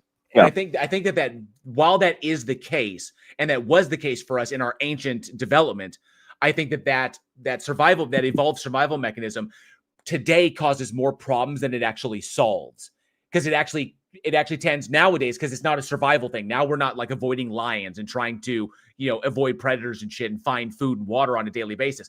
Now that we've eliminated the problems that those errors solve, now they're just errors.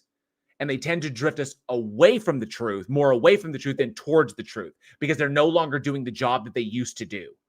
But that's because evolution has no goal and has no goal in mind. So that we have the ability to do a thing is now become outdated. It's an evolutionary disadvantage at this point. Well, you can make that claim, right? But the issue with making that claim is that from the Darwinist, pragmatist, American pragmatist perspective, if truth is defined as what propagates, right? I don't think either me or JL think that's what truth is, though. Yeah. Truth is that which... I don't think that's what truth is. Truth is that which corresponds to reality, is what I would hold. Right. No, but you must understand that like reality and your conscious mind is a very small prism through which you see glimpses of reality. And so the rationalist assumes that his mind is seeing enough reality to eventually construct reality. The Darwinist, I would tend more towards empiricist rather than rationalist myself. Agreed. Oh, right. But listen, the issue that arises with that is that you are talking about a process of hundreds of millions of social mammalian evolution culminating in a creature with a brain that believes certain things, and then you're using your rational mind to collect evidence that pattern, that system in the brain that causes people to be cross-culturally religious is not worth the juice isn't worth the squeeze anymore. The issue that arises is that we've only been trying this idea that the rational mind can understand the world well enough to survive, to propagate the survival of creatures like us. We've only been running this experiment for 500 years, generously speaking. Yeah, I agree that understanding our evolution and how our species proliferated throughout the world, I agree that there was a group of human beings that had these things, but I also understand that from a psychological perspective, these systems, these kind of belief systems, they work really, really well at eliminating existential dread and controlling people and eliciting more efficiency. This is Neo-Freudian, and Neo-Freudian has been ridiculed. And hang on a second. I'm not done from there. So I understand that in our ancient times, these systems work psychologically by eliminating existential dread, and they also work by basically exhibiting controls on groups of people and allowing them to work more efficiently. Because these are hypotheses. These are hypotheses put forward by people that are swimming in the water that they're criticizing. You got to let me finish. You got to let me finish the thought. people who are united under a common belief are more efficient in the things that they do because they're working towards a common goal. This is not controversial in any way. This works as us, and this is evidence of the fact that we are a social species. We've evolved as a social species. So are you constraining the religious to that phenomenon? I'm saying that there's no reason to think there's anything more I to would. it. There's no reason to think I think religions. There's no reason to think there's anything more to it than that, given our understanding of the evolution of the human brain.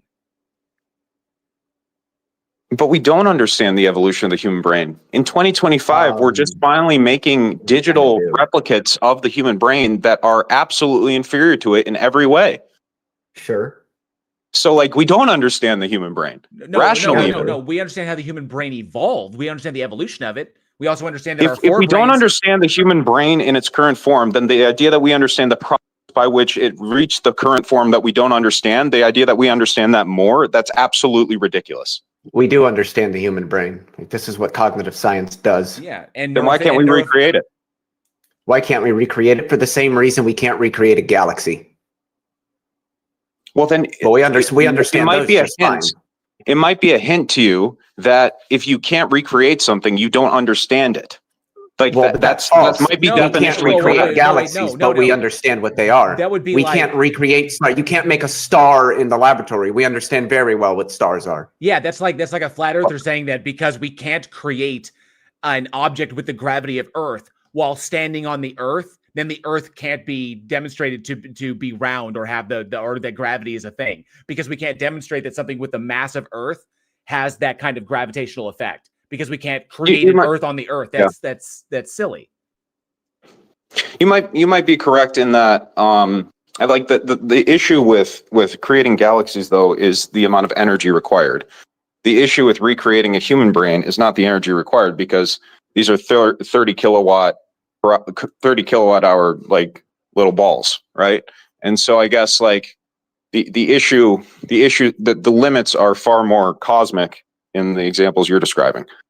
I guess in terms of resource constraints, the issue with the human brain is that we don't know how to put the things we have together in an efficient enough format to get the thing working, right? And that's completely different than gathering a ton of hydrogen and lighting and creating fusion in the sky.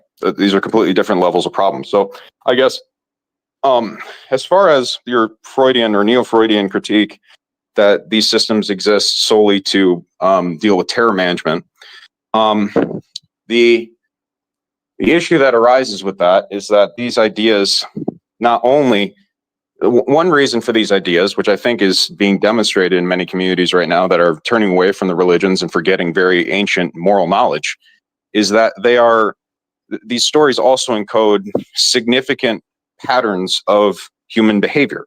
Well, hang on. So I got to challenge at that. What moral knowledge have we forgotten? Right. So, for instance, it's very common nowadays to view the social system or view yourself as a product of your environment. So you say, well, I can't become X because I haven't been given X, Y. I can't become X because of these disadvantages against me. I can't become X because of the environment I'm in. These are patterns of thought that are pretty common in our society today. So the story of Joseph is a story of a guy who was liked by his father, so his brothers threw him into slavery out of jealousy. Then he became the chief servant of Pharaoh, and then Pharaoh's wife tried to say he raped her when she actually tried to seduce him, and he got thrown in prison. And then he eventually ran the prison, and then he eventually ran the economy of Egypt, and then eventually he. So it's a story ultimately of like, if you keep trying is it's a casual way to say it. If you refuse to let the bitterness of your environment or the bitterness created by the suffering in your environment, if you refuse to let that turn you against reality and continue to strive upwards, you will achieve the best that your life will go as well as it possibly could. That's not guaranteed. It's not a guarantee it's not guaranteed though. No, but it's a story of how it went well for a guy who did that. And to be clear, do you think there would be any other way for him to achieve those positions in that situation other than to keep a positive or not positive attitude, but keep to strive for to not become embittered and to continue striving as much as you can for the ennoblement of your own being, right? To continue nobly in the face of suffering.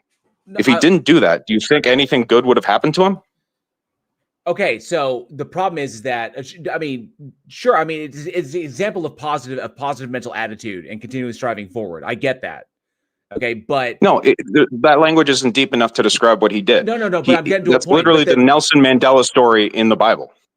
Okay, so but here's the issue: the parameters that you're talking about that people are imposed upon people today in like today in 2025 didn't exist then. So you're saying that people today in the lower classes of the United States are as unable to achieve through their own effort as Joseph was in an ancient Egyptian prison? I don't know why we're comparing like reality to some story written in a book. Okay, so well, because it contains a lesson within it. It contains a lesson within it that has been forgotten, which is that so does the boy who cried wolf. I mean, I don't understand what this has to do with. Here's the issue. Let's just take this for example. example. I don't hear many atheists telling that story. Balian, let's just take this for example. In the story, he went to prison and he eventually wound up running the prison, right? Yes. Okay. How can a person who's in prison today in America wind up running the position, which itself is a federal position, and a felon cannot have a federal position? I can absolutely tell you how it would be the most likely that they could do it. Like, to be clear, it's not clear that Joseph had any official position within the prison. The reason that it says that he ran the prison, quote unquote, you're being quite literal. The reason it said he ran the prison was that he was the go-to guy by the warden, because everything he did, he did with the full force of his character, and he was the most likely guy to be able to get anything done in the prison. Okay, so he was Andy Dufresne. This is Shawshank Redemption. He was Andy Dufresne in the prison. But guess what? Yes, it's literally Andy Dufresne is literally a retelling of the Joseph story. Yes. But guess what? Andy was still a prisoner. Yes, but you must understand that Andy Dufresne, despite being a prisoner and not achieving the same position with it that Joseph did, for example, still contributed greatly to that prison. He created a library for people to be able to educate themselves through great internal persistence. He revealed, crazy embezzlement schemes from the warden in a corrupt fucking system. He created plenty of relationships with people that he otherwise wouldn't have, that were people of good character. He had a much better life than he otherwise would have if he didn't pursue the ennoblement of his own being. And that is the story of Joseph. You won't necessarily run the prison. You'll just achieve what... Okay, I get that. It's a story of hope. Okay? That's the idea behind that. Where are the atheist stories of hope?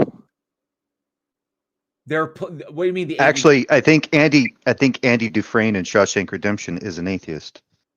So hope is just literally striving for what is possible, even though it seems like out of reach. It may the odds are stacked against you, but you keep fighting no matter what, because you could potentially come out. Just like that's all it's about. If you divest yourself, just like Red says, because hope is a double-edged sword, and that's the argument that Red brings, that hope can drive a person to madness. Because there's no end, there's potentially no end to it, because you don't know what will happen. You can literally destroy yourself. So it's a double-edged sword. Just like when you take any risk in life can lead to your destruction. But we haven't forgotten but it's the only chance you have of becoming better. Humans have not forgotten that. That's not forgotten. You're telling me in the most risk-averse culture of people that are the most likely to believe in a deterministic outcome for their lives based on their environment that this country has ever fucking seen. You're telling me when was that ever established? You're telling me I don't think that's true. I don't. I have to go. I'll provide some. Can I post my evidence for those claims in side chat after I leave? Yeah, you can post there. I don't hold that it's that we are risk averse, but that's because of how our nation is founded, especially in America, on the capitalistic nature of our system. Because everything is so ingrained in capitalism, we are risk averse, because you take that risk, you stand to lose everything. The people that are most you may be venerated getting- within the and you may be capitalist getting system something- are the people. but you No, may- here's a story of Hold capitalist on, risk. but there's a right? problem. There's a problem. These people may be succeeding not in virtue of it, but in spite of it. I understand, and that's a possibility. Here's a story of capitalist risk taking. Peter Thiel, whatever you think about him politically, is one of the absolute heroes of Silicon Valley. If you're in Silicon Valley, I can't. Peter Thiel is a fucking Nazi, and I'm not going to support that shit. Sorry. That's my call. I'm making an executive decision. Peter Thiel is a fucking Nazi, and I'm not going to play with that. So I actually want to do a shout out. I'm sorry, I cut that short. I actually want to give a shout out to Hermeneutics in my live chat, who literally posited this guy believes in social Darwinism and was pointing out. Yeah, some I things. see. Like the minute he started talking, I was like, well, so first off, I was like, I feel like this guy is like gibberating his way around just saying, yeah, but like Judeo-Christian values are what built the Western world, and they're superior to atheistic values, and that's why if you're an atheist, you just tend towards this hedonistic nihilism. Like it was just, and then he was trying to get at, yeah, well, the reason that people don't succeed in America is because they're all just lazy and don't want to take risks. Oh God, it's insane. Yeah, and it's so strange how they know how shit their ideas are that they have to gibberate their way around them. Like, dude, just put your balls on the table and say it with your whole chest. Like, just tell me what you believe. Let's not do all this beating around the bush. You believe I ain't got time for this. You believe white is right and everything else is bad. Like, look at him right now. Mute, remove, silent, censor. How liberal. Okay. Right. So I'm just going to say this. Peter Thiel is a Nazi. Straight up. Hey, hey, dude. This isn't a First Amendment thing. It's his channel. It's his thing. It's like being in his house. He's got say, right? You don't get to come over to somebody's house and just shit on their floor like you own their house, right?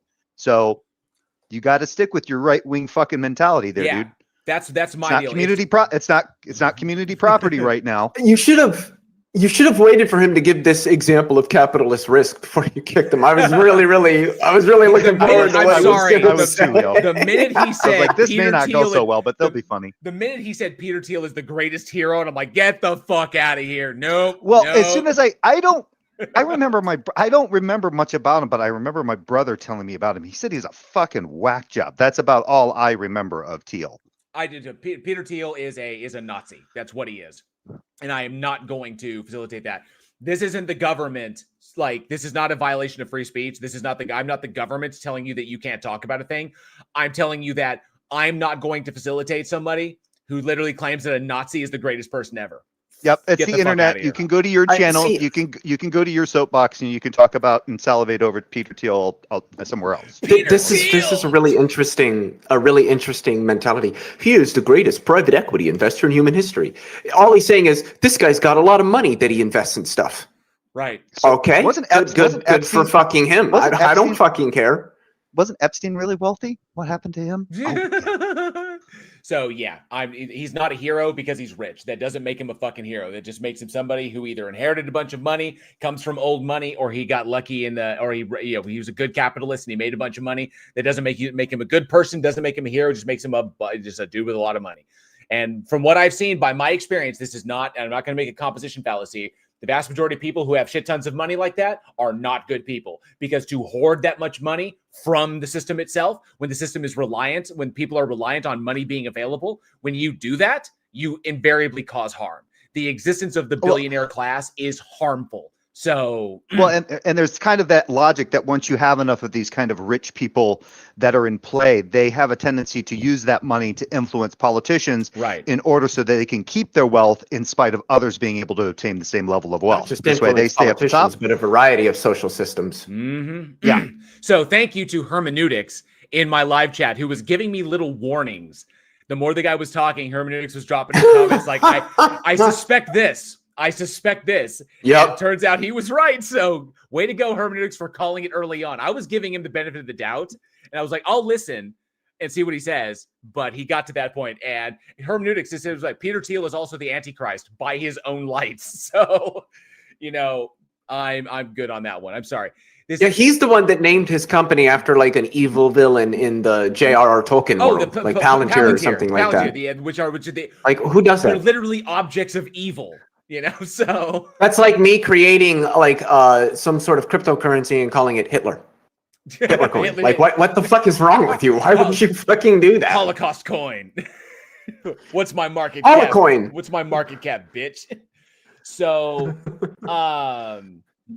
what is it? Wait, I believe in evil, ironic. So no, so I'm a moral relativist. So I'm a moral anti-realist, if you want to like this. So yeah, I do believe evil. You believe in evil? Well, I mean, I believe evil exists. Yeah. I think there are evil people who do evil things. Yeah. My determination of that is subjective to my stances. Yes, I agree with that. I like that. I can label them as that. I'm not saying that it's evil in some mind-independent sense, but it's evil to me. So, but yeah, he's a Nazi. So. And just remember, if God is the necessary precondition that instantiates and sustains all of reality, and evil is a part of reality, then God instantiates and sustains evil. Ding. So yes, I was so Ghost. Yeah, I removed it. I removed it. It was a purely a subjective decision. It's my decision. There are certain topics that I will not engage on, like flat Earth. I will not engage with flat Earth because it's insane. It's just mental illness at this point. You know who would have been fun? You know who would have been fun to have on here to continue that conversation if you were willing to entertain it? My brother. Where? Oh, dude, is he doing okay? Define okay. I don't know. Why do you ask? Positively, like he's not in the hospital. Yeah, he's not possibly like super sick. He's not. I don't know. I really don't anymore. Is he just busy? Is he like busy with other stuff? I can't say. I don't know. Huh? I think I'm pretty sure he's fine. I'm pretty sure he's fine. I just haven't talked. He called me yesterday, but I missed his call and I haven't called him back. So. Okay. Well. All right. It's well, like nothing like leaving brotherly love. Yeah, especially from twins, right? Right. Yeah. Okay, so let me see here real quick. Who is this? Let me see. I don't know who this person is. Who? I haven't. Well, now you know how I feel. I haven't known what most of these people are. No sec. Let me see. Except I thought I knew who that Apollo person was. I was wrong. They're still a douche. Oh, I don't know these. Okay, someone was linking. Oh no, I have the person blocked for some reason. I don't know who they are though because they changed their name. So, who are you talking about? What's their screen name? Master Debater. Oh, you should bring them up. Let's see what it is. Could be really fun. It's Jill. Is it? I don't know. I'm just joking. Okay, so I do want to make it. I do want to recognize this. Crescent, I know you've had your hand up, but we have had you up before. Nyclot, I also see that you're there. I don't know if I've spoken with Master Debater before. Likely I have because I have them blocked, or I could have them blocked for a number of reasons, but they changed their name, so I don't recognize the name. Let me get to that because he's saying to quote your last caller, where do you get if you don't take any risk, right? Right. He's saying that he's a troll. Nyclot's saying he's a troll. But Nyclot, we've only got about 15 minutes left in the show because I typically cut this off around 2, and we're coming up on it. And I've got to go take care of the dogs. And I've got other stuff I got to do as well. And while I love, if you want, I love having. If you want, I can drop and you can. Yeah, well, I love having conversations with Nyclot, but they tend to go really long. So I want to be able to dedicate the time that Nyclot deserves to have that conversation because I know we're going to get into some deep topics, and I want to make sure Nyclot has the time to be able to do that because it's going to be a conversation that I think we're all going to get into. Because Nyclot always has something. I think Nyclot brings interesting things to the table.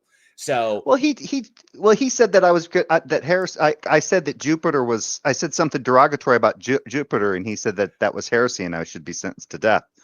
And I told him that. I told him Jupiter doesn't have the stones. Draw to him. But it does have all the moons, though. Oh. Yeah, I know, and it is a gas giant. Well, yeah, you know what I should have said? Jupiter's full of gas. It's full of hot. It's full of hot air. It's hot air. It's full of hot air. But Nyclot, I want to give you the time that conversations with you deserve. I don't want to have to cut you off short, and I don't want you to have to truncate what you're going to say because I respect what you've got, and I want to dedicate that time to you.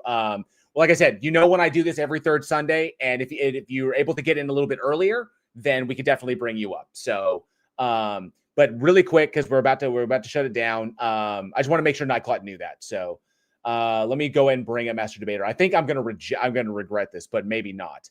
Yeah, I was going to actually take off, but now I'm curious. I'm so now I'm curious. staying on.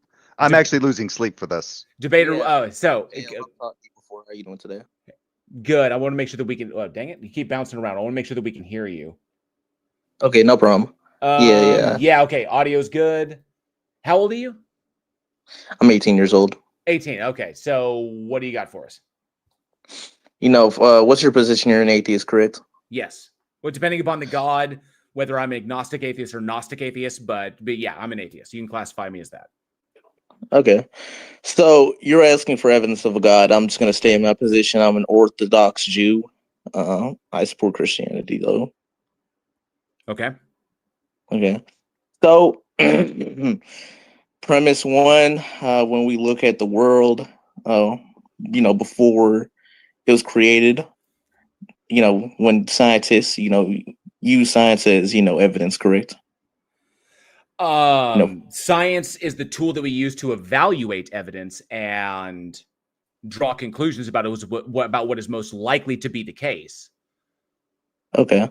So does your science have any actual, research on what was before the Big Bang? Yes.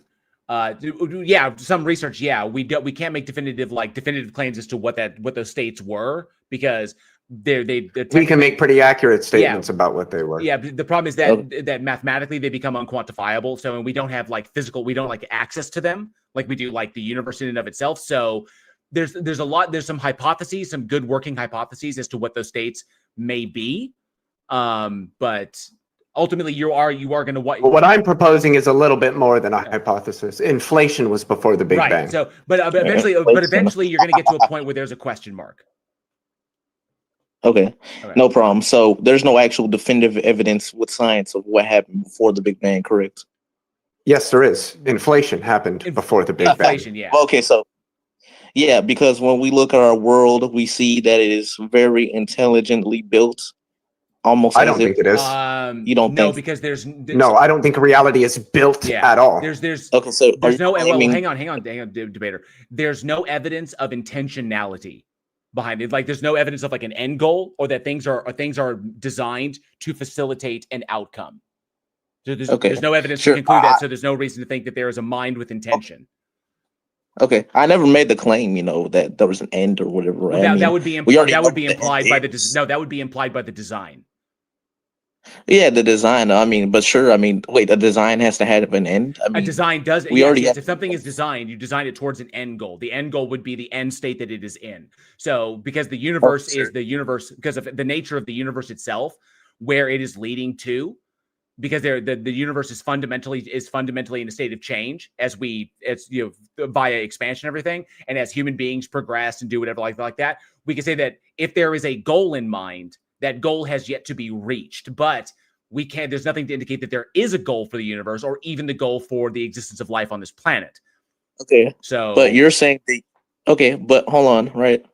The end, we already have evidence from science, that, the Earth's going to explode in a few million years, correct? No, the Earth is not going to explode. Yeah, the models as they currently are hold that within the next 3 billion, within the next I think it's 4.5 to 5 billion years, the sun will expand into its red giant phase and will likely consume all planets up to either Mars or Jupiter when it does so. You think that's going to be the end of the universe? No, that would be the there will be no end of the universe. The universe will expand and cool literally forever. Meaning there's no end, which science agrees. There is no end to the universe. So debater. So there's a point billions of years in the future where the sun will begin to die, goes into its death phase, and part of that death phase is that it expands. Okay, and it will expand into a red giant and consume the planets that are nearest to us. That would just be the end of Mercury, Venus, Earth, Mars, probably, depending upon how big it is, Jupiter as well. It'll also throw off the gravitation of the rest of the solar system because of how big it is. And so massive objects closer to it will be drawn in, and then smaller ones may be thrown off because of the absence of those planets. So the destabilization of our solar system is an event that will take place in the future, but that won't be the end of the universe itself. That's projected. That's projected septillions of septillions of septillions of years in the future. There is no end of the universe. Yeah, The universe will reach a state of thermal equilibrium, and then it will just expand literally forever. Right. Okay, and that's what I'm saying, right? You're talking about an end goal, but I never said there was an end goal. The universe is infinite. We haven't even expanded. Hold on, right? We haven't even expanded most of the universe.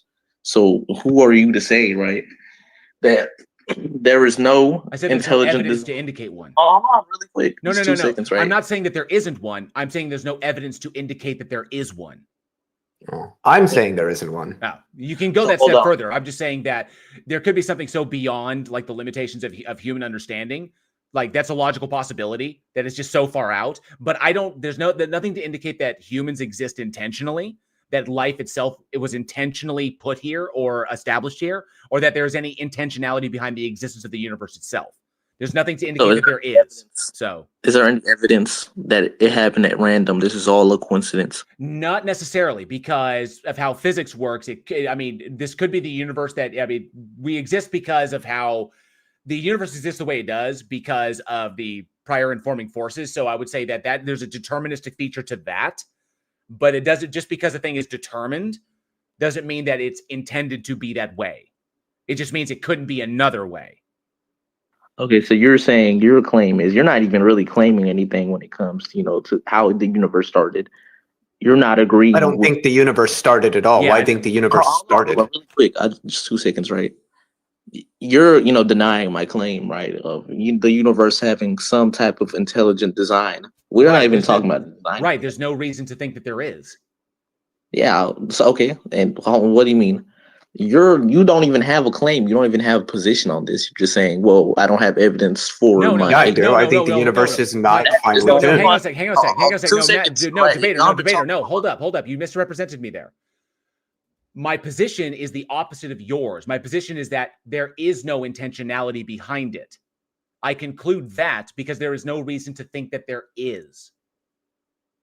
Yeah, but then you don't even have position. Your position is no, that is my position. Hold on, right? You're saying, right, as an atheist, this all happened at coincidental timing, correct? No, because coincidental implies intentionality. Like if you say it all happened, if you say if it happened by accident. Well, an accident, the use of that term accidental implies an outcome that was not intended. Okay, but it still implies the existence of intentionality. I hold that there was no intentionality behind it. We are here, like this universe exists as a result of the forces that facilitated its existence.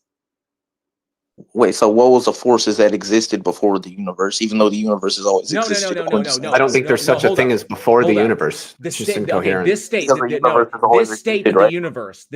No, I don't think so. This state of the universe in which debater, this state of the universe in which matter is possible, okay, was facilitated by prior forces. Now, the universe itself as a whole, I hold, has always existed and will always exist. It just changes states. Okay? So hold on. So what was the universe before the Big Bang? It was the universe. Inflation. Yeah. And what do you mean? There was an inflaton field, a metastable inflaton field. So hold on. Decayed You're claiming that the universe has always existed. Yeah, I don't think that. I don't think that's the right way to talk about it. Both of you have two different positions. Okay, I understand. So you're saying the universe hasn't always existed, correct? Even though I don't think it has, no. But even though your scientists even hold to that claim that the universe, I don't think they do. No, I don't think that's what most cosmologists think. Well, I don't hold that the universe in itself, as a whole, like the system itself, has an origin. Like we're talking about, what do we have access to? The universe. The universe is what exists. So what came before that? It is either the universe itself in another state that is simply unquantifiable by human standards, or it is something else that is not the universe. Well, we can't demonstrate anything other than the universe, so we can infer that it has always been the universe, just in a different state. I think he left. So he did. So I don't. Oh yeah, it was an accident. He said he didn't mean to leave. He must have hit a button. Okay. So we're coming up. We got a few minutes left. So I just told it's a state that's unquantifiable by human means. So that's. I just wanted to add that I hate this because he comes in here and he's asking for alternative explanations when if it's his position that he knows that there's a God that's the creator of all this, don't ask for alternative explanations. Just show us what you got. And if you don't have anything, move the fuck on. Yeah, Well, so the thing I can be completely ignorant of everything that it is that you guys are talking about and literally give no fucking alternative whatsoever. And he's still left holding the bag, trying to show me what it is that he says that he knows. So hold on, I haven't even really stated my position really quick. Well, I'm yeah, gonna that's the whole point. Is that the whole point is that we could have no way, like Leo, me, and Jay could have zero answers for you, but that wouldn't entail that a God exists. Sure. So really quick, I'm just gonna state my position. I don't believe there is any scientific evidence or even really any evidence of clear evidence of a God. I'm just gonna state that right now. I'm not even gonna try and take that position. That's impossible to try and prove God. But however, we do have things in the real world that can indicate a creator or something of an intelligent design, even if you don't want to claim it as a god. Like what? That would be it. That would be a confirmation bias. Well, it would also be a fallacy of composition, because just because there are things within the universe that are created doesn't mean that the universe itself is created. Yep. So hold on. So what was before the universe? I mean, excuse me, not even that. What? There is no such thing as before the universe. It's like asking what's north of the North Pole. Okay. Well, so is there any evidence of what happened before the Big Bang? Yes, I've told you 3 times now. Inflation is a process that occurred before the Big Bang occurred. Inflation set up the Big Bang. The Big Bang happened because inflation happened before it did.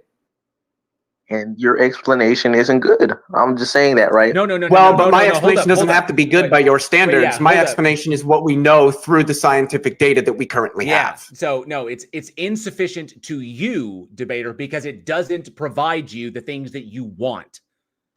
And based on what Leo's talking about, the science is based on something that we actually have an example of, which is the way that we observe the universe. Whereas if you're positing that there's some creator entity that's necessary for the universe's existence, you have yet to show that, and we don't have examples of that or any examples of a God creating universes. So that's perfectly fine, but none of you really have a clear position. Really, I mean, a clear position on what? Yeah, we have we have a position that's in line with the evidence. Well, no, I want an answer. A clear position on what? You do not have a clear position on your own belief system, right? You're claiming belief system of beliefs about what? Intelligent design and everything happens. I don't think intelligent design is a thing. So of course I don't have positions on a thing I don't think is real. Real quick. You didn't even let me finish. Why are you getting mad? So again, right? I'm not mad. No. Debater. He's clarifying. Debater. He's clarifying. I mean, you know, why would he have a position on a thing that he doesn't think exists? Okay. No, I'm saying though, hold on, because I didn't even get to finish. Hold on. Right. So what I was saying was, you know, he says that there's no intelligent design, but however, his claim is that everything happened at coincidence, right? No, I never made that claim. You made debater. You made that claim and assumed that that's what we are saying, which is not what we are saying. Well, you are saying that though. No, I'm not. No, I'm not. And I already explained how that terminology is incorrect, because coincidence implies things that we don't hold to. But the thing is, though, coincidence in the human dictionary, if you do follow that, correct, would imply that it happened just because it did. There was nothing. Well, no. Nothing that kickstarted. Coincident technically refers to two things that like sort of occur at the same time. They're coincident with each other. Yeah, exactly. The coincidence is the universe existing somehow before the Big Bang did. I wonder how. And then the Big Bang happening, because those two things were in place. You know, coincidentally, like you claim, boom, the universe expands and everything is created to what we know as, you know, our solar system or whatever you want to say happened, right? That's what I'm saying. Your claim isn't really clear, right? You claim that there's no intelligent design behind where we live on and what's happening around us, but then you're saying everything happened at coincidence. That's what I'm confused about. No. Neither me nor JL has used the word coincidence. The only person that's used that word is you. but it describes what you're saying. It doesn't matter. No, it doesn't. It doesn't describe what I'm saying because I haven't said what I'm saying specifically about those kinds of questions because you haven't asked about those. Wait, what Let type me go of by question? this. Let me go by this. The definition of coincidence that I have here is a remarkable concurrence of events. That means events happening simultaneously, or circumstance In a remarkable or uncanny way. Yeah, Something in like circumstances without apparent causal connection. Okay, which we don't hold to.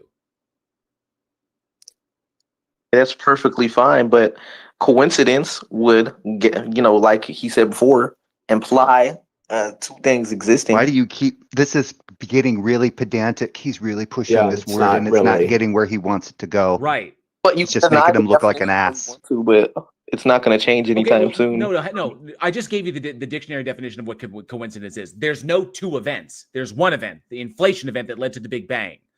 There's one event. The Big Bang, in the universe, existing.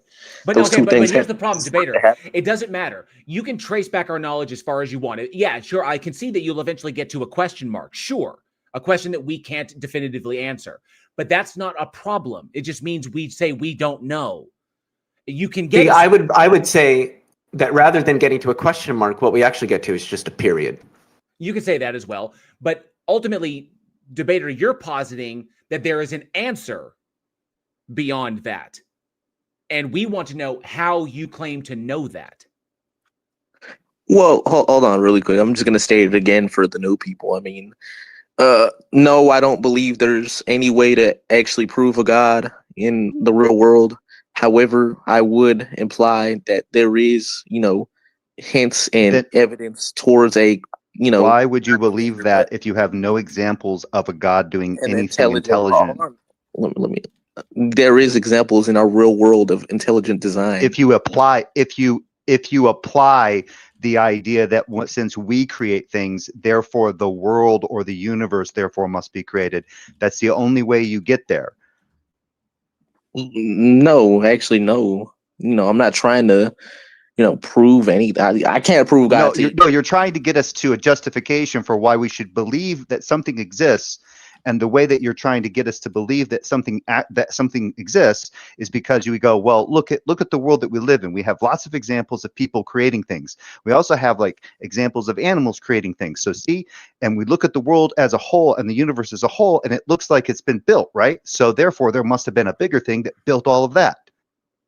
That's it. That's all you're doing. Well, he accidentally disconnected himself again. So, I don't know if we're gonna. Damn, I wasted my breath. We're past the mark here, past the 2 o'clock mark. It's 2:04 right now. Let me just take care of the two really quick. Okay, so ultimately, okay, so I want to respond to him. So no, we're gonna. Okay, we got to wrap up because we're past 2 o'clock, and I've got to get out. And I've okay. I've gotta I just want to say this. There's no way I'm going to convince you that there is a creator. I'm not trying to do that. You have the right to believe in whatever you want to, but all I'm saying is, if we look in the real world, there is intelligent design. He sounds like Jay Money. You've said that, but you haven't given any examples. Just keeps going round and round and round. This is so weird. You say that there's no way for you to demonstrate to us, which would imply, there's no way for you to demonstrate to us that it's true. But then you just contradicted yourself and said it is a fact, which would imply that it can be demonstrated to be the case. Hold on, really quick. No, I didn't say that. So no, you implied it. I didn't though. Here, I'm just gonna restate what I said again. In just longer terms, I'm saying right. There might not be direct evidence of creator. I'm not gonna try and prove that. That's impossible. I'm gonna concede to that. But however, when we look in the real world and we look around us, he's doing what I just said before. Mr. J, let me finish. Hold on. It's what I just said before he disconnected himself. Well, can I finish? Yeah, finish your statement. There's intelligent design that you can look at and say, okay, how did this happen? There isn't. There isn't intelligent. Well, what are some examples? Like you have yet to give any examples. Yeah, what do you think is intelligently designed? The universe as a whole. No, just say the system is intelligently designed. What is the evidence? You can't just say the universe is intelligently designed because I look at it and I think it's intelligently designed. That doesn't say anything. Look at the real world. That's all I gotta say. You know, Like, look what do you- at. I have what? looked at the real Look at the- world. Like, I have. not to be offensive, but I probably Look at the understand how the trees. real world works at a significantly more advanced level than you, and I don't see anything that indicates any design, boiled- intelligent or otherwise. Because he just boiled he just boiled everything down to No, look it's at the not that I don't trees. choose not to see it. It's that it isn't there, and you thus far have not given any examples or any reasons that it is. You've disclaimed that it is. Debater, all the markers that would indicate what you're saying, those markers don't exist. Well, no, you're choosing not to look at the markers. No, because we can understand the markers because we can create things. What are the markers? These haven't been we given understand. yet. We understand what the hallmarks of creation are. Of like when humans create stuff, we understand the hallmarks of creation. Okay, and they can be exhibited in the thing that's been created. The problem is, while that exists for something like this pen that I have in my hand, that doesn't mean it exists for the universe itself. That's a composition fallacy.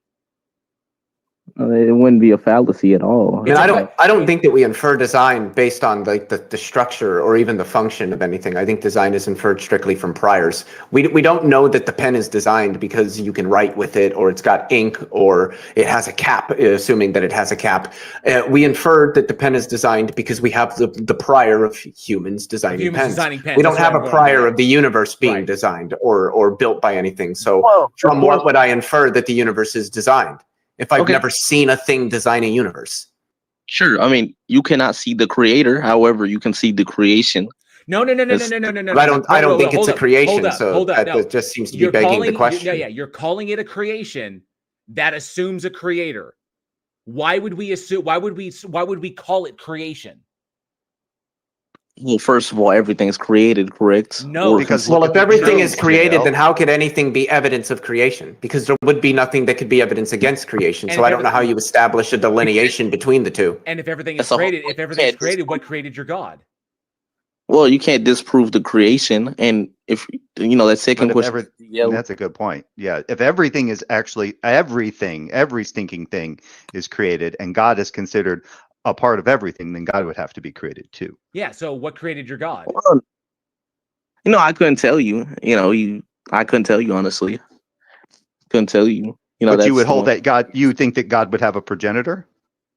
What I think.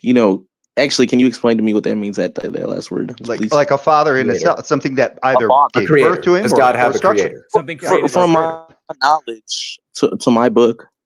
He is the creator, the father. Not the father giving the son to anybody else. Okay, but follow me. But on this. But follow me on this. You say there's two things: God and the universe. You're saying that the God is uncreated, but the universe is created. We're saying that the universe is not created, and the universe. Now, what do we have access to? We have access to the universe. You're assuming the God exists to do the creating. Because there's no logical contradiction in the God not existing. So why are you assuming a God exists? Well, when we look at the creations and the intelligent design in the world, you're begging the question. Yeah, you keep saying that. What specifically are you looking at that makes you go, "Oh, the universe is intelligently designed"? Why is the sun placed where it is placed? What? Why are the planets lined up the way they're lined up? Gravity. He's diverting the fine tuning. He's diverting the fine tuning. Well, no, I'm trying to get him to get the specifics out. Why do you presume gravity? Yeah, he's just going to. Why do I don't presume gravity? I know gravity exists. Gravity exists. I believe in gravity because I can observe it and measure it and quantify it. How do you measure gravity? I measure gravity utilizing dropping stuff. That's why we have that's why we have the and see gravity. That's why we have that's why we were able to establish the law of universal gravitation. Why do you presume that it's gravity? No. That's what we call it. Yeah, it's what we call it. What okay. The attractive force is just what we call gravity. Right. So are you disagreeing with the law? Are you disagreeing with the law of universal gravitation? Well, that law isn't universal because I said it isn't universal, so gravity doesn't exist. Do you know what the law of is universal? Do you know what the law of universal gravitation is? Correct. Do you know what it is? Which I deny. Yes, I deny it. You know you can Because On what grounds? wait. You know you can experimentally prove it, right? No, you can't. Yes, Yeah, you you can. can. Gravity's That's how we were able to establish it as a law. Get up and trip over your own feet. You'll demonstrate gravity. well, no, that isn't gravity. That's Yeah, it another is. thing. Yeah. No, it's No, the not. fact that you're No, just- standing up and you're actually standing in one spot is also a demonstration of gravity. So why are you presuming gravity? Just Why to let You you sitting We're not there is so wait, a wait, demonstration of debater, We gravity. observe it. So debater, just to clarify, Newton's law of universal gravitation, just to make sure I'm stating this correctly, states that every object in the universe attracts every other object with a force that is directly proportional to the product of their masses and inversely proportional to the square of the distance between their centers. The formula for this is F equals G times M1, M2 over R squared. Okay, where F is the gravitational force and so on and so forth. We've experimentally demonstrated this. Okay, but no, it isn't though. It's something else. No, it's Easily- not. No, it couldn't easily be something else. I think he's Could, being though. contrarian to be No, annoying. it couldn't, because we JL. already have a mathematical theory that describes it that's been Right. vindicated. And I deny your time and mathematical again. theory. What? You can deny it all you want. That doesn't Yeah, matter. it's like You this- can deny that the reverted- sun shines, but the sun still shines, and we Guys. can see that the sun shines. So you Right, so denying it denying doesn't mean creation. anything. You Okay. can deny the reverting to- creation and the creator. Okay. He's reverting so, to contrarianism, Yeah. and he does not care So- about any of your reasons for why you don't Yeah, believe. so He's debater- just here to troll now. Debater, I'm good with you. I think that Nightclot was correct that you were trolling because at this point you're just denying basic reality. And you haven't presented any reason to believe that a God exists, and it's all just been begging the question and a bunch of different fallacies. So I'm going to move down to the audience because we are past the time. So thank you to all of the people that came up on the stage. I do appreciate everybody that popped in. Thank you to Leo Phileas for joining me and Mr. J for joining me. Thank you so much. You guys rock. Either one of you got anything? in closing? No. Think hard about stuff. Keep thinking. Yeah, definitely. Okay. Well, I've been JL, and thank you everybody for coming in. I do appreciate that. I see some regular names down there. Hopefully I'll get to see you on the next stage, which will be the third Sunday of every month. So the next one is going to be in December. What the hell is, where's my calendar? Crap, I don't have it here. It's in the events, so check it out. But I'll figure it out then. Oh, I got it right here. Duh, it's on my computer. Be smart. And it's going to be December 21st. So, the week of Christmas. Nice. So I will be your present, Rationality. So thank you all very much. I appreciate that. Of course, we are live over on my YouTube channel as well at JL Warren. And of course, you can see these guys as well. Leo, are you doing anything on your YouTube channel? Yeah. I don't have anything immediately coming up, but yeah, I do stuff. I'll be linking him in the description of this video once we get done. And thank you again to Jay as well. And in fact, because we kind of talked about it, the last video I did would have been last Tuesday, and I talked about a video that Stephen Meyer put out, our good friend Stephen Meyer, on whether or not the Big Bang proves a creator, which no, it doesn't. Yeah, I was watching some of that. That was pretty interesting. Stephen Meyer. He's Discovery Institute, right? Yeah. Yeah, he's DI. I do think he is higher quality than a lot of the other ones out there, if I'm being honest.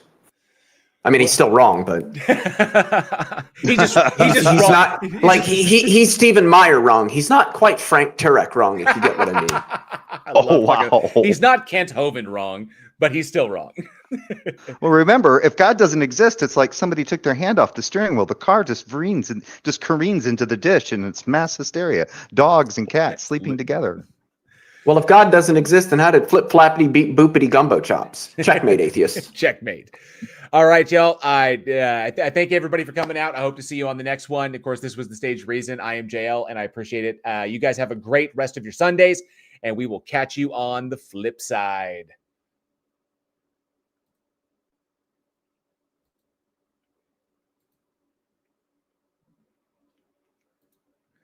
All right, and let me go ahead and just remove that. We'll go back full screen. Taco actually challenged me to a bloodbath debate. He said, I challenge you to a mega bloodbath tonight at 8 p.m. Is it acceptable for stream viewers to type into stream chat about a stream? I'll think that. That's just silly. That's just fucking silly. I don't know, this has been my has been up the longest since Luke. Oh, I actually did talk to Jay too. So, oh yeah, he got mad at me, but okay, that's cool. And what is that? Absolutely, Jay. I don't know if you can hear me. You can hear me, Jay, but absolutely. Actually, I'm going to message him real quick. Give me 1 sec.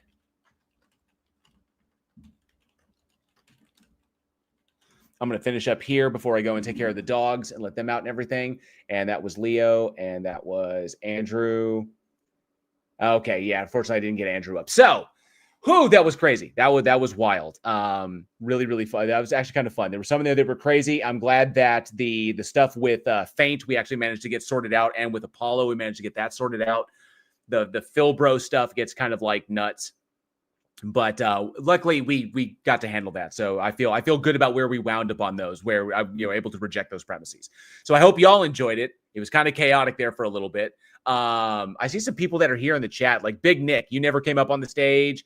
The cat down the road never came up on the stage. I don't lack an understanding of God. I can understand the God that you present. It just depends upon what God you're presenting. So feel free to present a God, and I can knock that one down. So, but otherwise, I think we're all good to go. Things have been a little nuts around here. I noticed I wanted to. I was going to do this before I got off on Star Wars in the pre-show, but I was going to like run this down. Atheists have a lack of understanding of God. That's the exact same statement. So notification trending. If you have some evidence to present, please present it, and I'll address it.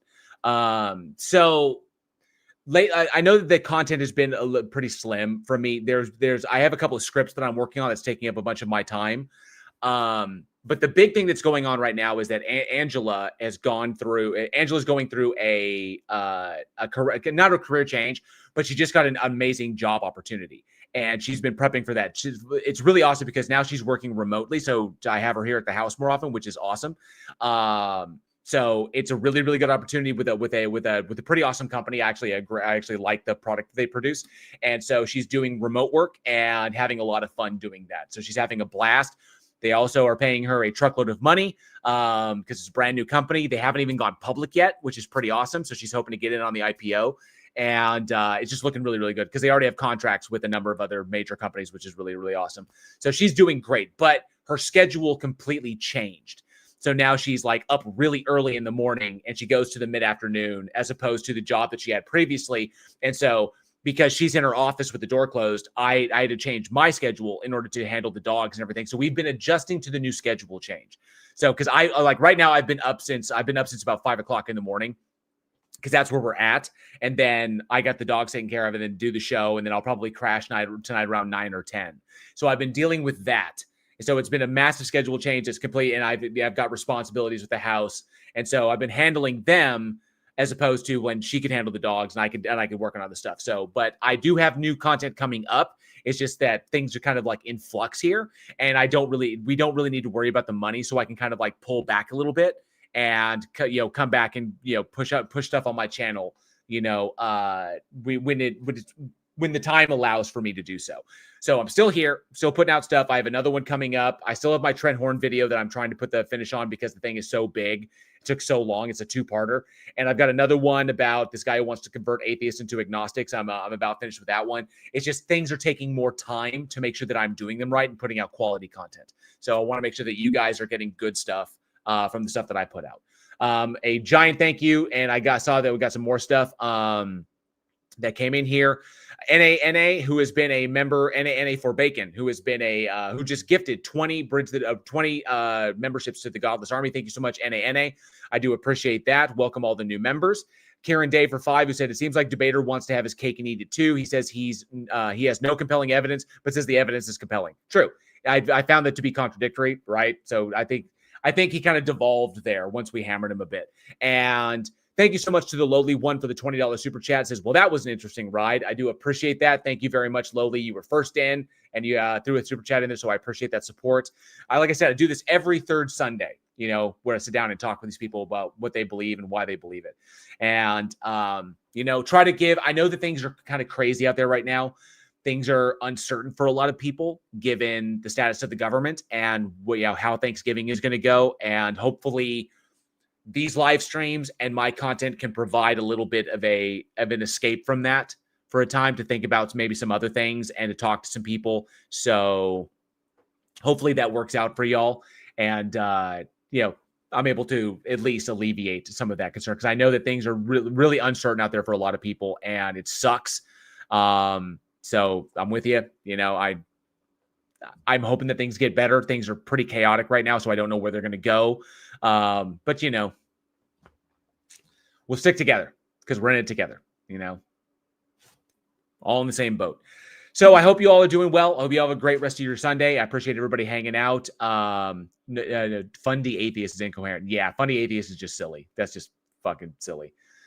And Cindy Johnson, I don't want to think about the government work. It's so depressing right now. It's just freaking chaotic and just insane. And it's just obnoxious as hell. So, but nonetheless, I hope that this was a bit of alleviated a little bit. So, you guys rock. I appreciate all the support. Like I said, stay tuned for fresh content coming out. I will be dropping that as soon as I can. And of course, I've got some scripts I'm finishing up as well that I have a deadline on that I got to get done. And just a bunch of other just craziness, that's just, but eventually things will settle down and we'll be good to go. So thank you all very much. I've been JL. This has been the Stage of Reason. And as, be safe, be excellent to each other. And as always, we can bridge. And I fucked up my outro. I really did. Be safe, be excellent to each other. And together we can bridge the divide. You think I'd have this? Maybe I'm just like exhausted from the shit. Maybe I do need blood pressure medication. Maybe I do. So you guys have a safe one. We'll see you on the next one. Bye.